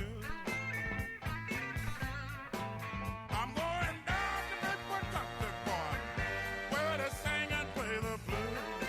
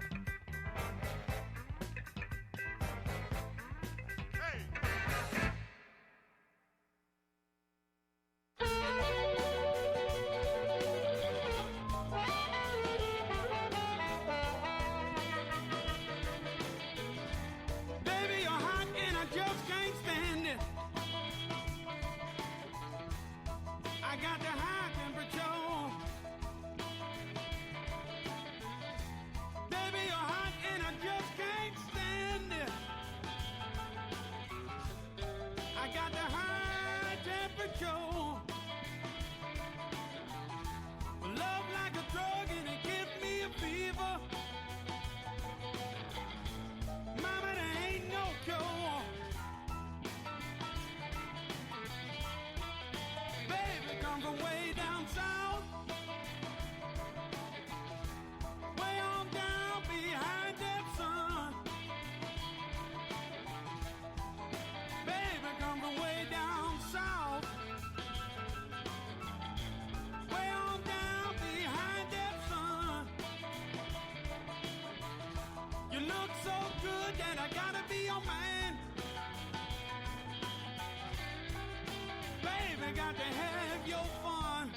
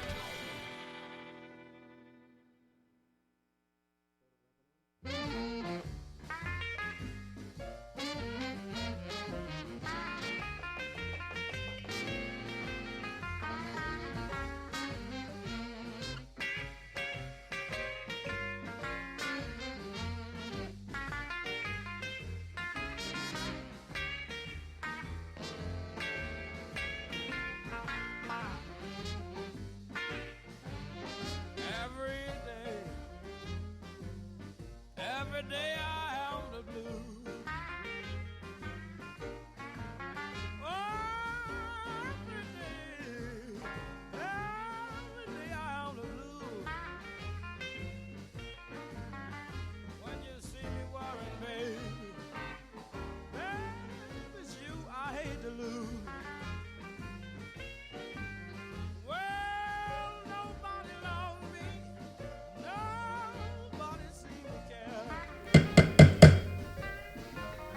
Roll call, please. Viera, The broadcast has been running continuously. Okay. Just need to take roll call. Vieira. Viera, Councilman Vieira, can you hear us?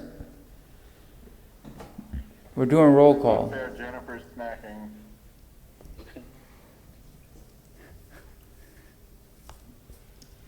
Viera, Mr. Chairman, the broadcast is running. It has not stopped. You just need to take roll call to continue, please. Roll call. Everything is delayed. Roll call. Viera, Can they hear us? I don't think so. I hear you guys. I don't think. Unmuted. And we can't hear You that. hear us, Guido? I can hear you, Vieira. Okay, they were asking you, sir, if you could take a roll. I did. I've been saying. I've been saying. All right, let's take roll. The clerk is calling your name, Vieira. Viera, I'm here. Goods, Carlson, Dingfelder, Here. Citro, Here. Miranda, and Maniscalco. Here. All right, Mr. Manasseh, take it away. Item number 8. Thank you, Chair. Ryan Manassi, Development Coordination. Item number 8 is file number REZ 20-103. It's for the property located at 5426 Bay Center Drive. The request before you is to rezone from planned development to planned development for office, business, professional, medical, office, hotel, multifamily, residential. I'll defer to the Planning Commission for their report, and if you please return to me after. Jennifer Malone with the Planning Commission. I would like to share my screen, please. Thank you. As Ryan stated out, this is 20-103. It is within the South Tampa planning districts, but within the West Shore Employment Center. So it is located just south of the interstate. It's outlined on the screen in the purple. There's a variety of uses within this area. Just in the north is a little bit of the West Shore Mall. But I've pointed out on the yellow stars, those are some higher rise office buildings, and then the red stars are about 7 to 8 story residential buildings within the surrounding area. This development pattern does transition to the single family detached as we move east of the subject site. And then to the west of the subject site, I apologize. To the east of the subject site is that office development pattern that we see in West Shore. The adopted future land use is regional mixed use 100. That is that dark purple color. It then transitions to residential 6, which is the yellow. Now, this is a little interesting because regional mixed use 100 is one of our highest land use designations. Residential 6 is one of our lowest residential land use designations. So there is that pattern already present within on the future land use map on the site. I will say though that the comprehensive plan does encourage a mix of uses to support walking and public transportation, and it seeks to provide a residential development pattern consistent with the compact city form strategy, which seeks to provide housing at higher densities within proximity to employment and transit, which is where this is. This is in the employment center. There's multiple transit connections in this area. And that's supporting this rezoning. I will also point out that the applicant is requesting approximately 46% of the overall development potential that can be considered for the site. The FAR in the regional mixed use 100 designation is up to a 3.25. and the applicant, with their proposal of approximately 440,000 square feet of development, is and their acreage, that comes out to approximately 46% of that total that could be requested. I'll also point out that to the south of the subject site, that regional mixed use 100 pattern continues. That is where we see some higher density residential, about approximately 7 to 8 stories, and those higher density office buildings, then transitions to the single family detached as defined as noted by the residential 6 featured land use designation. So we did find this consistent. We found that it was compatible with the existing development pattern, and the long-range development pattern encouraged with the Tampa Comprehensive Plan, especially those employment center policies. The site is located within the coastal high hazard area, though, which is an important note to take into consideration. But it is consistent, and that concludes my presentation. I am available for any questions. Thank you. Thank you very much. Any questions? Mr. Manassi. Thank you, Chair. Let me share my screen. Go ahead, sir. We All can right. see it. Thank you, sir. Item number 8, REZ 20-103.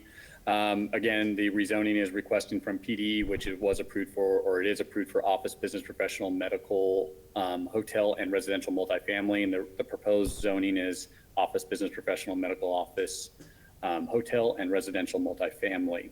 If you'll see on your screen here, you'll see proposed waivers. There were 4 previously approved waivers in file REZ 18-84.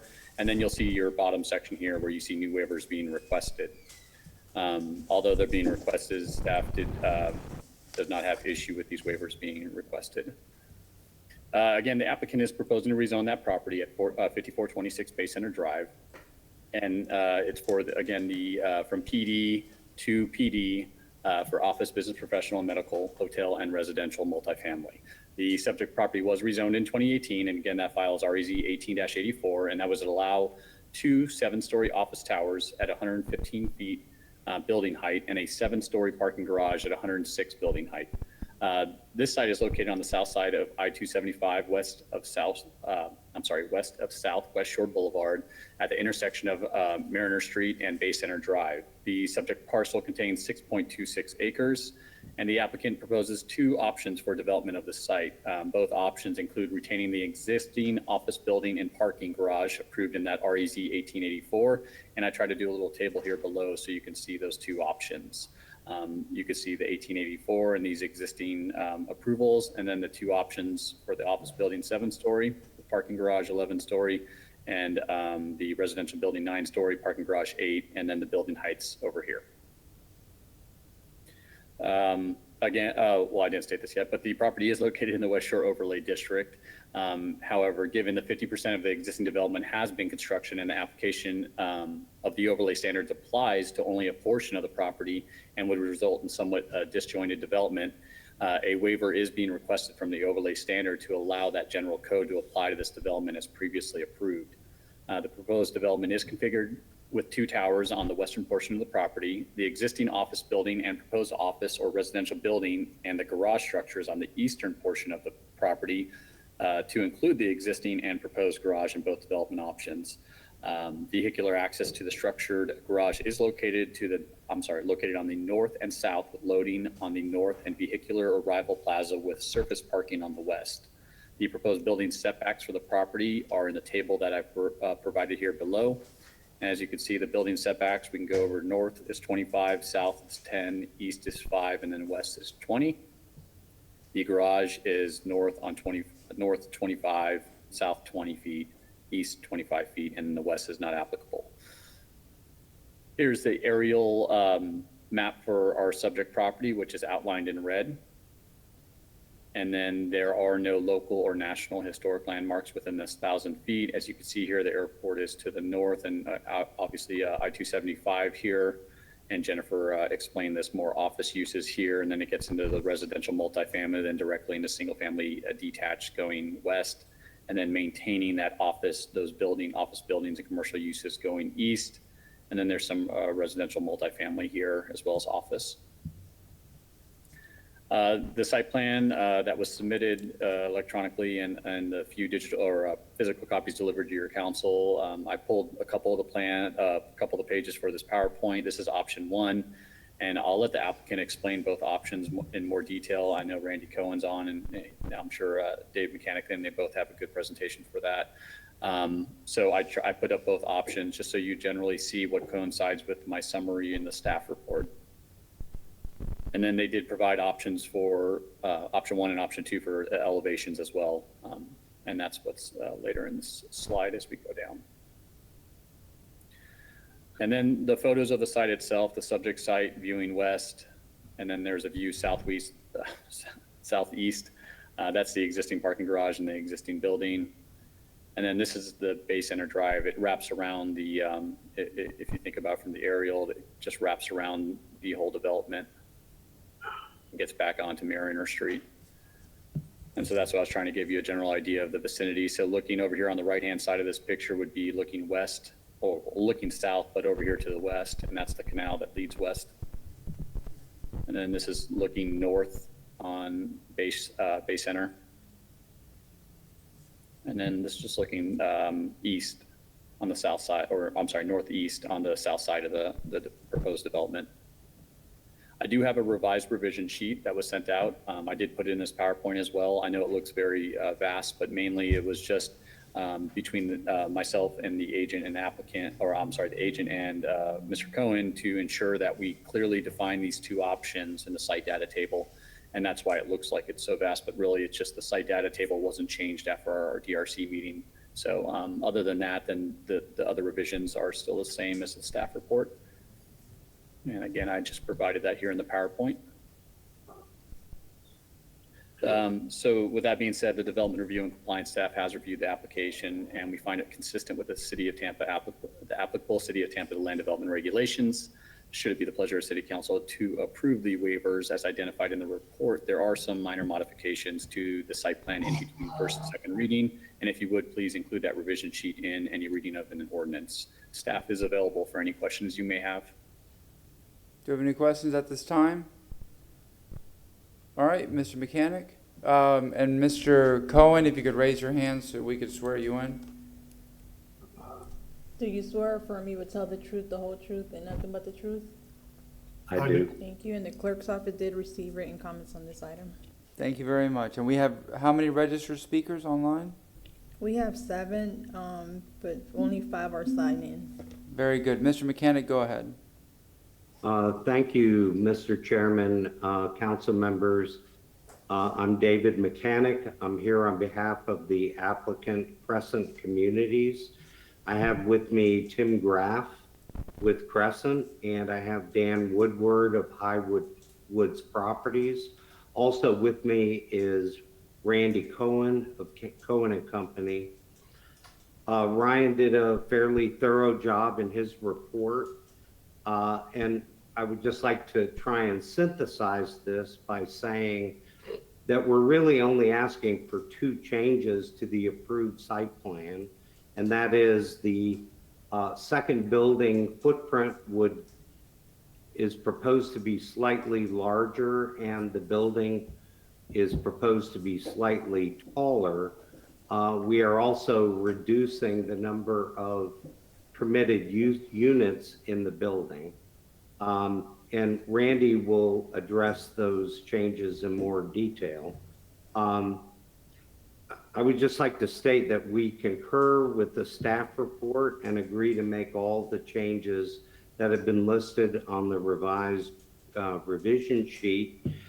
And I would note that we have had all favorable comments from the city and the planning commission staff. And with that, I'll turn it over to Randy. Thank you. I'd like to share my screen, please.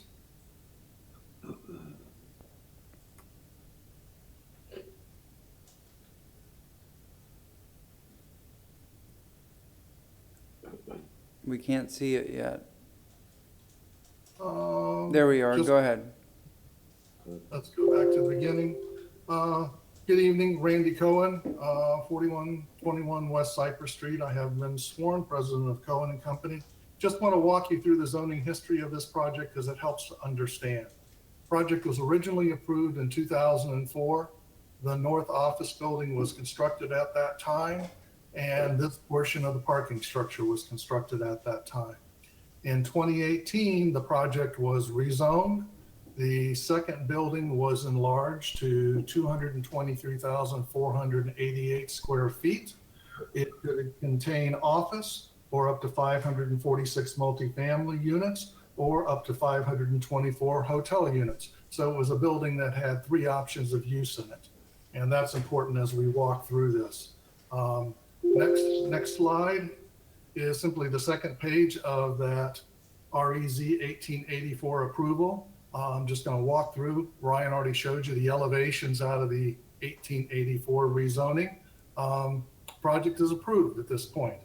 Wanted to take you to what is proposed at this point. Option 1, as you see, option 1 is identical to the current approval, REZ 1884. Existing building to the north, first half of the parking garage constructed, large footprint building to the south, and a substantial garage expansion. Second page, same thing, same as option 1. So option 1 is the rezoning REZ 1884. Option 2, which we're showing here, is what we're actually requesting approval of for tonight since option 1 is already approved. First, why are we doing this? Highwoods decided they wanted this to become a mixed-use project. They wanted to have a use to the south building that was complementary to their office building. They wanted to find a high-end multifamily developer who developed on an investment standpoint and would be long-term as far as their ownership. They found Crescent Communities. Crescent Communities does exactly that. High-end residential development as investments, long-time ownership, and Crescent Communities was actually awarded last year the National Multifamily Development Firm of the Year, so a very impressive firm. Move to a next one and we'll show you what's really going on here. The option 1 building footprint is this right here. Very big rectangular building. What we're wishing to do with option 2 is to reconfigure the building footprint, make it narrower and longer. That takes us from a building footprint of 32,000 square feet to 38,000 square feet, allows us the opportunity to wrap the building around and mask the parking structure. That's a very important part of what we're doing here. The number of multifamily units in this project in option 2 are reduced from the approved 546 units to 292 units. That's a reduction of 47% in the number of units that are constructed or can be constructed in option 2 compared to option 1. Requesting the building height be increased by 23 feet. Vincent talked about the building height. Aviation Authority has deemed the appropriateness of the height at 138 feet above mean sea level. And in fact, we have permits now from the Federal Aviation Authority for that building height of actually, in that case, 135 feet because planning on the building is more refined than when we started out this zoning. Other nice thing about this project from the fact that we are reducing the number of residential units is that instead of having a garage expansion that had covered this entire area, the garage expansion is reduced by 50%. It is a good savings from that standpoint. We also have a substantial reduction in traffic as a result of the multifamily units going down. For the second building, the reduction in project traffic is actually 48%. 113 trips less in the morning, 118 trips less in the afternoon than what would happen under option 1 itself. Move to the next building. Let's talk about height. We know from an aviation authority standpoint and an FAA standpoint, the building height is acceptable. Jennifer hit this very nicely. Have our existing office building here up to 115 feet. We have an 8-story parking garage here. We have a very tall 4-story office building here. We have an 8-story multifamily building here. We have an 8-story multifamily building here and another significant office building here. There is single family adjacent to these 2 existing 8-story multifamily buildings. When we move to the east, we're still into office buildings, and of course, those will change over time. Wanted to move from that to our next slide. This is option 1. The buildings that are currently approved in the REZ 1884 zoning. Existing building on the north, second building on the south. Move again. This is what's proposed today. Multifamily building on the south with a much narrower face to the water, existing building to the north. This building is 23 feet taller. Doesn't seem that way because of how we calculate height, because of the FAA presence and that our heights are above mean sea level. Want to go back for a minute now to this particular slide because let's talk about the waivers. We actually have a total of 5 waivers, 4 of which have previously been approved and 2 of those were slightly modifying. The first is the West Shore overlay waiver, and that's because this existing building was built prior to the West Shore overlay becoming applicable on this property, and it does not conform with the overlay. That's the necessity for that particular waiver. The second waiver is for loading berth, and that is, second waiver is vehicle maneuvering for the loading berth. This is the existing loading berth for the existing building, and they are backing out and maneuvering on the roadway. That is approved and has been in operation for well over 10 years at this point. Third waiver was approved for a reduction of loading berths from 4 to 2. We are modifying that waiver in this request to have a waiver reduction from 5 loading berths to 2. Ironically, having 2 loading berths is actually consistent with the West Shore overlay in this particular case. Number 4 is a sign waiver. Sign waiver was already approved. We're not asking for any additional square footage other than that can be achieved under code. The only issue we're asking for at this point is that this location in the southeast corner of the site, because this is a multifamily building, be approved as a part of that waiver. Our 5th and final waiver, which is the only technically new waiver, is that we have a reduction request of 3% in the total amount of parking. That particular reduction is from 1,213 parking spaces to 1,177 parking spaces. That's a reduction of 36 spaces. We did not want to have to add another level to this parking garage expansion or expand it out to the east. It didn't seem appropriate, and frankly, if we had done a shared parking calculation on this particular project, we could have well supported a substantially higher percentage of parking reduction than what's requested here. And at that point, I will turn it back over to Mr. Mechanic, and thank you very much.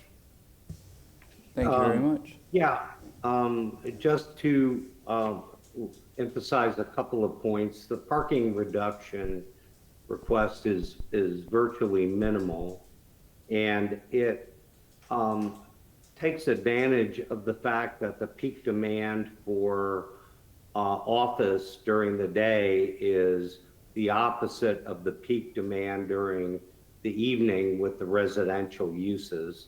And again, the reduction is only 3%. And similarly, I'd just like to emphasize that the sign waiver is not to increase the amount of signage, but to just allow flexibility in the location of the signs on the building faces. So with that, we'd be happy to answer any questions you may have. Thank you. Do you have any questions from council members? Hearing none. I know we don't have anybody in person, so we have the registered virtual speakers. If we can bring them on, and we'll swear them in.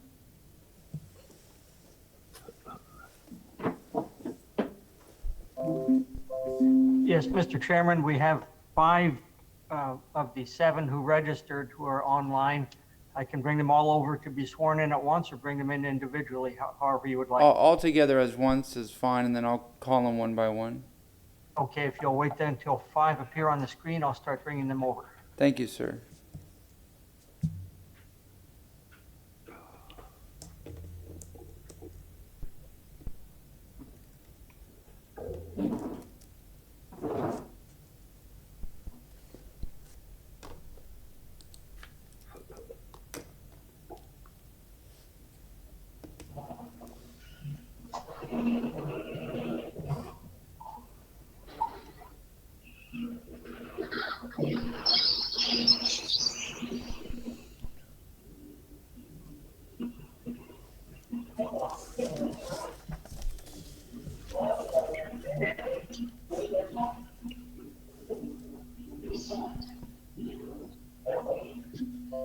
right, sir. All 5 have been given access. If they could turn on their webcams. All sworn right. in.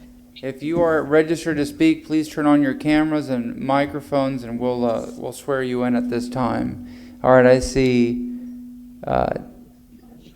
Tim, Arlen, Deborah. There was another gentleman.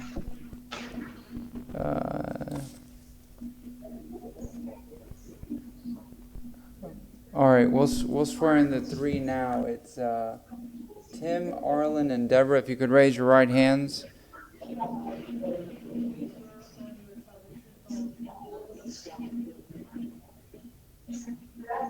Do you swear to tell the whole truth? Did you hear her? Do you swear or affirm you would tell the truth, the whole truth, and nothing but the truth? I do. Thank you. All right, and I see David McDonald as well. Okay, I'll start in order from how I see it on the screen. There's Arlen Beachy. You have 3 minutes, sir. Please state your name. Go ahead. Yeah, thank you. Good evening, council members. My name is Arlen Beachy, 4908 West Cleveland Street, 33609. I have been sworn in. Thank you for the opportunity to speak this evening on behalf of my family as concerned residents of the Beach Park neighborhood that's due east of the proposed development on Bay Center Drive. Our specific concerns are twofold. That the density of this project will adversely bring an increase in traffic to our neighborhood street that's already been burdened with cut through traffic, and secondly, that any added residential density from this project will devalue our neighborhood's residential properties. My family and I have been residents on West Cleveland Street for approximately 5 years. The street is the east-west neighborhood street at the northwest corner of Beach Park neighborhood between Hoover Boulevard on the west, West Shore Boulevard to the east. The stretch of road is about 3/4 of a mile long and is due east from this proposed tower. Hoover is the only street, or is the first street that's accessible from I-275's on-ramp and off-ramp on the Tampa side of the Howard Franklin Bridge. And because of this easy access to the bridge, West Cleveland Street, along with other Beach Park streets to our south, are already burdened with being known cut-through streets that provide those commuting between South Tampa and Pinellas County as an alternative route between I-275 and West Shore Boulevard without having to risk being stopped at any of the 5 traffic lights that they would otherwise face if they were to instead use the Kennedy Boulevard corridor that's 1 block immediately to our north. Also, our stretch of West Cleveland Street has no stop signs to slow this east-west traffic between Hoover and West Shore. It does have some quasi-speed tables, but we find that many drivers aren't slowed by them. Accordingly, we're concerned about the density of the project and the added cut-through traffic that could likely be sent down our neighborhood street to and from West Shore, as the residents for this project and or workers also try to avoid the Kennedy Boulevard corridor when accessing other parts of South Tampa. We respectfully request that the city be mindful and take this concern into consideration when approving higher density developments and rezoning applications, as well as future development proposals in this area. We also request the city consider ways to disincentivize traffic, including those that could come from future residents in this high density development, from cutting through and or speeding through the neighborhood, by improving traffic flow on the Kennedy Boulevard corridor, and or by implementing more consequential traffic calming measures on our street, such as stop signs, speed bumps, etc. We also have that some in our neighborhood are concerned with the density of the project, residential density of the project, that could result in potentially having public transportation, having routes that are redirected through our street or onto our neighborhood street, potentially even with bus stops. And while we understand that public transportation is a valuable resource to our community at large, it would also add further congestion to our neighborhoods.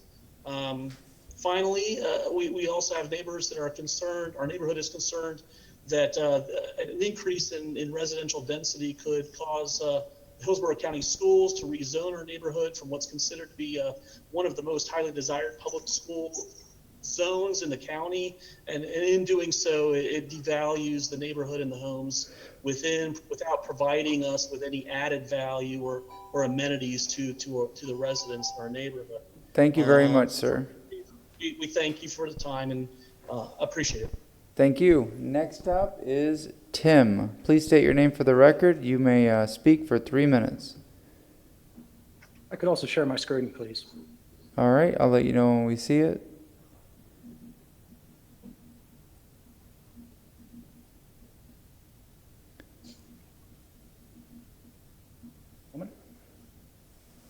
Not yet. Yeah, I know, it's throwing me a prompt. Can't do that to me. It may kick me out. We'll see if it'll Okay. allow me to do it.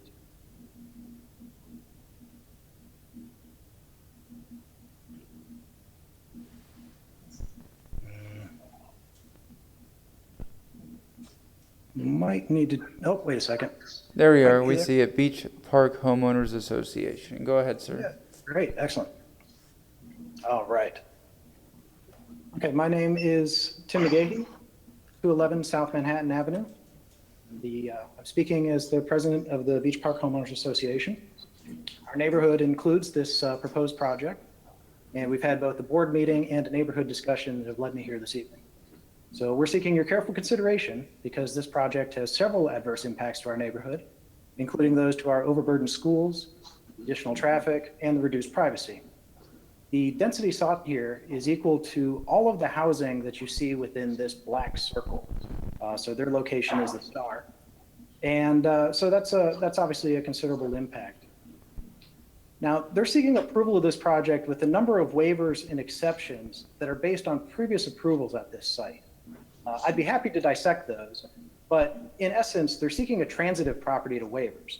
In other words, if you approve steak, you should approve hot dogs. In 2004, with the massive increase in the office square footage for the proposed two buildings, there was considerable opposition from the neighborhood. In 2018, there was a plan development that Randy had talked about. This was for a revised, larger second building. Additional uses of the building were added at that time. And the impacts of such a change were probably not understood by those that were in the notification range. You can see that I've highlighted it here, what the actual notification range is, which barely touches that first residential building that planning had pointed out.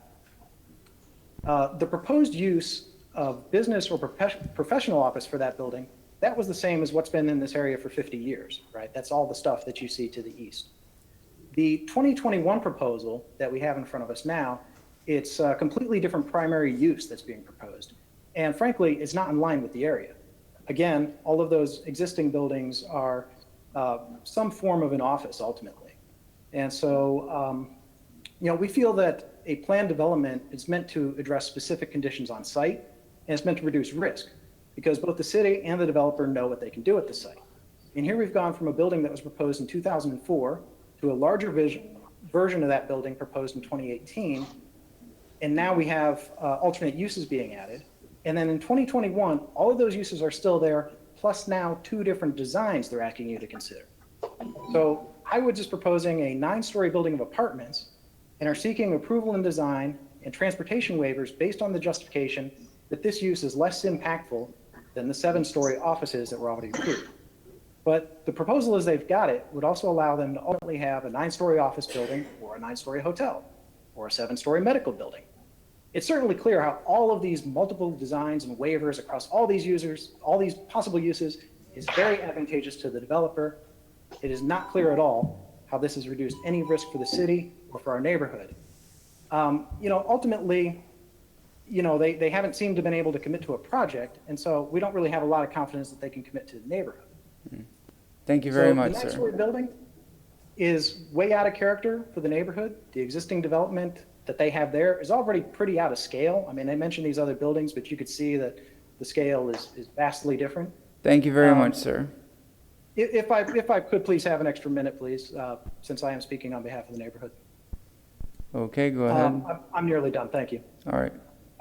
It's very out of character for the neighborhood. Like I said, the existing one is already that so, but every other high-density residential project in this area is on a primary transportation corridor. It's on Kennedy, it's on Lois or West Shore. The streets in this proposed project are all classified by the city as neighborhood streets. Those existing projects are not as dense or as tall as the proposed project. This is not similar to any of the surrounding area. There are no 9-story, 138-foot tall multifamily rental buildings within 3 miles of Beach Park. So, frankly, we don't feel complimented by this plan. Ultimately, we also feel this has nothing to offer the neighborhood. It's connected by street layout only, not by any accessibility. It's literally walled off. The design itself is highlighting its unsuitability for the location. The amenity area on the plan is because the space is uninhabitable due to storm risk. So yes, this is also a VE zone. Frankly, this density is irresponsible. And finally, a primary neighborhood concern is the traffic. I've mentioned that these are neighborhood streets. This plan has not provided anything to mitigate traffic. The connections to the sidewalk, as we saw on the last slide, are non-existent. There are no bike racks, there's no heart stop, there's no mixed use to keep people on site. So if you're also familiar with Azeel to the east of Dale Mabry, I want to call out the significant difference west of West Shore Boulevard. This is a quiet residential street with a soft shoulder, no sidewalks, landscape trucks, other services often park here. So the difference in traffic, 46 cars an hour, it's significant. In summary, we believe that this project is inconsistent with the current land use, the objectives of a planned development, and the size and density of the neighborhood. Thank you very much, sir. Thank you. Next is Deborah. Hi, can you hear me? Yes, we can. Please state your name. You have 3 minutes. Deborah Kramer. I live at 5700 Mariner, and my concern, as with others, is about the traffic. So on Mariner Street, it's a dead-end street. You cannot access my home from the south. You cannot access my home from the west because of the water. So really the only way in and out is cut through the streets, Azeel or Cleveland, which is not really what those neighborhoods want to be a shortcut. So that means the only way I can access my home is by Hoover up to Kennedy. So it's a very limited, and if we add an additional 300 units and all of that traffic, so that's my little area, but add that to the West Shore area and the additional development that's going to go on there, I'm greatly concerned. I'm concerned about evacuation in storm times, and I would really like to see the developer be delayed and spend some time with the neighbors and find out what we can do as a compromise. I think we were kind of notified about this rather late in the process. Thank you. Thank you very much. Next speaker is David McDonald. Hello, can you hear me? Yes, sir. Go ahead. Thank you, City Council members, for putting up with us so late this evening, and I appreciate your time. I'll keep it brief. I am the president of the Homeowners Association at Mariner South. I represent the board of directors as well as 44 residents in that condominium association. We all own our own condominium units. Mariner Street is serviced as a cul-de-sac with only 32 single-family homes and 88 condominium unit owners. We all own our own homes. We do not rent.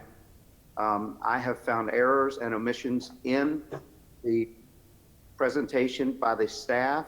Number one was the error of more than 50% of the site being constructed prior to the adoption of the overlay district, which is inaccurate. Only 216,000 feet have been developed, and they are proposing 440,000 square feet.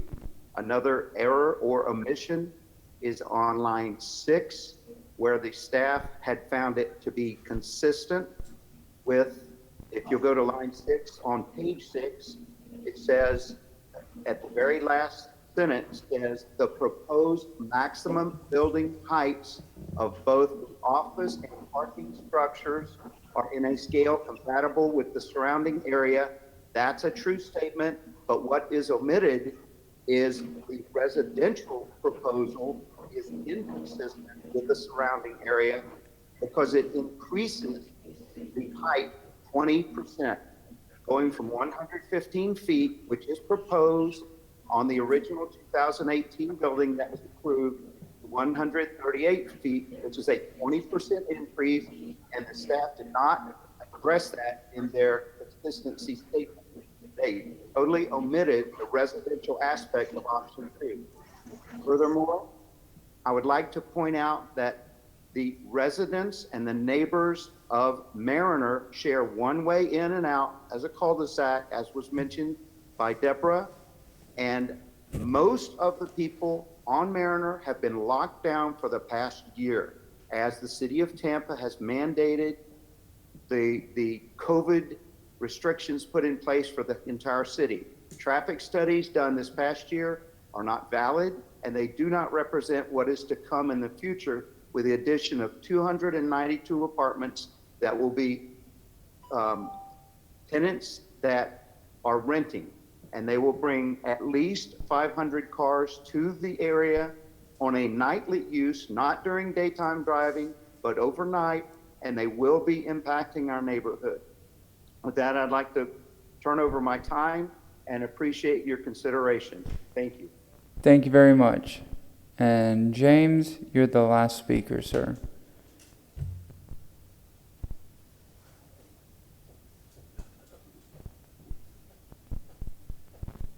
We see you, but you're muted. If you could unmute yourself. You are unmuted. By your organizer. Thank you. I was muted by your organizer.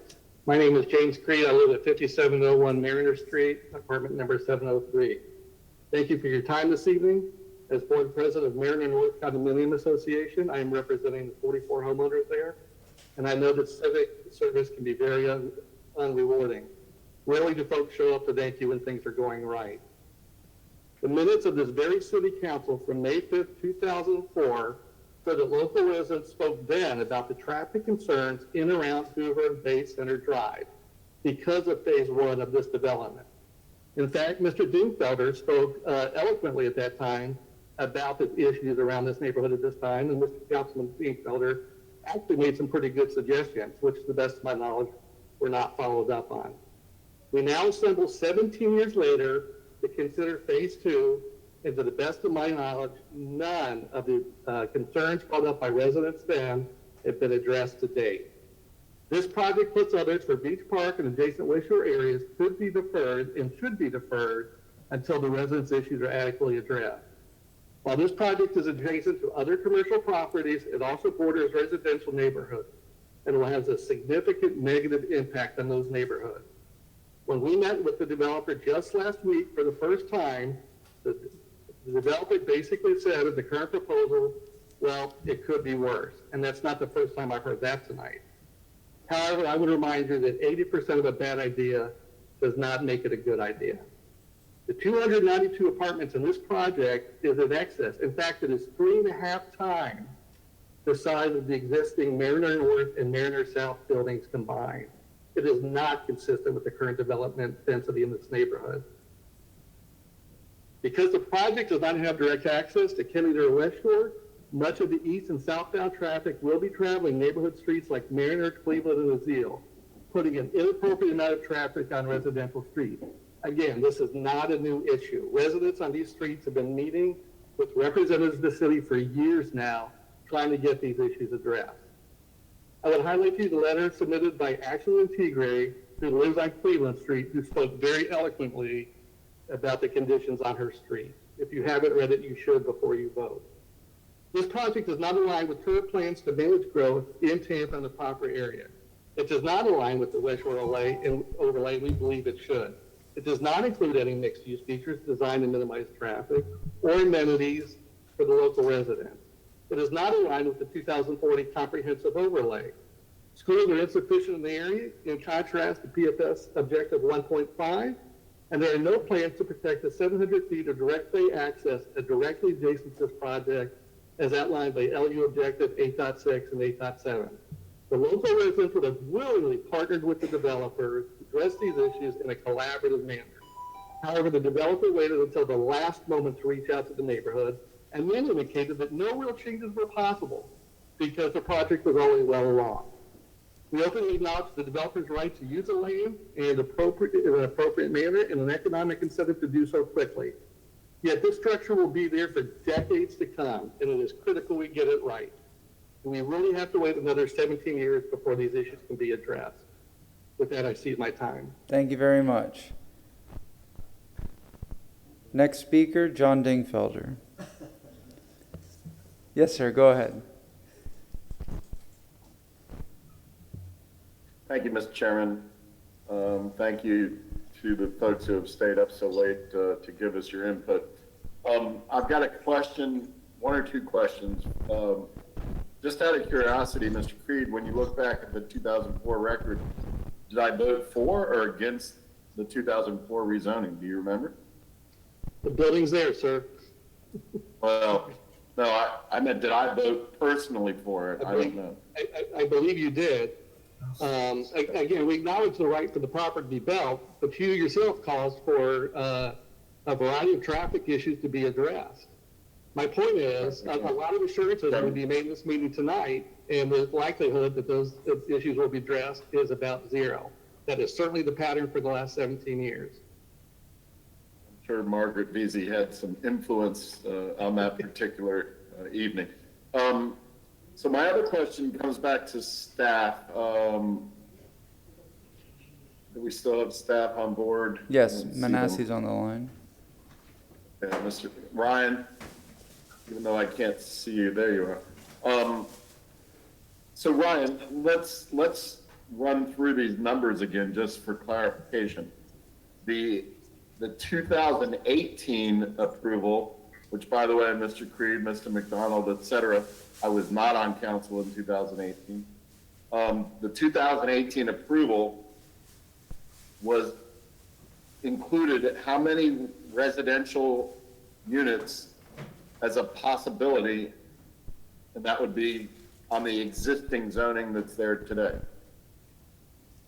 If I could, I think Randy Cohen, you had that. I was trying to look for it as we were talking about it because Councilman Dingfelder, I was trying to do the calculations because I was getting 546. 546. So okay, is everybody in agreement on that? Staff?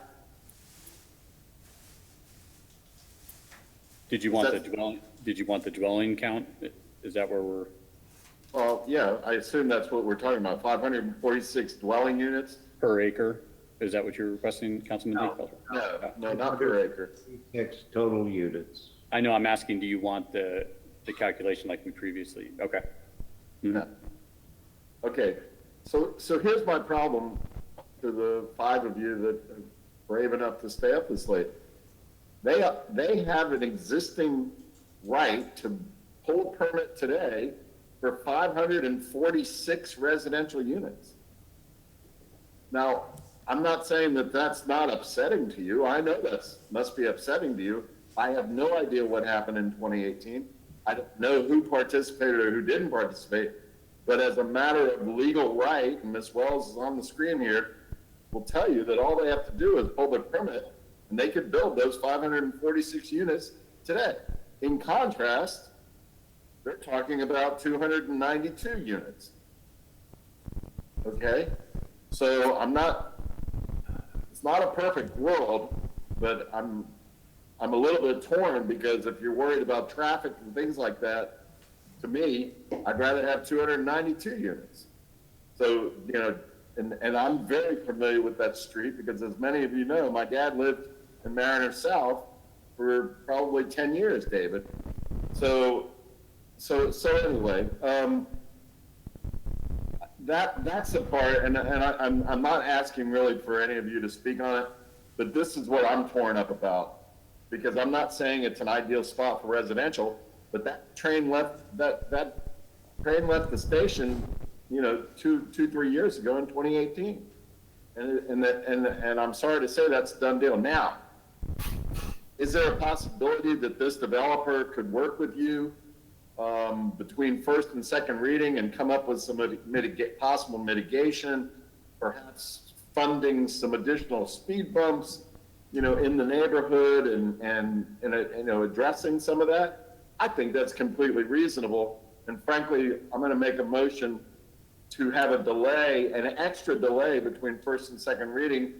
Usually we have 2 weeks, but I'm going to suggest 6 weeks you know, this project's been around for, 20 years. I think an additional month for everybody to work with Mr. Mechanic and Mr. Cohn to see what we can do to make this a better project. And I agree, Tim, you talked about making it more aesthetically pleasing and with the neighborhood, and maybe there's some of those issues.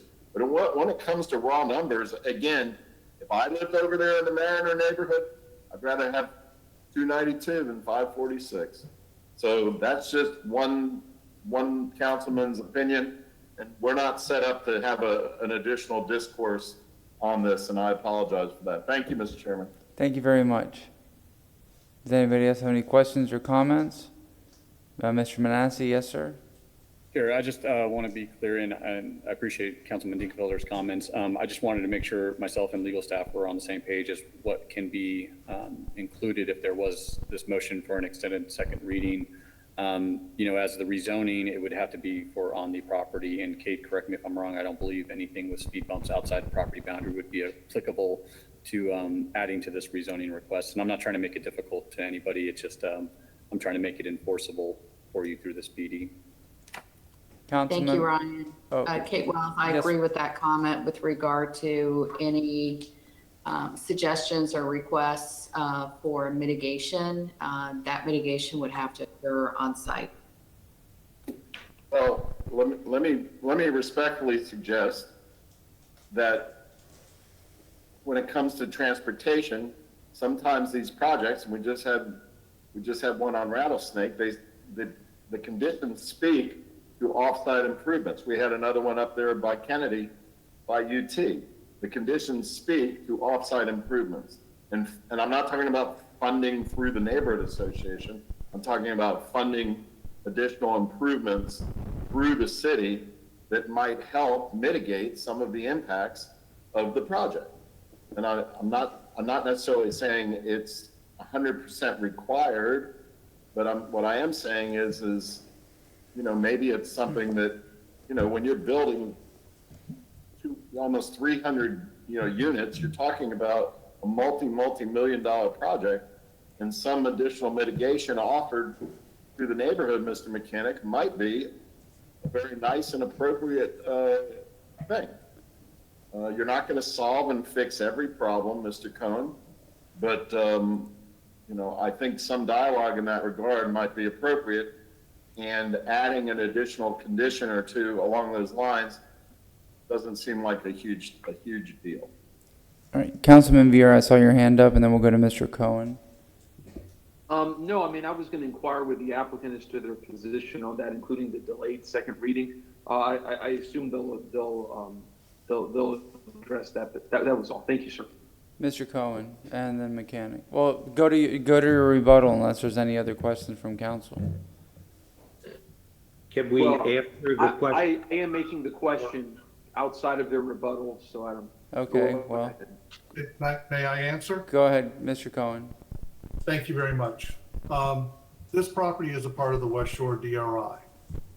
The West Shore DRI requires each development to contribute money towards the neighborhood transportation fund that's actually controlled by the neighborhoods in West Shore.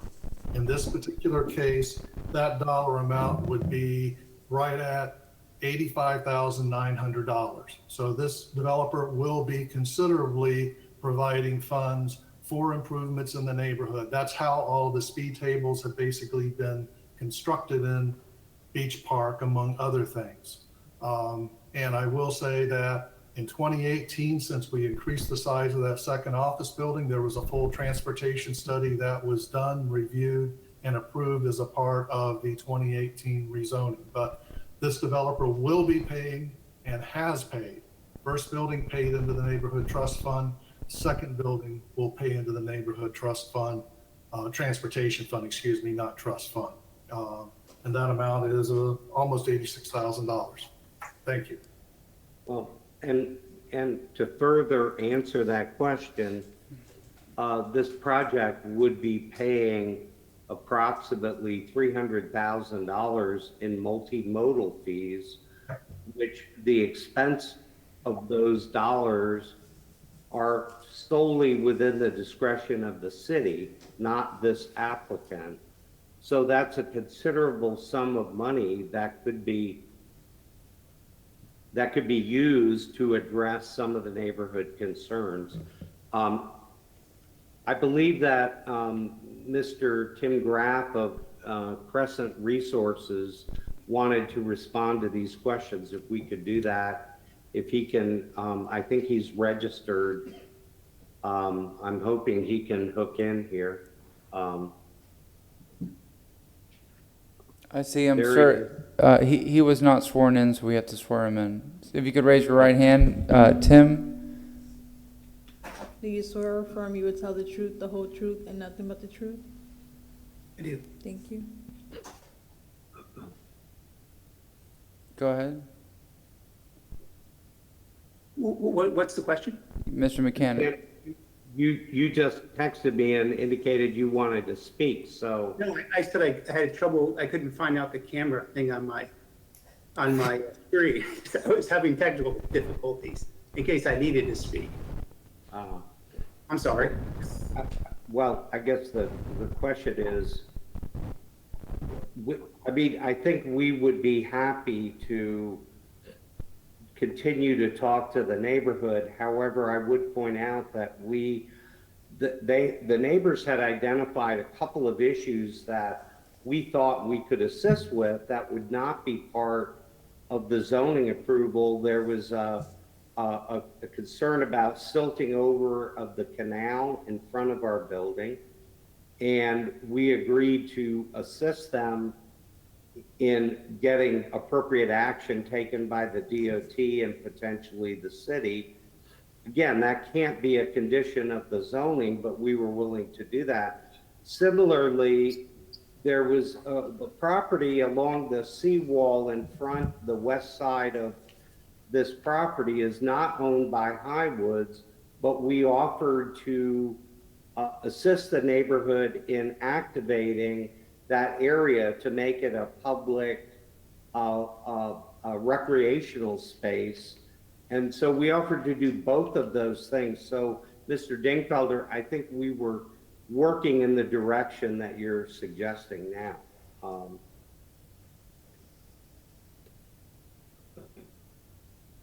As far, should I, Mr. Chairman, should I address speak to or begin the rebuttal at this point? Are there any other questions or comments from council? If not, we go to rebuttal. Go ahead, sir. Yes, I mean, a lot of these points have certainly already been covered. We are proposing a reduction of the number of units, so whatever traffic concerns are being raised are going to be significantly reduced if this proposal is approved. School capacity is an issue which is addressed at the building permit stage. It's a concurrency issue. If there is no school capacity, we will not get a building permit. I think there is school capacity, but that's a self-policing kind of issue. I think the scale of the building is self-evident. There are two, if you will, mid-rise 8-story condominiums immediately to the south of our proposed development. And it's totally in scale, as Mr. Manassi reported in his staff report. Mr. Cohen, do you want to add anything to my rebuttal there? I'll just add a few things if I may. Again, traffic study was done for this project in the 2018 rezoning. There's no need to redo the traffic study at this point because option 2 is actually reducing traffic for the second building by 48%. It's reducing the total of the maximum number of residential units by 47%.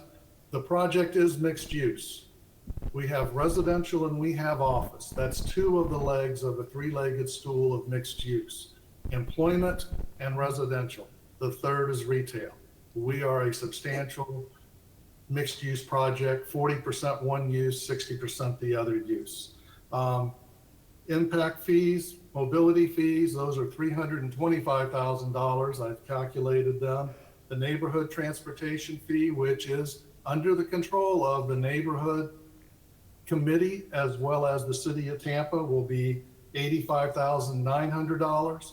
A significant amount of the transportation improvements that have been made in the neighborhood to calm traffic, to slow down traffic, to redirect traffic to Kennedy Boulevard and the arterial roadways have been paid out of this particular neighborhood fund that was set up when the DRI was approved in the 1980s. It's been in existence a very long time, and it's proven very effective to be a funding source for the neighborhood.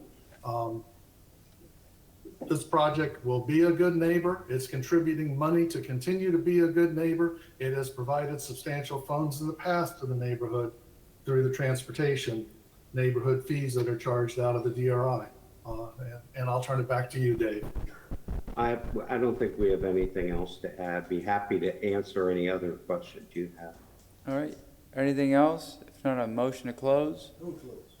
We have a motion to close from Councilman Good, second from Councilman Carlson. All in favor? Aye. Any opposed? All right, what is the pleasure of council? Councilman Dingfelder, did you have a motion? I see Councilman Vieira has his hand up. Go ahead, Councilman Vieira. You're muted. There you go. Thank you, sir. We are on number 8. Yes. Here. Yes. I will read that, if I may. I read an ordinance being presented for first reading consideration, an ordinance rezoning property in the general vicinity of 5426 Bay Center Drive in the city of Tampa, Florida, more particularly described in section 1 from zoning district classification PD plan development, office, business, professional, medical, hotel, residential, multifamily, the PD plan development, office, business, professional, medical, hotel, residential, multifamily, providing an effective date. And let me, oh dear Lord, I have to find the support sheet here. I'm sorry. I usually have these printed out in front of me.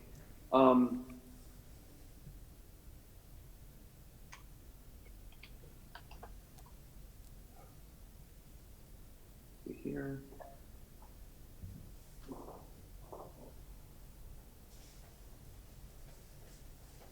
And if I may, just please add the revised revision sheet. All right. With the revised revision sheet. Thank you. Dear Lord. Sorry, this is why I hate appearing virtually. Oh, here, I hear. Applicant has met his burden and approved to provide competent substantial evidence that the development as conditioned and shown in the site plan is consistent with the comprehensive plan of the city code. And also adopt the findings and reasoning of the planning commission and staff, city staff reports. We have a motion from Councilman Vieira. Do we have a second? Second from Councilman Goods. Roll call vote. Citro, No. Carlson, Yes. Dingfelder, No. Goods, Yes. Miranda, Vieira, Yes. and Maniscalco. No.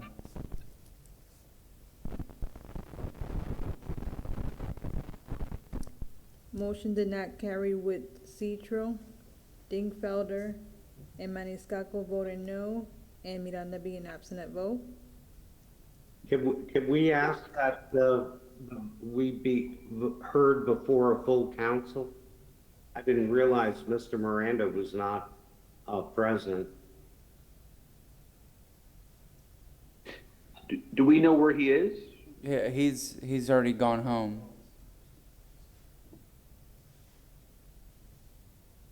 Mr. Shelby, since it's a split 3-3 vote and we have one council member missing, when would we schedule this for a full council hearing? On a 3-3 vote, your next regular meeting would be the time to do that. If it is, let's see, hold on a second.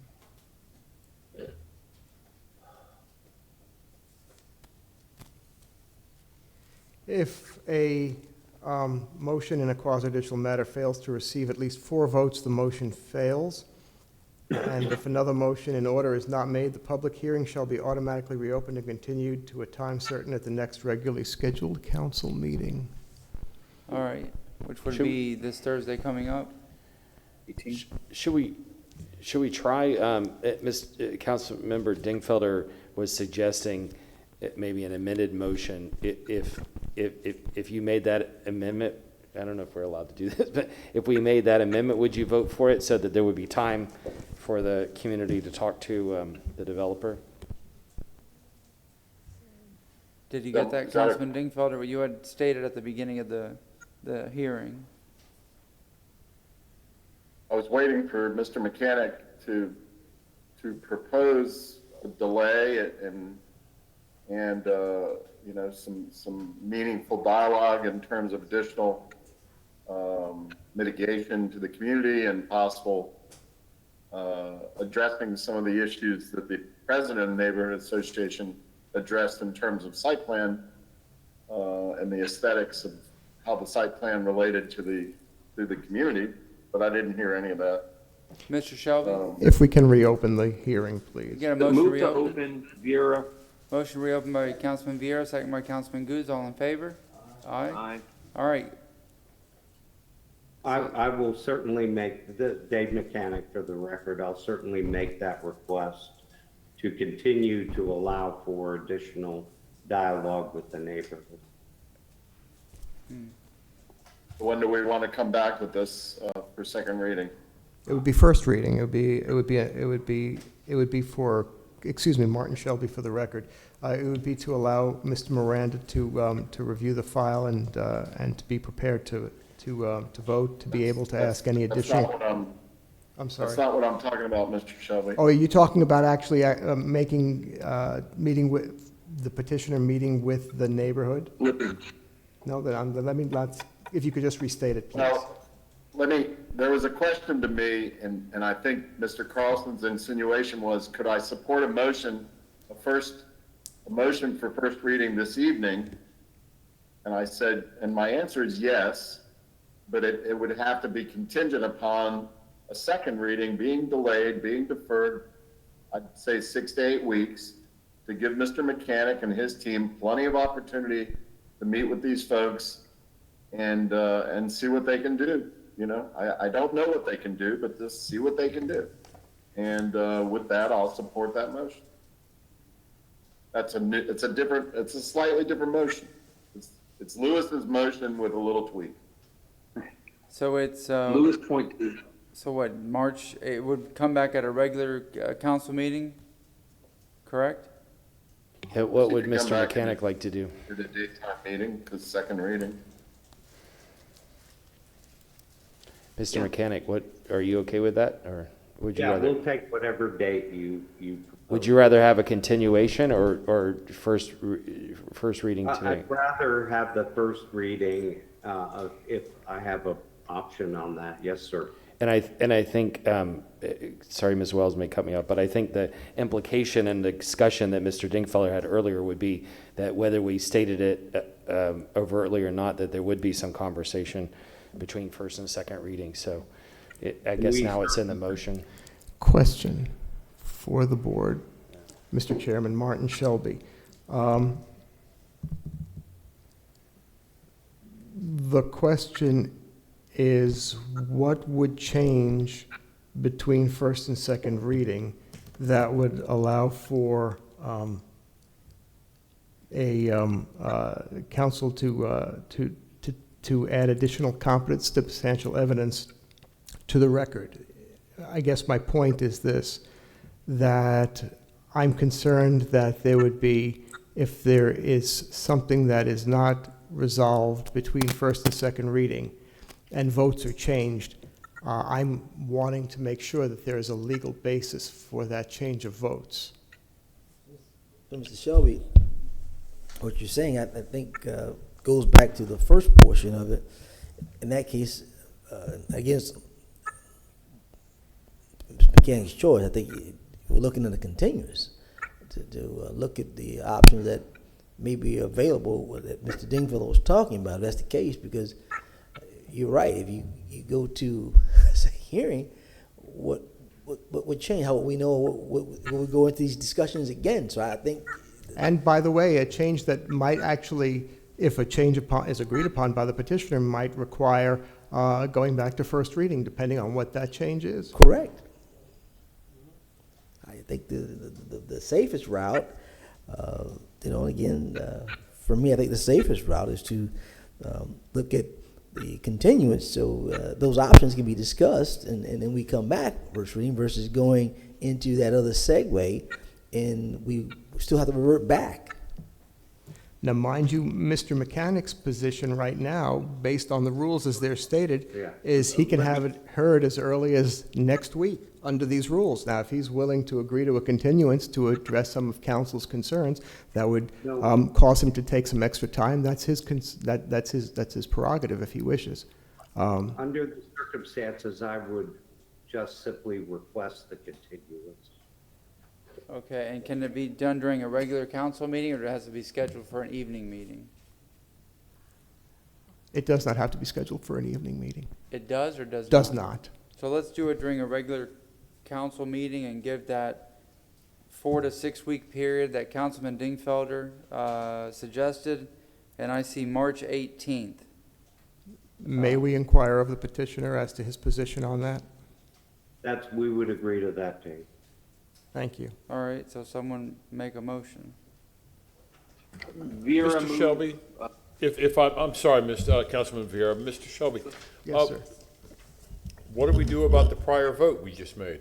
The prior vote failed per your rules on a 3-3. Yeah, and I understand that, but per our rules, they have to come back when there's a full board, do they not? So do we have to change the vote we made prior?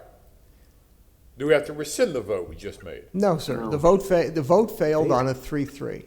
Now, with the request for a full board, which is what your rules require, Mr. Miranda must be prepared to then review the record sufficient to be able to vote. Otherwise, he can ask questions of the petitioner to be able to be in effect, the deciding vote. Shelby? Yes.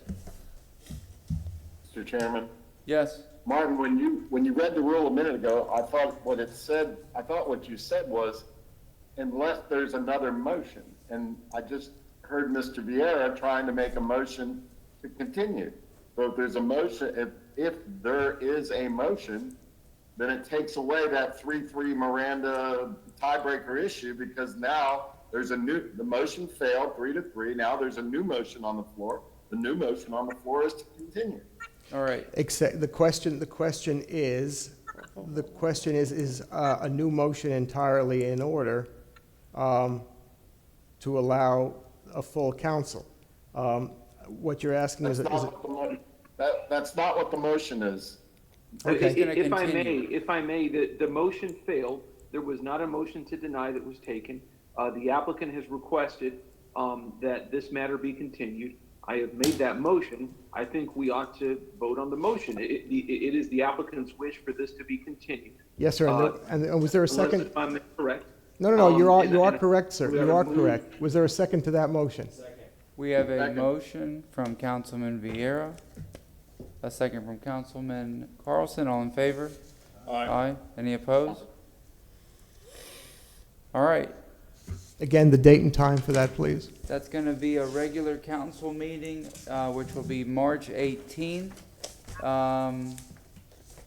Do we have it set during public hearings, 9:30? I would suggest 10:30. 10:30? For what date again, sir? March 18th, a regular council meeting at 10:30 a.m. Did you get that, Mr. Mechanic? Yes, sir. Thank you very much. Thank you very much. Thank you, council. Item number 9, Mr. Manassi. Thank you, Chair. Ryan Manassi, Development Coordination. Item number 9 is file number REZ 20-104. It's for the property located at 3110 East Lake Avenue, and the request before you is to rezone from RS50 residential single family to PD plan development for independent living facility. I'll defer to Jennifer Malone from the Planning Commission, and then if you'd please return to me. All right. Jennifer Malone with the Planning Commission. I'm just requesting permission to share my screen.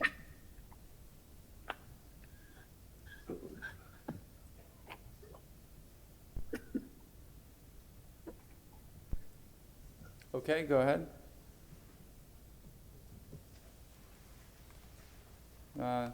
That's not the correct one. There it is. I apologize. Let me just, yep. All right, go ahead. It's located, okay. 20-104 is located in the Central Tampa Planning District. It is also located in the East Tampa Urban Village. It is a very narrow site off of East Lake Avenue. To the east of the subject site is a multifamily development. To the west is a church. There's another church to the south of the subject site. Further east, the development pattern transitions to more industrial uses, but there's multifamily and single family to the north and east of the subject site. So that's consistent with the underlying future land use designation of residential 20 to the east. On the darker brown is residential 35. The residential 20 designation allows up to 20 dwelling units to the acre. The subject site is currently developed with one single family home at a density of 2.94 units per acre, which is very underutilized considering this future land use designation. So the applicant under this request is proposing 5 dwelling units. That's a density of 14 units per acre. It's very consistent with the residential 20 future land use designation and that form that is anticipated under that future land use designation. So it would be utilizing underutilized land, providing housing for Tampa's growing population. We found that the PD met the policy direction in the comprehensive plan and the East Tampa Urban Village, and that concludes my presentation. I'm available for any questions. Thank you very much, Mr. Manassi. Thank you. If I could please share my screen. Mm-hmm. Go ahead, sir. Thank you. Again, item number 9, REZ 20-104. The rezoning request is RS50 to PD for independent living facility, and I'll get into that definition for that specified use. There are 4 proposed waivers that are shown here on screen. So the applicant is proposing to rezone the property, as I stated. It contains 1 lot measuring 50 feet by 308 feet. The application requests to construct 5 structures containing 660 square feet each for the use of a living facility. The applicant proposes 1 occupant per unit. The surface parking is proposed on the southern end of the property with vehicular access on East Lake Avenue.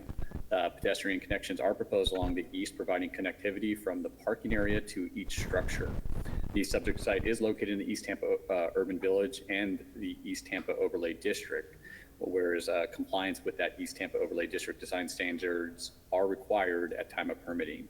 Urban design staff has reviewed this request and finds it inconsistent, and if you would refer to those urban design findings provided in the staff report.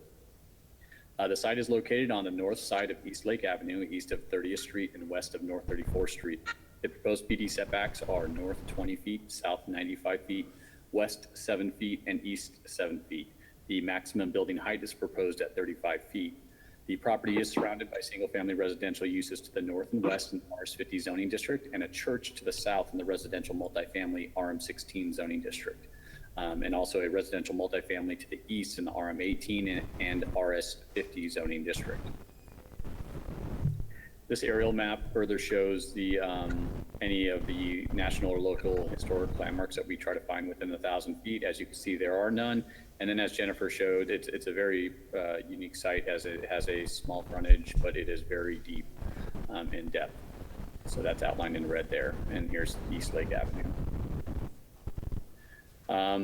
The slide before you is the PD plan. As you can see, the parking is in the front, and that kind of relates to one of the waivers from urban design, as they can't meet the urban design overlay requirements for that with the parking in the front, as you know, for the overlay standards requiring it to be to the side and such.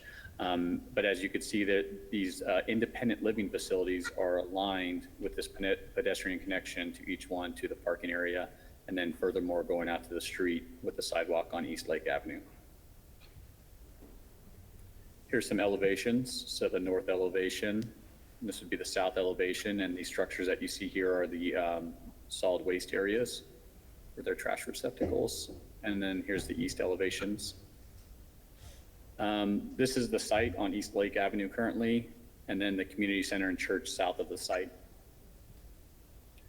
Here's to the east of the site on the left-hand side, and then a view looking east on Lake Ave. This is west of the site, single family, and then a view on the right-hand side, view looking west on Lake.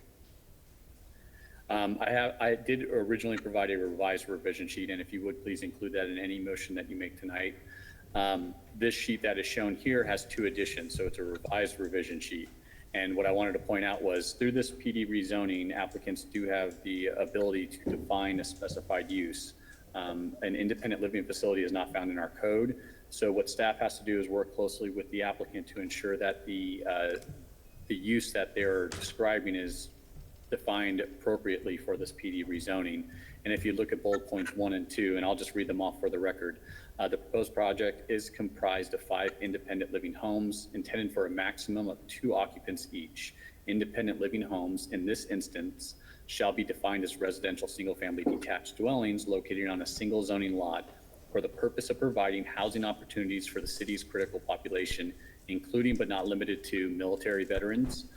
Manifestations Worldwide Inc. will provide a continuum of care for persons in need of a structured environment and position occupants for home ownership and financial independence. So that would be the definition for the independent living facility that's shown on this PD. And then the second bullet point that I just want to add, because this was a revised to the revision sheet, was per this PD approval, in order to meet the intended use as described above, the property must remain under common ownership. Dwellings shall not be sold for independent ownership. And then the page next to it is the second page of the original revision sheet that I previously sent. With that being said, the Development Review and Compliance staff has reviewed the application, and we find it inconsistent with the City of Tampa Land Development Code.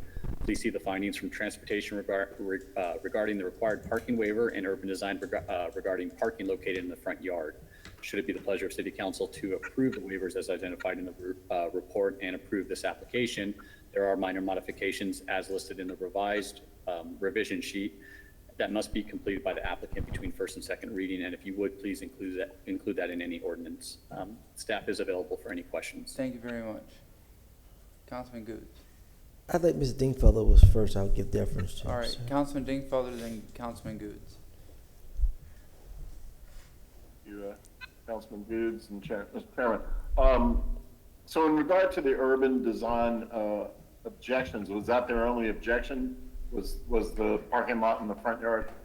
And my second question, Ryan, is there any other access to this property? Is there rear access in an alley 300 feet back, or what? Sure. So it is in regards to that parking area, yes, sir. And then there is no access to the north side, which would be the rear of the property. The only access they have, if you could see on screen, is off of the East Lake Avenue to this front parking area. So the only objection from design was the location of the parking area, which you're saying sort of creates that there's no place else to put it realistically. Is that what you're saying? That's correct, Councilman. And then there is, and just for the record, there is in the staff report another urban design comment. It's more or less addition between first and second reading that the applicant shouldn't have an issue with, but it relates to the unpainted or unfinished block building walls are prohibited. So, it has to be have an architectural finish, for the structures like stucco or et cetera. So urban design's requesting that note be added between first and second reading. But the main inconsistency finding, as you stated and I'm stating here, is that parking in the front, sir. Thank you. Councilman Goods.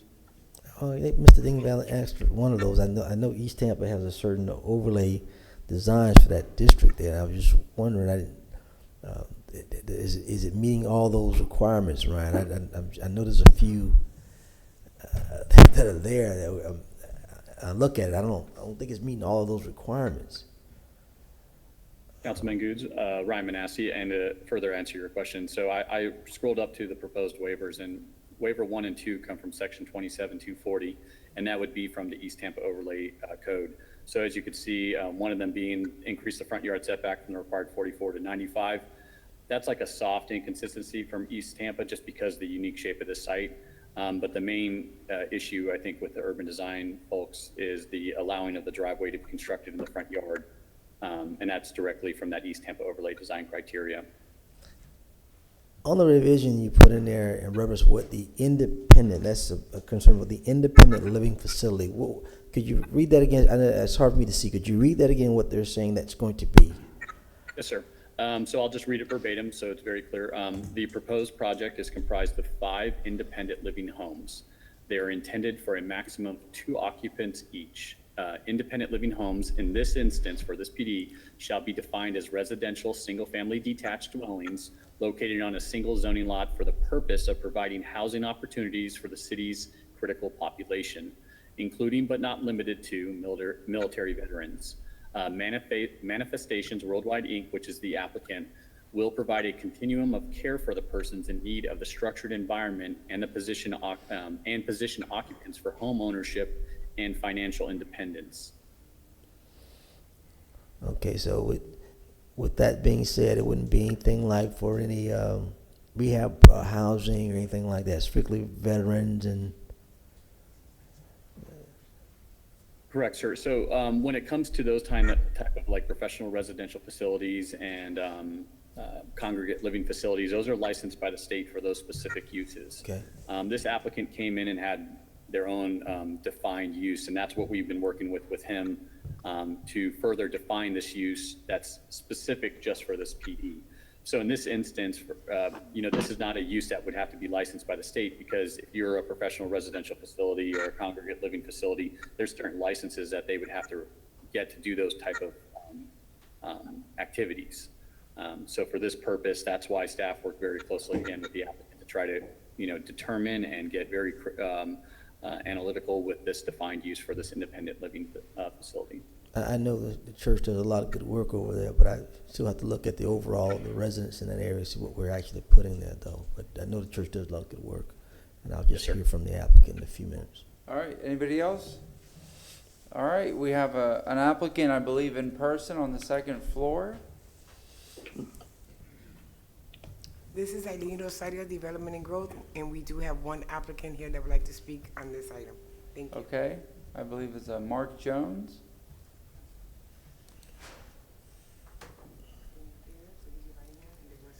Go ahead, sir. Please raise your right hand. We're going to swear you in. Do you swear or affirm you would tell the truth, the whole truth, and nothing but the truth?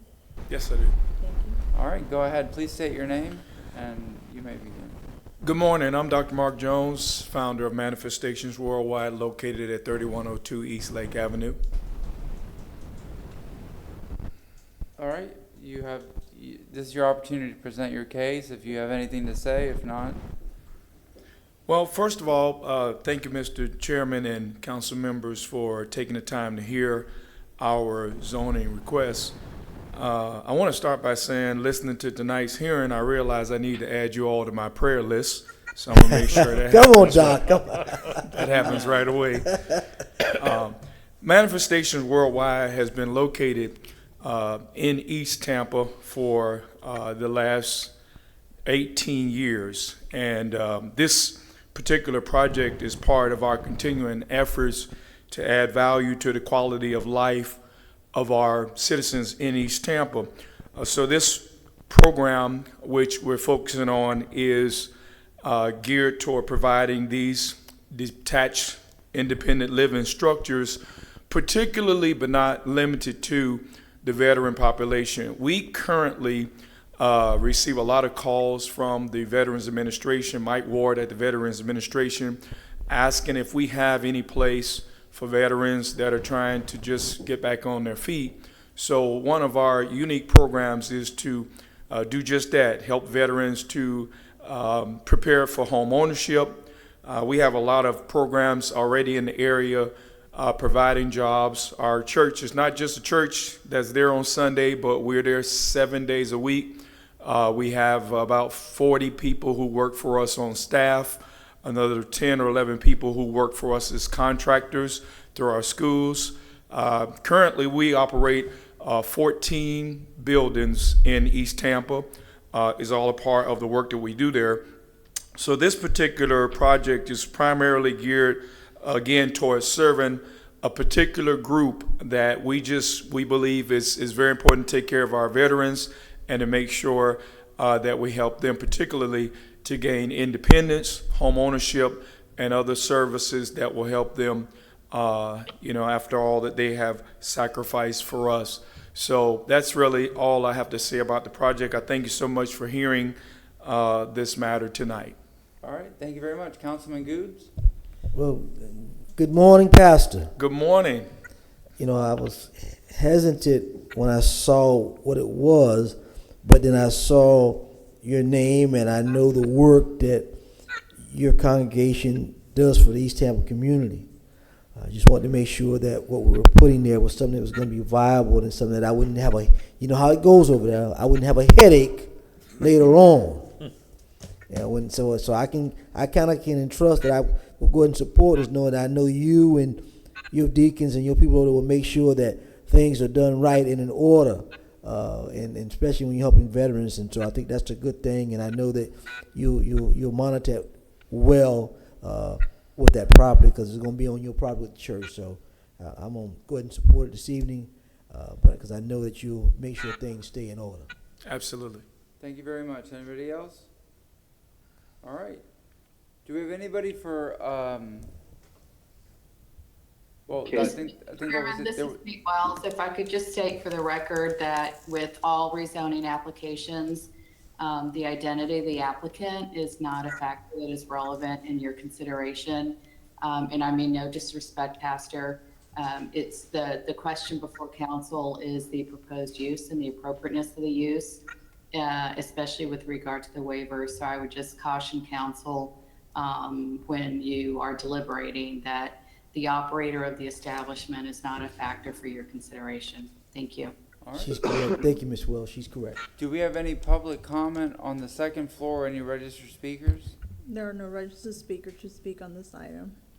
All right, and I believe there was nobody down there, correct? Correct. Do we They have a motion left to close? yesterday. Just Yeah. kidding. Do you have a motion to close? Move to close. Motion closed for Councilman Citro, second for Councilman Carlson. All in favor? Aye. Councilman Goods, would you like to read this? File number REZ 20-104. Ordinance being presented for first reading consideration. An ordinance rezoning property in the general vicinity of 3110 East Lake Avenue in the city of Tampa, Florida, and more particularly described in section 1 from zoning district classification RS50 residential single family to PD planned development independent living facility, provide an effective date. State findings based on the staff report compliance with applicable goals, objectives, and policies with the comprehensive plan. The development promotes new housing on utilized land. LU policy 21.2 as a density of 14 units acre, a density plan for allowable under the RU20 FLU. Proposed development as shown on the site plan promotes or encourages development that is appropriate in location, character, and compatibility with the surrounding neighborhood. We have a motion from Councilman Goods, a second from Councilman Carlson. Roll call vote. Dingfelder, If I may, before the vote, just for the record, did the motion include the revised revision sheet? And the revision sheet. All right, we have the motion from Councilman Goods with the revision sheet, second by Councilman Carlson. Roll call vote. Dingfelder, Yes. Citro, Yes. Miranda, Carlson, Yes. Goods, Yes. Vieira, No, just kidding, yes. and Maniscalco. Motion carried with Miranda being absent at vote. Second reading and adoption will be held on March 4th at 9:30 a.m. Thank you very much. Gotta have some humor, Pastor. I know who not to pray for. I voted yes. Pastor, on your next project, make it 7 of these individual units and we'd each have 1. Keep that in mind. Thank you very much, sir. Thank you. All right, we go to the last item of the night. Mr. Can't hear you, Mr. Chairman. We go to the last item of the night. Mr. Manassi. Thank you, Chair. Item number 10, file number REZ 21-01 is for the property located at 1701 West Gray Street and 1720 West Carmen Street. The request before you is to rezone from RS50 and PD plan development to PD for retail sales convenience goods, and multifamily residential. That's with a bonus provision agreement pursuant to 27-140 of the Land Development Code to increase the intensity from 1.0 to 1.68 FAR. I will defer to the Planning Commission for their report, and if you please return to me. Jennifer Malone with the Planning Commission. You should see my screen any moment now for REZ 21-01. Yes, we can. Go ahead. Fantastic. So this is located in the Central Tampa Planning District as well as the West Tampa Urban Village. It's outlined in purple. There's been a lot of development in this area. It's a mix of single-family detached, multifamily residential, a few remaining industrial uses. We're north of Kennedy and west of the University of Tampa. So the future land use map kind of reflects that diversity of uses in the area. The adopted future land use of the subject site, it has two actually. It's community mixed use 35, and then there's one small piece of residential 10 on the subject site. So there's residential 10, which is that orange color to the north and west of the subject site. There's a lot of community mixed use 35. There's also a little bit of remaining general mixed use 24, which is that lighter purple color. So the applicant has on the PD provided a line to delineate the different future land use designations, and there's nothing in that residential 10 future land use designation that's inconsistent with that designation. So that part is consistent. They're utilizing this correctly. As you know, that this area has experienced a surge of growth in the last decade. This comprehensive plan is supportive of this transition from these industrial uses to more of a mixed-use development pattern. We did find that it was consistent. It provides a mix of uses. It's supporting pedestrian activity. It will enhance the West Tampa Urban Village pedestrian or urban nature.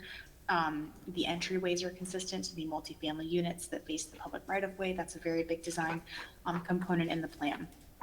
So overall, it supports pedestrian mobility and furthers the mixed use and urban village policies of the comprehensive plan. It is also compatible with the surrounding development pattern and furthers redevelopment goals and policies of the urban villages and mixed use corridors. So it's consistent, and I'm available for any questions. Thank you. Any questions at this time? Hearing none, Mr. Manassi, go ahead. Thank you, Chair, and I'm sharing my screen. And again, item number 10 is file number REZ 21-01. The current zoning RS50 and PD plan development, RS50 being single family, and then the plan development already being approved is for residential, multifamily, and retail sales convenience goods. The request before you tonight is to convert all of it to PD plan development for multiple family residential and retail sales convenience goods. The waivers 1 through 5 are previously approved through file REZ 18-79.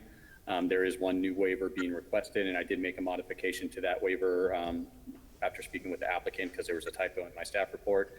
It's the section 27-285 to reduce the required amount of multiple family green space from 79,100 square feet to 27,234 square feet with payment for fee in lieu at time of permitting, and that's to be modified between first and second reading should this be approved at first reading here.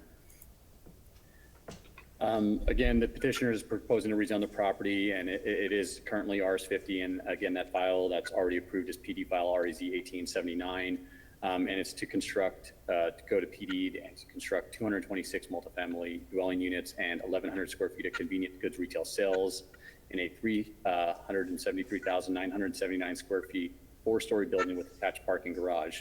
The 2.89 acre property encompasses the block bounded by West Carmen Street to the north, North Rome Avenue to the east, West Gray Street to the south, and North Fremont Avenue to the west. This request is for approval of the same uses currently approved in the file number REZ 18-79. The 2018 rezoning included the majority of the block with the exception of one parcel zoned RS50. Since that time of the 2018 approval, the applicant has gained ownership of the parcel and is before you requested to rezone the entire block under that one PD plan zoning. The site is surrounded by warehousing and office uses to the east and north in the IG zoning district, detached single-family residence to the north and west in the RS50 zoning district, and planned development for multifamily residential to the south. The site is located in the West Tampa Overlay District. The proposed building setbacks are north 5 feet for the garage and 10 feet for the main building, south 10 feet, east 10 feet, and west 10 feet. The maximum building height is proposed at 55 feet or 4 stories, And based on the proposed number of dwelling units and bedrooms, as well as the retail use, a total of 407 parking spaces are required and 348 are being provided. The 15% parking reduction waiver was granted by City Council in the 2018 approval. Vehicular access to the parking garage is proposed on West Gray Street. Property has the future land use designation of Community Mixed Use 35, CMU 35, which allows for the floor area ratio of 1.0 by right, with up to 2.0 through a planned development with associated development agreement, including the provisions of bonus criteria pursuant to Section 27140. And correction to the staff report, I did have after that sentence, the project proposing increased density intensity, which it doesn't. The project is decreasing FAR from 1.76 to 1.68 with adding land, but not the entitlements. So pursuant to Section 27140, the proposed FAR of 1.68 in the CMU 35 equals a payment in the amount of $1,015,102.27. An associated development agreement has been prepared for consideration by City Council. The site as located, as you could see, it's outlined in red. There are no local or national historic landmarks within 1,000 feet. To just briefly explain, see this outline of yellow, that was the one parcel that was not in the original 2018 rezoning. So that's what's being encompassed now. And then to show you on the site plan itself, to further explain the entitlement situation, this is that same parcel. So it's green space. They're adding their green space. There's no additional units from the 2018 approval. So this was already approved in its entirety, and with the exception of this new lot that it's being added to this plan development. And then there's some pictures of the elevations that I'll scroll through. And then the photos, this is the south end of the site on the left side looking east on Gray Street. Middle photo south of site on Gray, and then to the right southwest of site on Gray Street. Left photo is west of the site, that's the northwest corner of Gray and Fremont, and the right photo is west of the site, which is the southwest corner of Carmen and Fremont. And then the left photo is view looking east on Carmen, and the center photo is view looking west on Carmen, and then the right photo is west end of the site. And as you can see, the construction's already been taking place from that 2018 approval. Top left, north of site, going over to the right, north of site, northeast corner of Carmen and Fremont, single family, and then northeast of the site, the multifamily, and northwest of site, the northwest corner of Carmen and Fremont. The development review and compliance staff has reviewed the application, and we do find it consistent with the City of Tampa land development regulations. Should it be the pleasure of City Council to approve the waivers as identified in the report and approve this application, there are further modifications needed to the site plan between first and second reading as shown on the revision sheet. And if you would, in any motion to approve this, please include that revision sheet in your motion. Staff is available for any questions you may have. Do we have any questions at this time? All right, we'll go to the applicant. I see Anthony Everett on the line. We did not swear him in. If you could raise your right hand. Do you swear or affirm you would tell the truth, the whole truth, and nothing but the truth? I do. Thank you. And the clerk's office did receive written comments, and there are no registered speaker for this item. Very good. Mr. Mechanic, if you'd like to begin. Yes, sir. Mr. Chairman, David Mechanic here on behalf of the applicant. I have with me Anthony Everett, the owner, developer of the project. May I share my screen, please?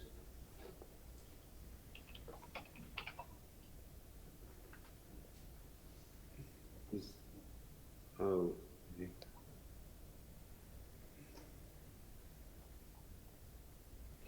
Not yet, not yet.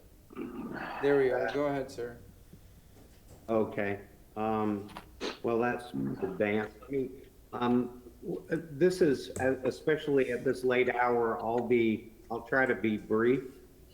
This should be a fairly simple approval because the only change we are requesting is the addition of a single family lot, which appears in the northwest corner of the upper left-hand corner of the site plan, which you see in the medium dark green shading. We are not asking for additional development entitlements. We are not changing the buildings whatsoever. And in fact, the building is under construction and is anticipated to be complete on May 1st of the year. So again, all we are trying to accomplish is to add approximately 4,500 square feet of green space to the project. It changes a lot of the numbers in the site plan. For example, the green space waiver is actually being reduced by 4,400 feet. That is, we are in fact providing 4,400 more square feet of green space than we did under the prior approval. This is a rendering of the project as it is complete. So we are simply adding the single family lot to the development for the purpose of creating green and open space for the project. And we'll be happy to answer any questions. Any questions of the applicant at this time? All right, do we have anybody in the public there that is here to speak? Eileen Rosario, Development and Growth, and there's no one here to speak on this item. Good night. All right, and there's nobody registered. Anything else before we ask for a motion to close? Motion to close? Second. Motion to close from Councilman Good, second Councilman Citro. All in favor, say aye. Aye. Any opposed? Councilman Citro, would you like to take this? And there's also the Resolution. resolution. Yes, sir. Mr. Chair, thank you very much. File number REZ. Mr. Chairman, I'm sorry. Ms. The Wells. resolution is something council will consider at second reading if this is approved on first reading this evening. Okay. So we don't have to read it. Okay. And don't forget the revision sheet. Go ahead, sir. You sure? Yeah. Okay. File number REZ 21-01.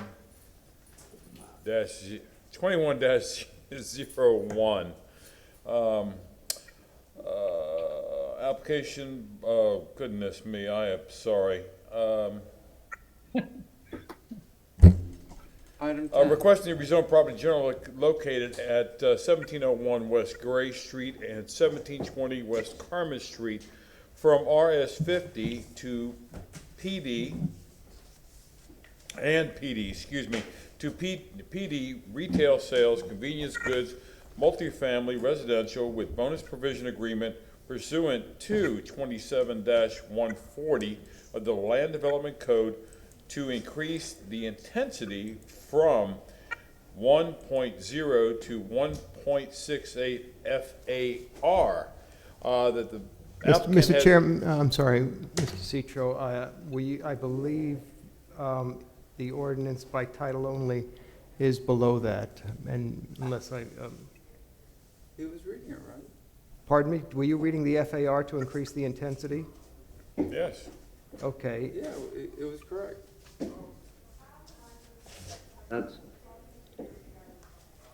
I'm sorry, what is the ordinance being presented for first reading by title only? Item number 10? Yes. Yeah, item number 10, ordinance being presented. Yeah, I don't see anything in the title relating to the FAR. Reading the bonus resolution. Oh, you were reading the bonus resolution? No, that resolution doesn't include that in the title either. I think he was reading just the first paragraph under the agenda describing the nature of the public hearing. Then all That's need to the be done is only just paragraph. moving of the Yes. resolution? No. Basically, you see where it says, I'm sorry, I know it's late. You see where it says ordinance being presented for first reading consideration under item number 10? No, I don't have that there. Sorry. Okay, let me pass it to you. Do I not? Is the ordinance, are you, Oh, no, he's got a different thing here. Here, never mind. I got it. I'll get it. I have it. Thank you very much.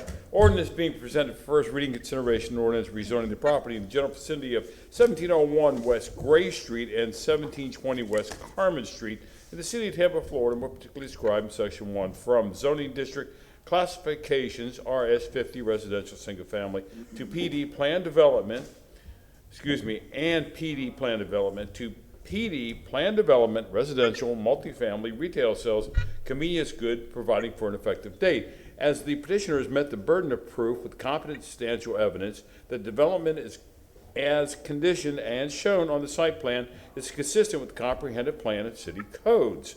The inclusion of the parcel of the property located at 1720 West Carmen Street allows for development which promotes the mixed-use development pattern and infill on underutilized UL Policy 2.1.2 at the intensity of the 1.68 FRA. The increase of the intensity above 1.0 FAR is appropriate at this location. The request for the waivers will not substantially interfere or injure the rights of those of others whose property would be affected by the waivers, and I'm also including the resolution. No, please don't include the resolution. That's going to be done at the second reading. Excuse me, I But do is there a apologize. revision sheet associated with it? But there is a revision sheet associated with it. Thank you very much. It is late. We have a motion from Councilman Citro, second from Councilman Carlson. Roll call vote. Goose, Yes. Viera, Yes. Miranda, Carlson, Yes. Citro, Yes. Dingfelder, Yes. and Maniscalco. Yes. Motion carried with Miranda being absent at vote. Second reading and adoption will be held on March 4th at 9:30 a.m. Thank you, Mr. Chair. Thank you. New business. Councilman Viera, do you have anything, sir? Yeah, I got a couple, Mr. Chair, if I may, just really fast. First, I move, y'all may have read in the Tampa Bay Times on a young man named Josh Felder, a young man from Best Buddies with autism who danced in the Super Bowl. Yep. And I wanted to give him a Tampa City Council commendation. I know Joshua, he's a heck of a great guy. Just off, actually, you know what? No, February 25th, 2021 workshop virtually at 9 a.m. if we may. Is this the gentleman that his mom saw him on TV and she recognized him by his eyes? You know, I don't know. I don't know. I didn't read that. I don't know. She saw his eyes and Because he was wearing the mask. Yeah. Yeah, maybe that was him. All right, we have a motion Second. from Councilman Viera, second from Councilman Carlson. All in favor? Aye. Go ahead, sir. Thank you, sir. Our next one is, I referenced it this morning. I motion for the city attorney or chief of staff, to report back to Tampa City Council at our next regular session, or whenever is the minimal with you, Mr. Chair and council, so that we can discuss how to potentially move forward in a manner that is consistent with the law, et cetera, with the funds that have been collected for transportation sales tax, which my estimation is a little over, from what I hear, almost $60 million. It's my understanding that the decisions on how to move forward are something that the city attorney could opine on. I'd also like to talk about, for city staff to talk about what projects these funds prospectively would be utilized for. Motion from Councilman Viera. Do we have a second? Second. Second from Councilman Goose. All in favor? Aye. Any opposed? And, Mr. Chairman, I believe, just want to make sure the clerk has gotten it, I believe, Councilman Viera, that you were referencing all for transportation, but your transmission was garbled. Is that correct? Yes. Thank you. AFT. Yeah. And then that's it. I mean, you know, it's ironic. I was going to talk some about the length of the meetings, an idea that I had, but it's too damn late. So there you go. Sir. Thank you very much. Councilman Dingfelder, do you have anything for new business, sir? Well, you know, it's funny. I remember a couple of months ago, I tried to bring up that off-transportation question, and the city attorney jumped in and shut me down real quick. So I guess the key is to do it after midnight. Anyway, I'm all for it, Louis. So, yeah, the only thing I wanted to bring up during city council as related to what I was talking about this morning was in regard to trying to identify a park in Channelside to name after our former councilwoman Linda Solcena. So I'd like to make a motion to request that city staff meet and work with the CRA staff to identify an appropriate park in Channelside to name after Linda Solcena and come back to us with a report in 60 days. When would that be, Mr. Shelby? Regular city council Second. morning meeting. He's checking. February, March, April? March Yep. and April, the end of April? Are you, The beginning of April. The 15th of April? Perfect. 15th of April during staff reports. We have a motion from Councilman Dingfelder, second from Councilman Goose. All in favor? Aye. Any opposed? Anything else, sir? Great, thank you, Mr. Chairman. Good night. Councilman Citro. Thank you very much, Mr. Chair. Number one, I would like to thank Chief Tripp, Fire Marshal Reed, and all the crew members that were on Fireboat number 1, which is the Patriot, City of Tampa Fireboat, for allowing me to be on board during the Bucks Parade. It is was just an amazing trip. So, having said that, I would also like a motion to present a commendation to the Super Bowl champions, Tampa Bay Buccaneers. I knew it was coming. We have a motion from Councilman Citro. But I understand that they have spread out across the country to rightfully so visit their families after being locked down. So if we can make that about 2 months out. Yeah, we'll make it to be determined once we coordinate with them. And sounds good. So I make that motion. motion from Councilman Citro, second from Councilman Goose. All in favor? Aye. Any opposed? One more, Mr. Chair, thank you very much. And this comes from the lovely ladies, AA ladies, one of which happens to be the woman who gave birth to me. I move to provide a commendation to the Parks and Recreation Department for their great efforts to promote safety and well-being of the citizens of Tampa during the COVID pandemic. Parks and Recreation Department provided COVID-19 vaccinations for seniors over 65 enrolled in their recreational programs. This exciting opportunity took place Saturday, January 16th, and the second round of vaccinations came on February 6th at the David Barksdale Active Older Adult Center. And if I may read out the name of the people who were responsible for this. Lisa Bryant, John Grimsley, Jeff Van Orden, Robert Dell, Lalita Lovett, Annette Grambrell, Chamika Jean Philippe, John Wilds, Joanna Mangiocho, Tyler Davis, Hanley Bomiki, and I'm sorry if I'm mispronouncing some people's names, but more especially these two gentlemen, Charlie Bramley and Mr. John Allen. We have a motion from Councilman Citro. Do we have a second? Second from Councilman Carlson. All in favor? Aye. I think you're missing a couple of people. I know a couple of people that were at Boxdale both days. I think you're missing a few that's on your list. These came straight from Ms. Hill. So if we've missed anybody, all right. Anything else? No, that cleans me off. A good meeting tonight. Mr. Chair, if I may? Yes. I apologize for Councilman Citro's motion of the Bucks. Just to put this into sunshine, we had all received an email from a daughter of a gentleman who was dying of cancer. Apparently a big Bucks fan. So if we can, Councilman Citro, I'll have my aide work with yours on seeing if the family's amenable. Maybe if he wanted to go on the boat, and obviously it's very difficult.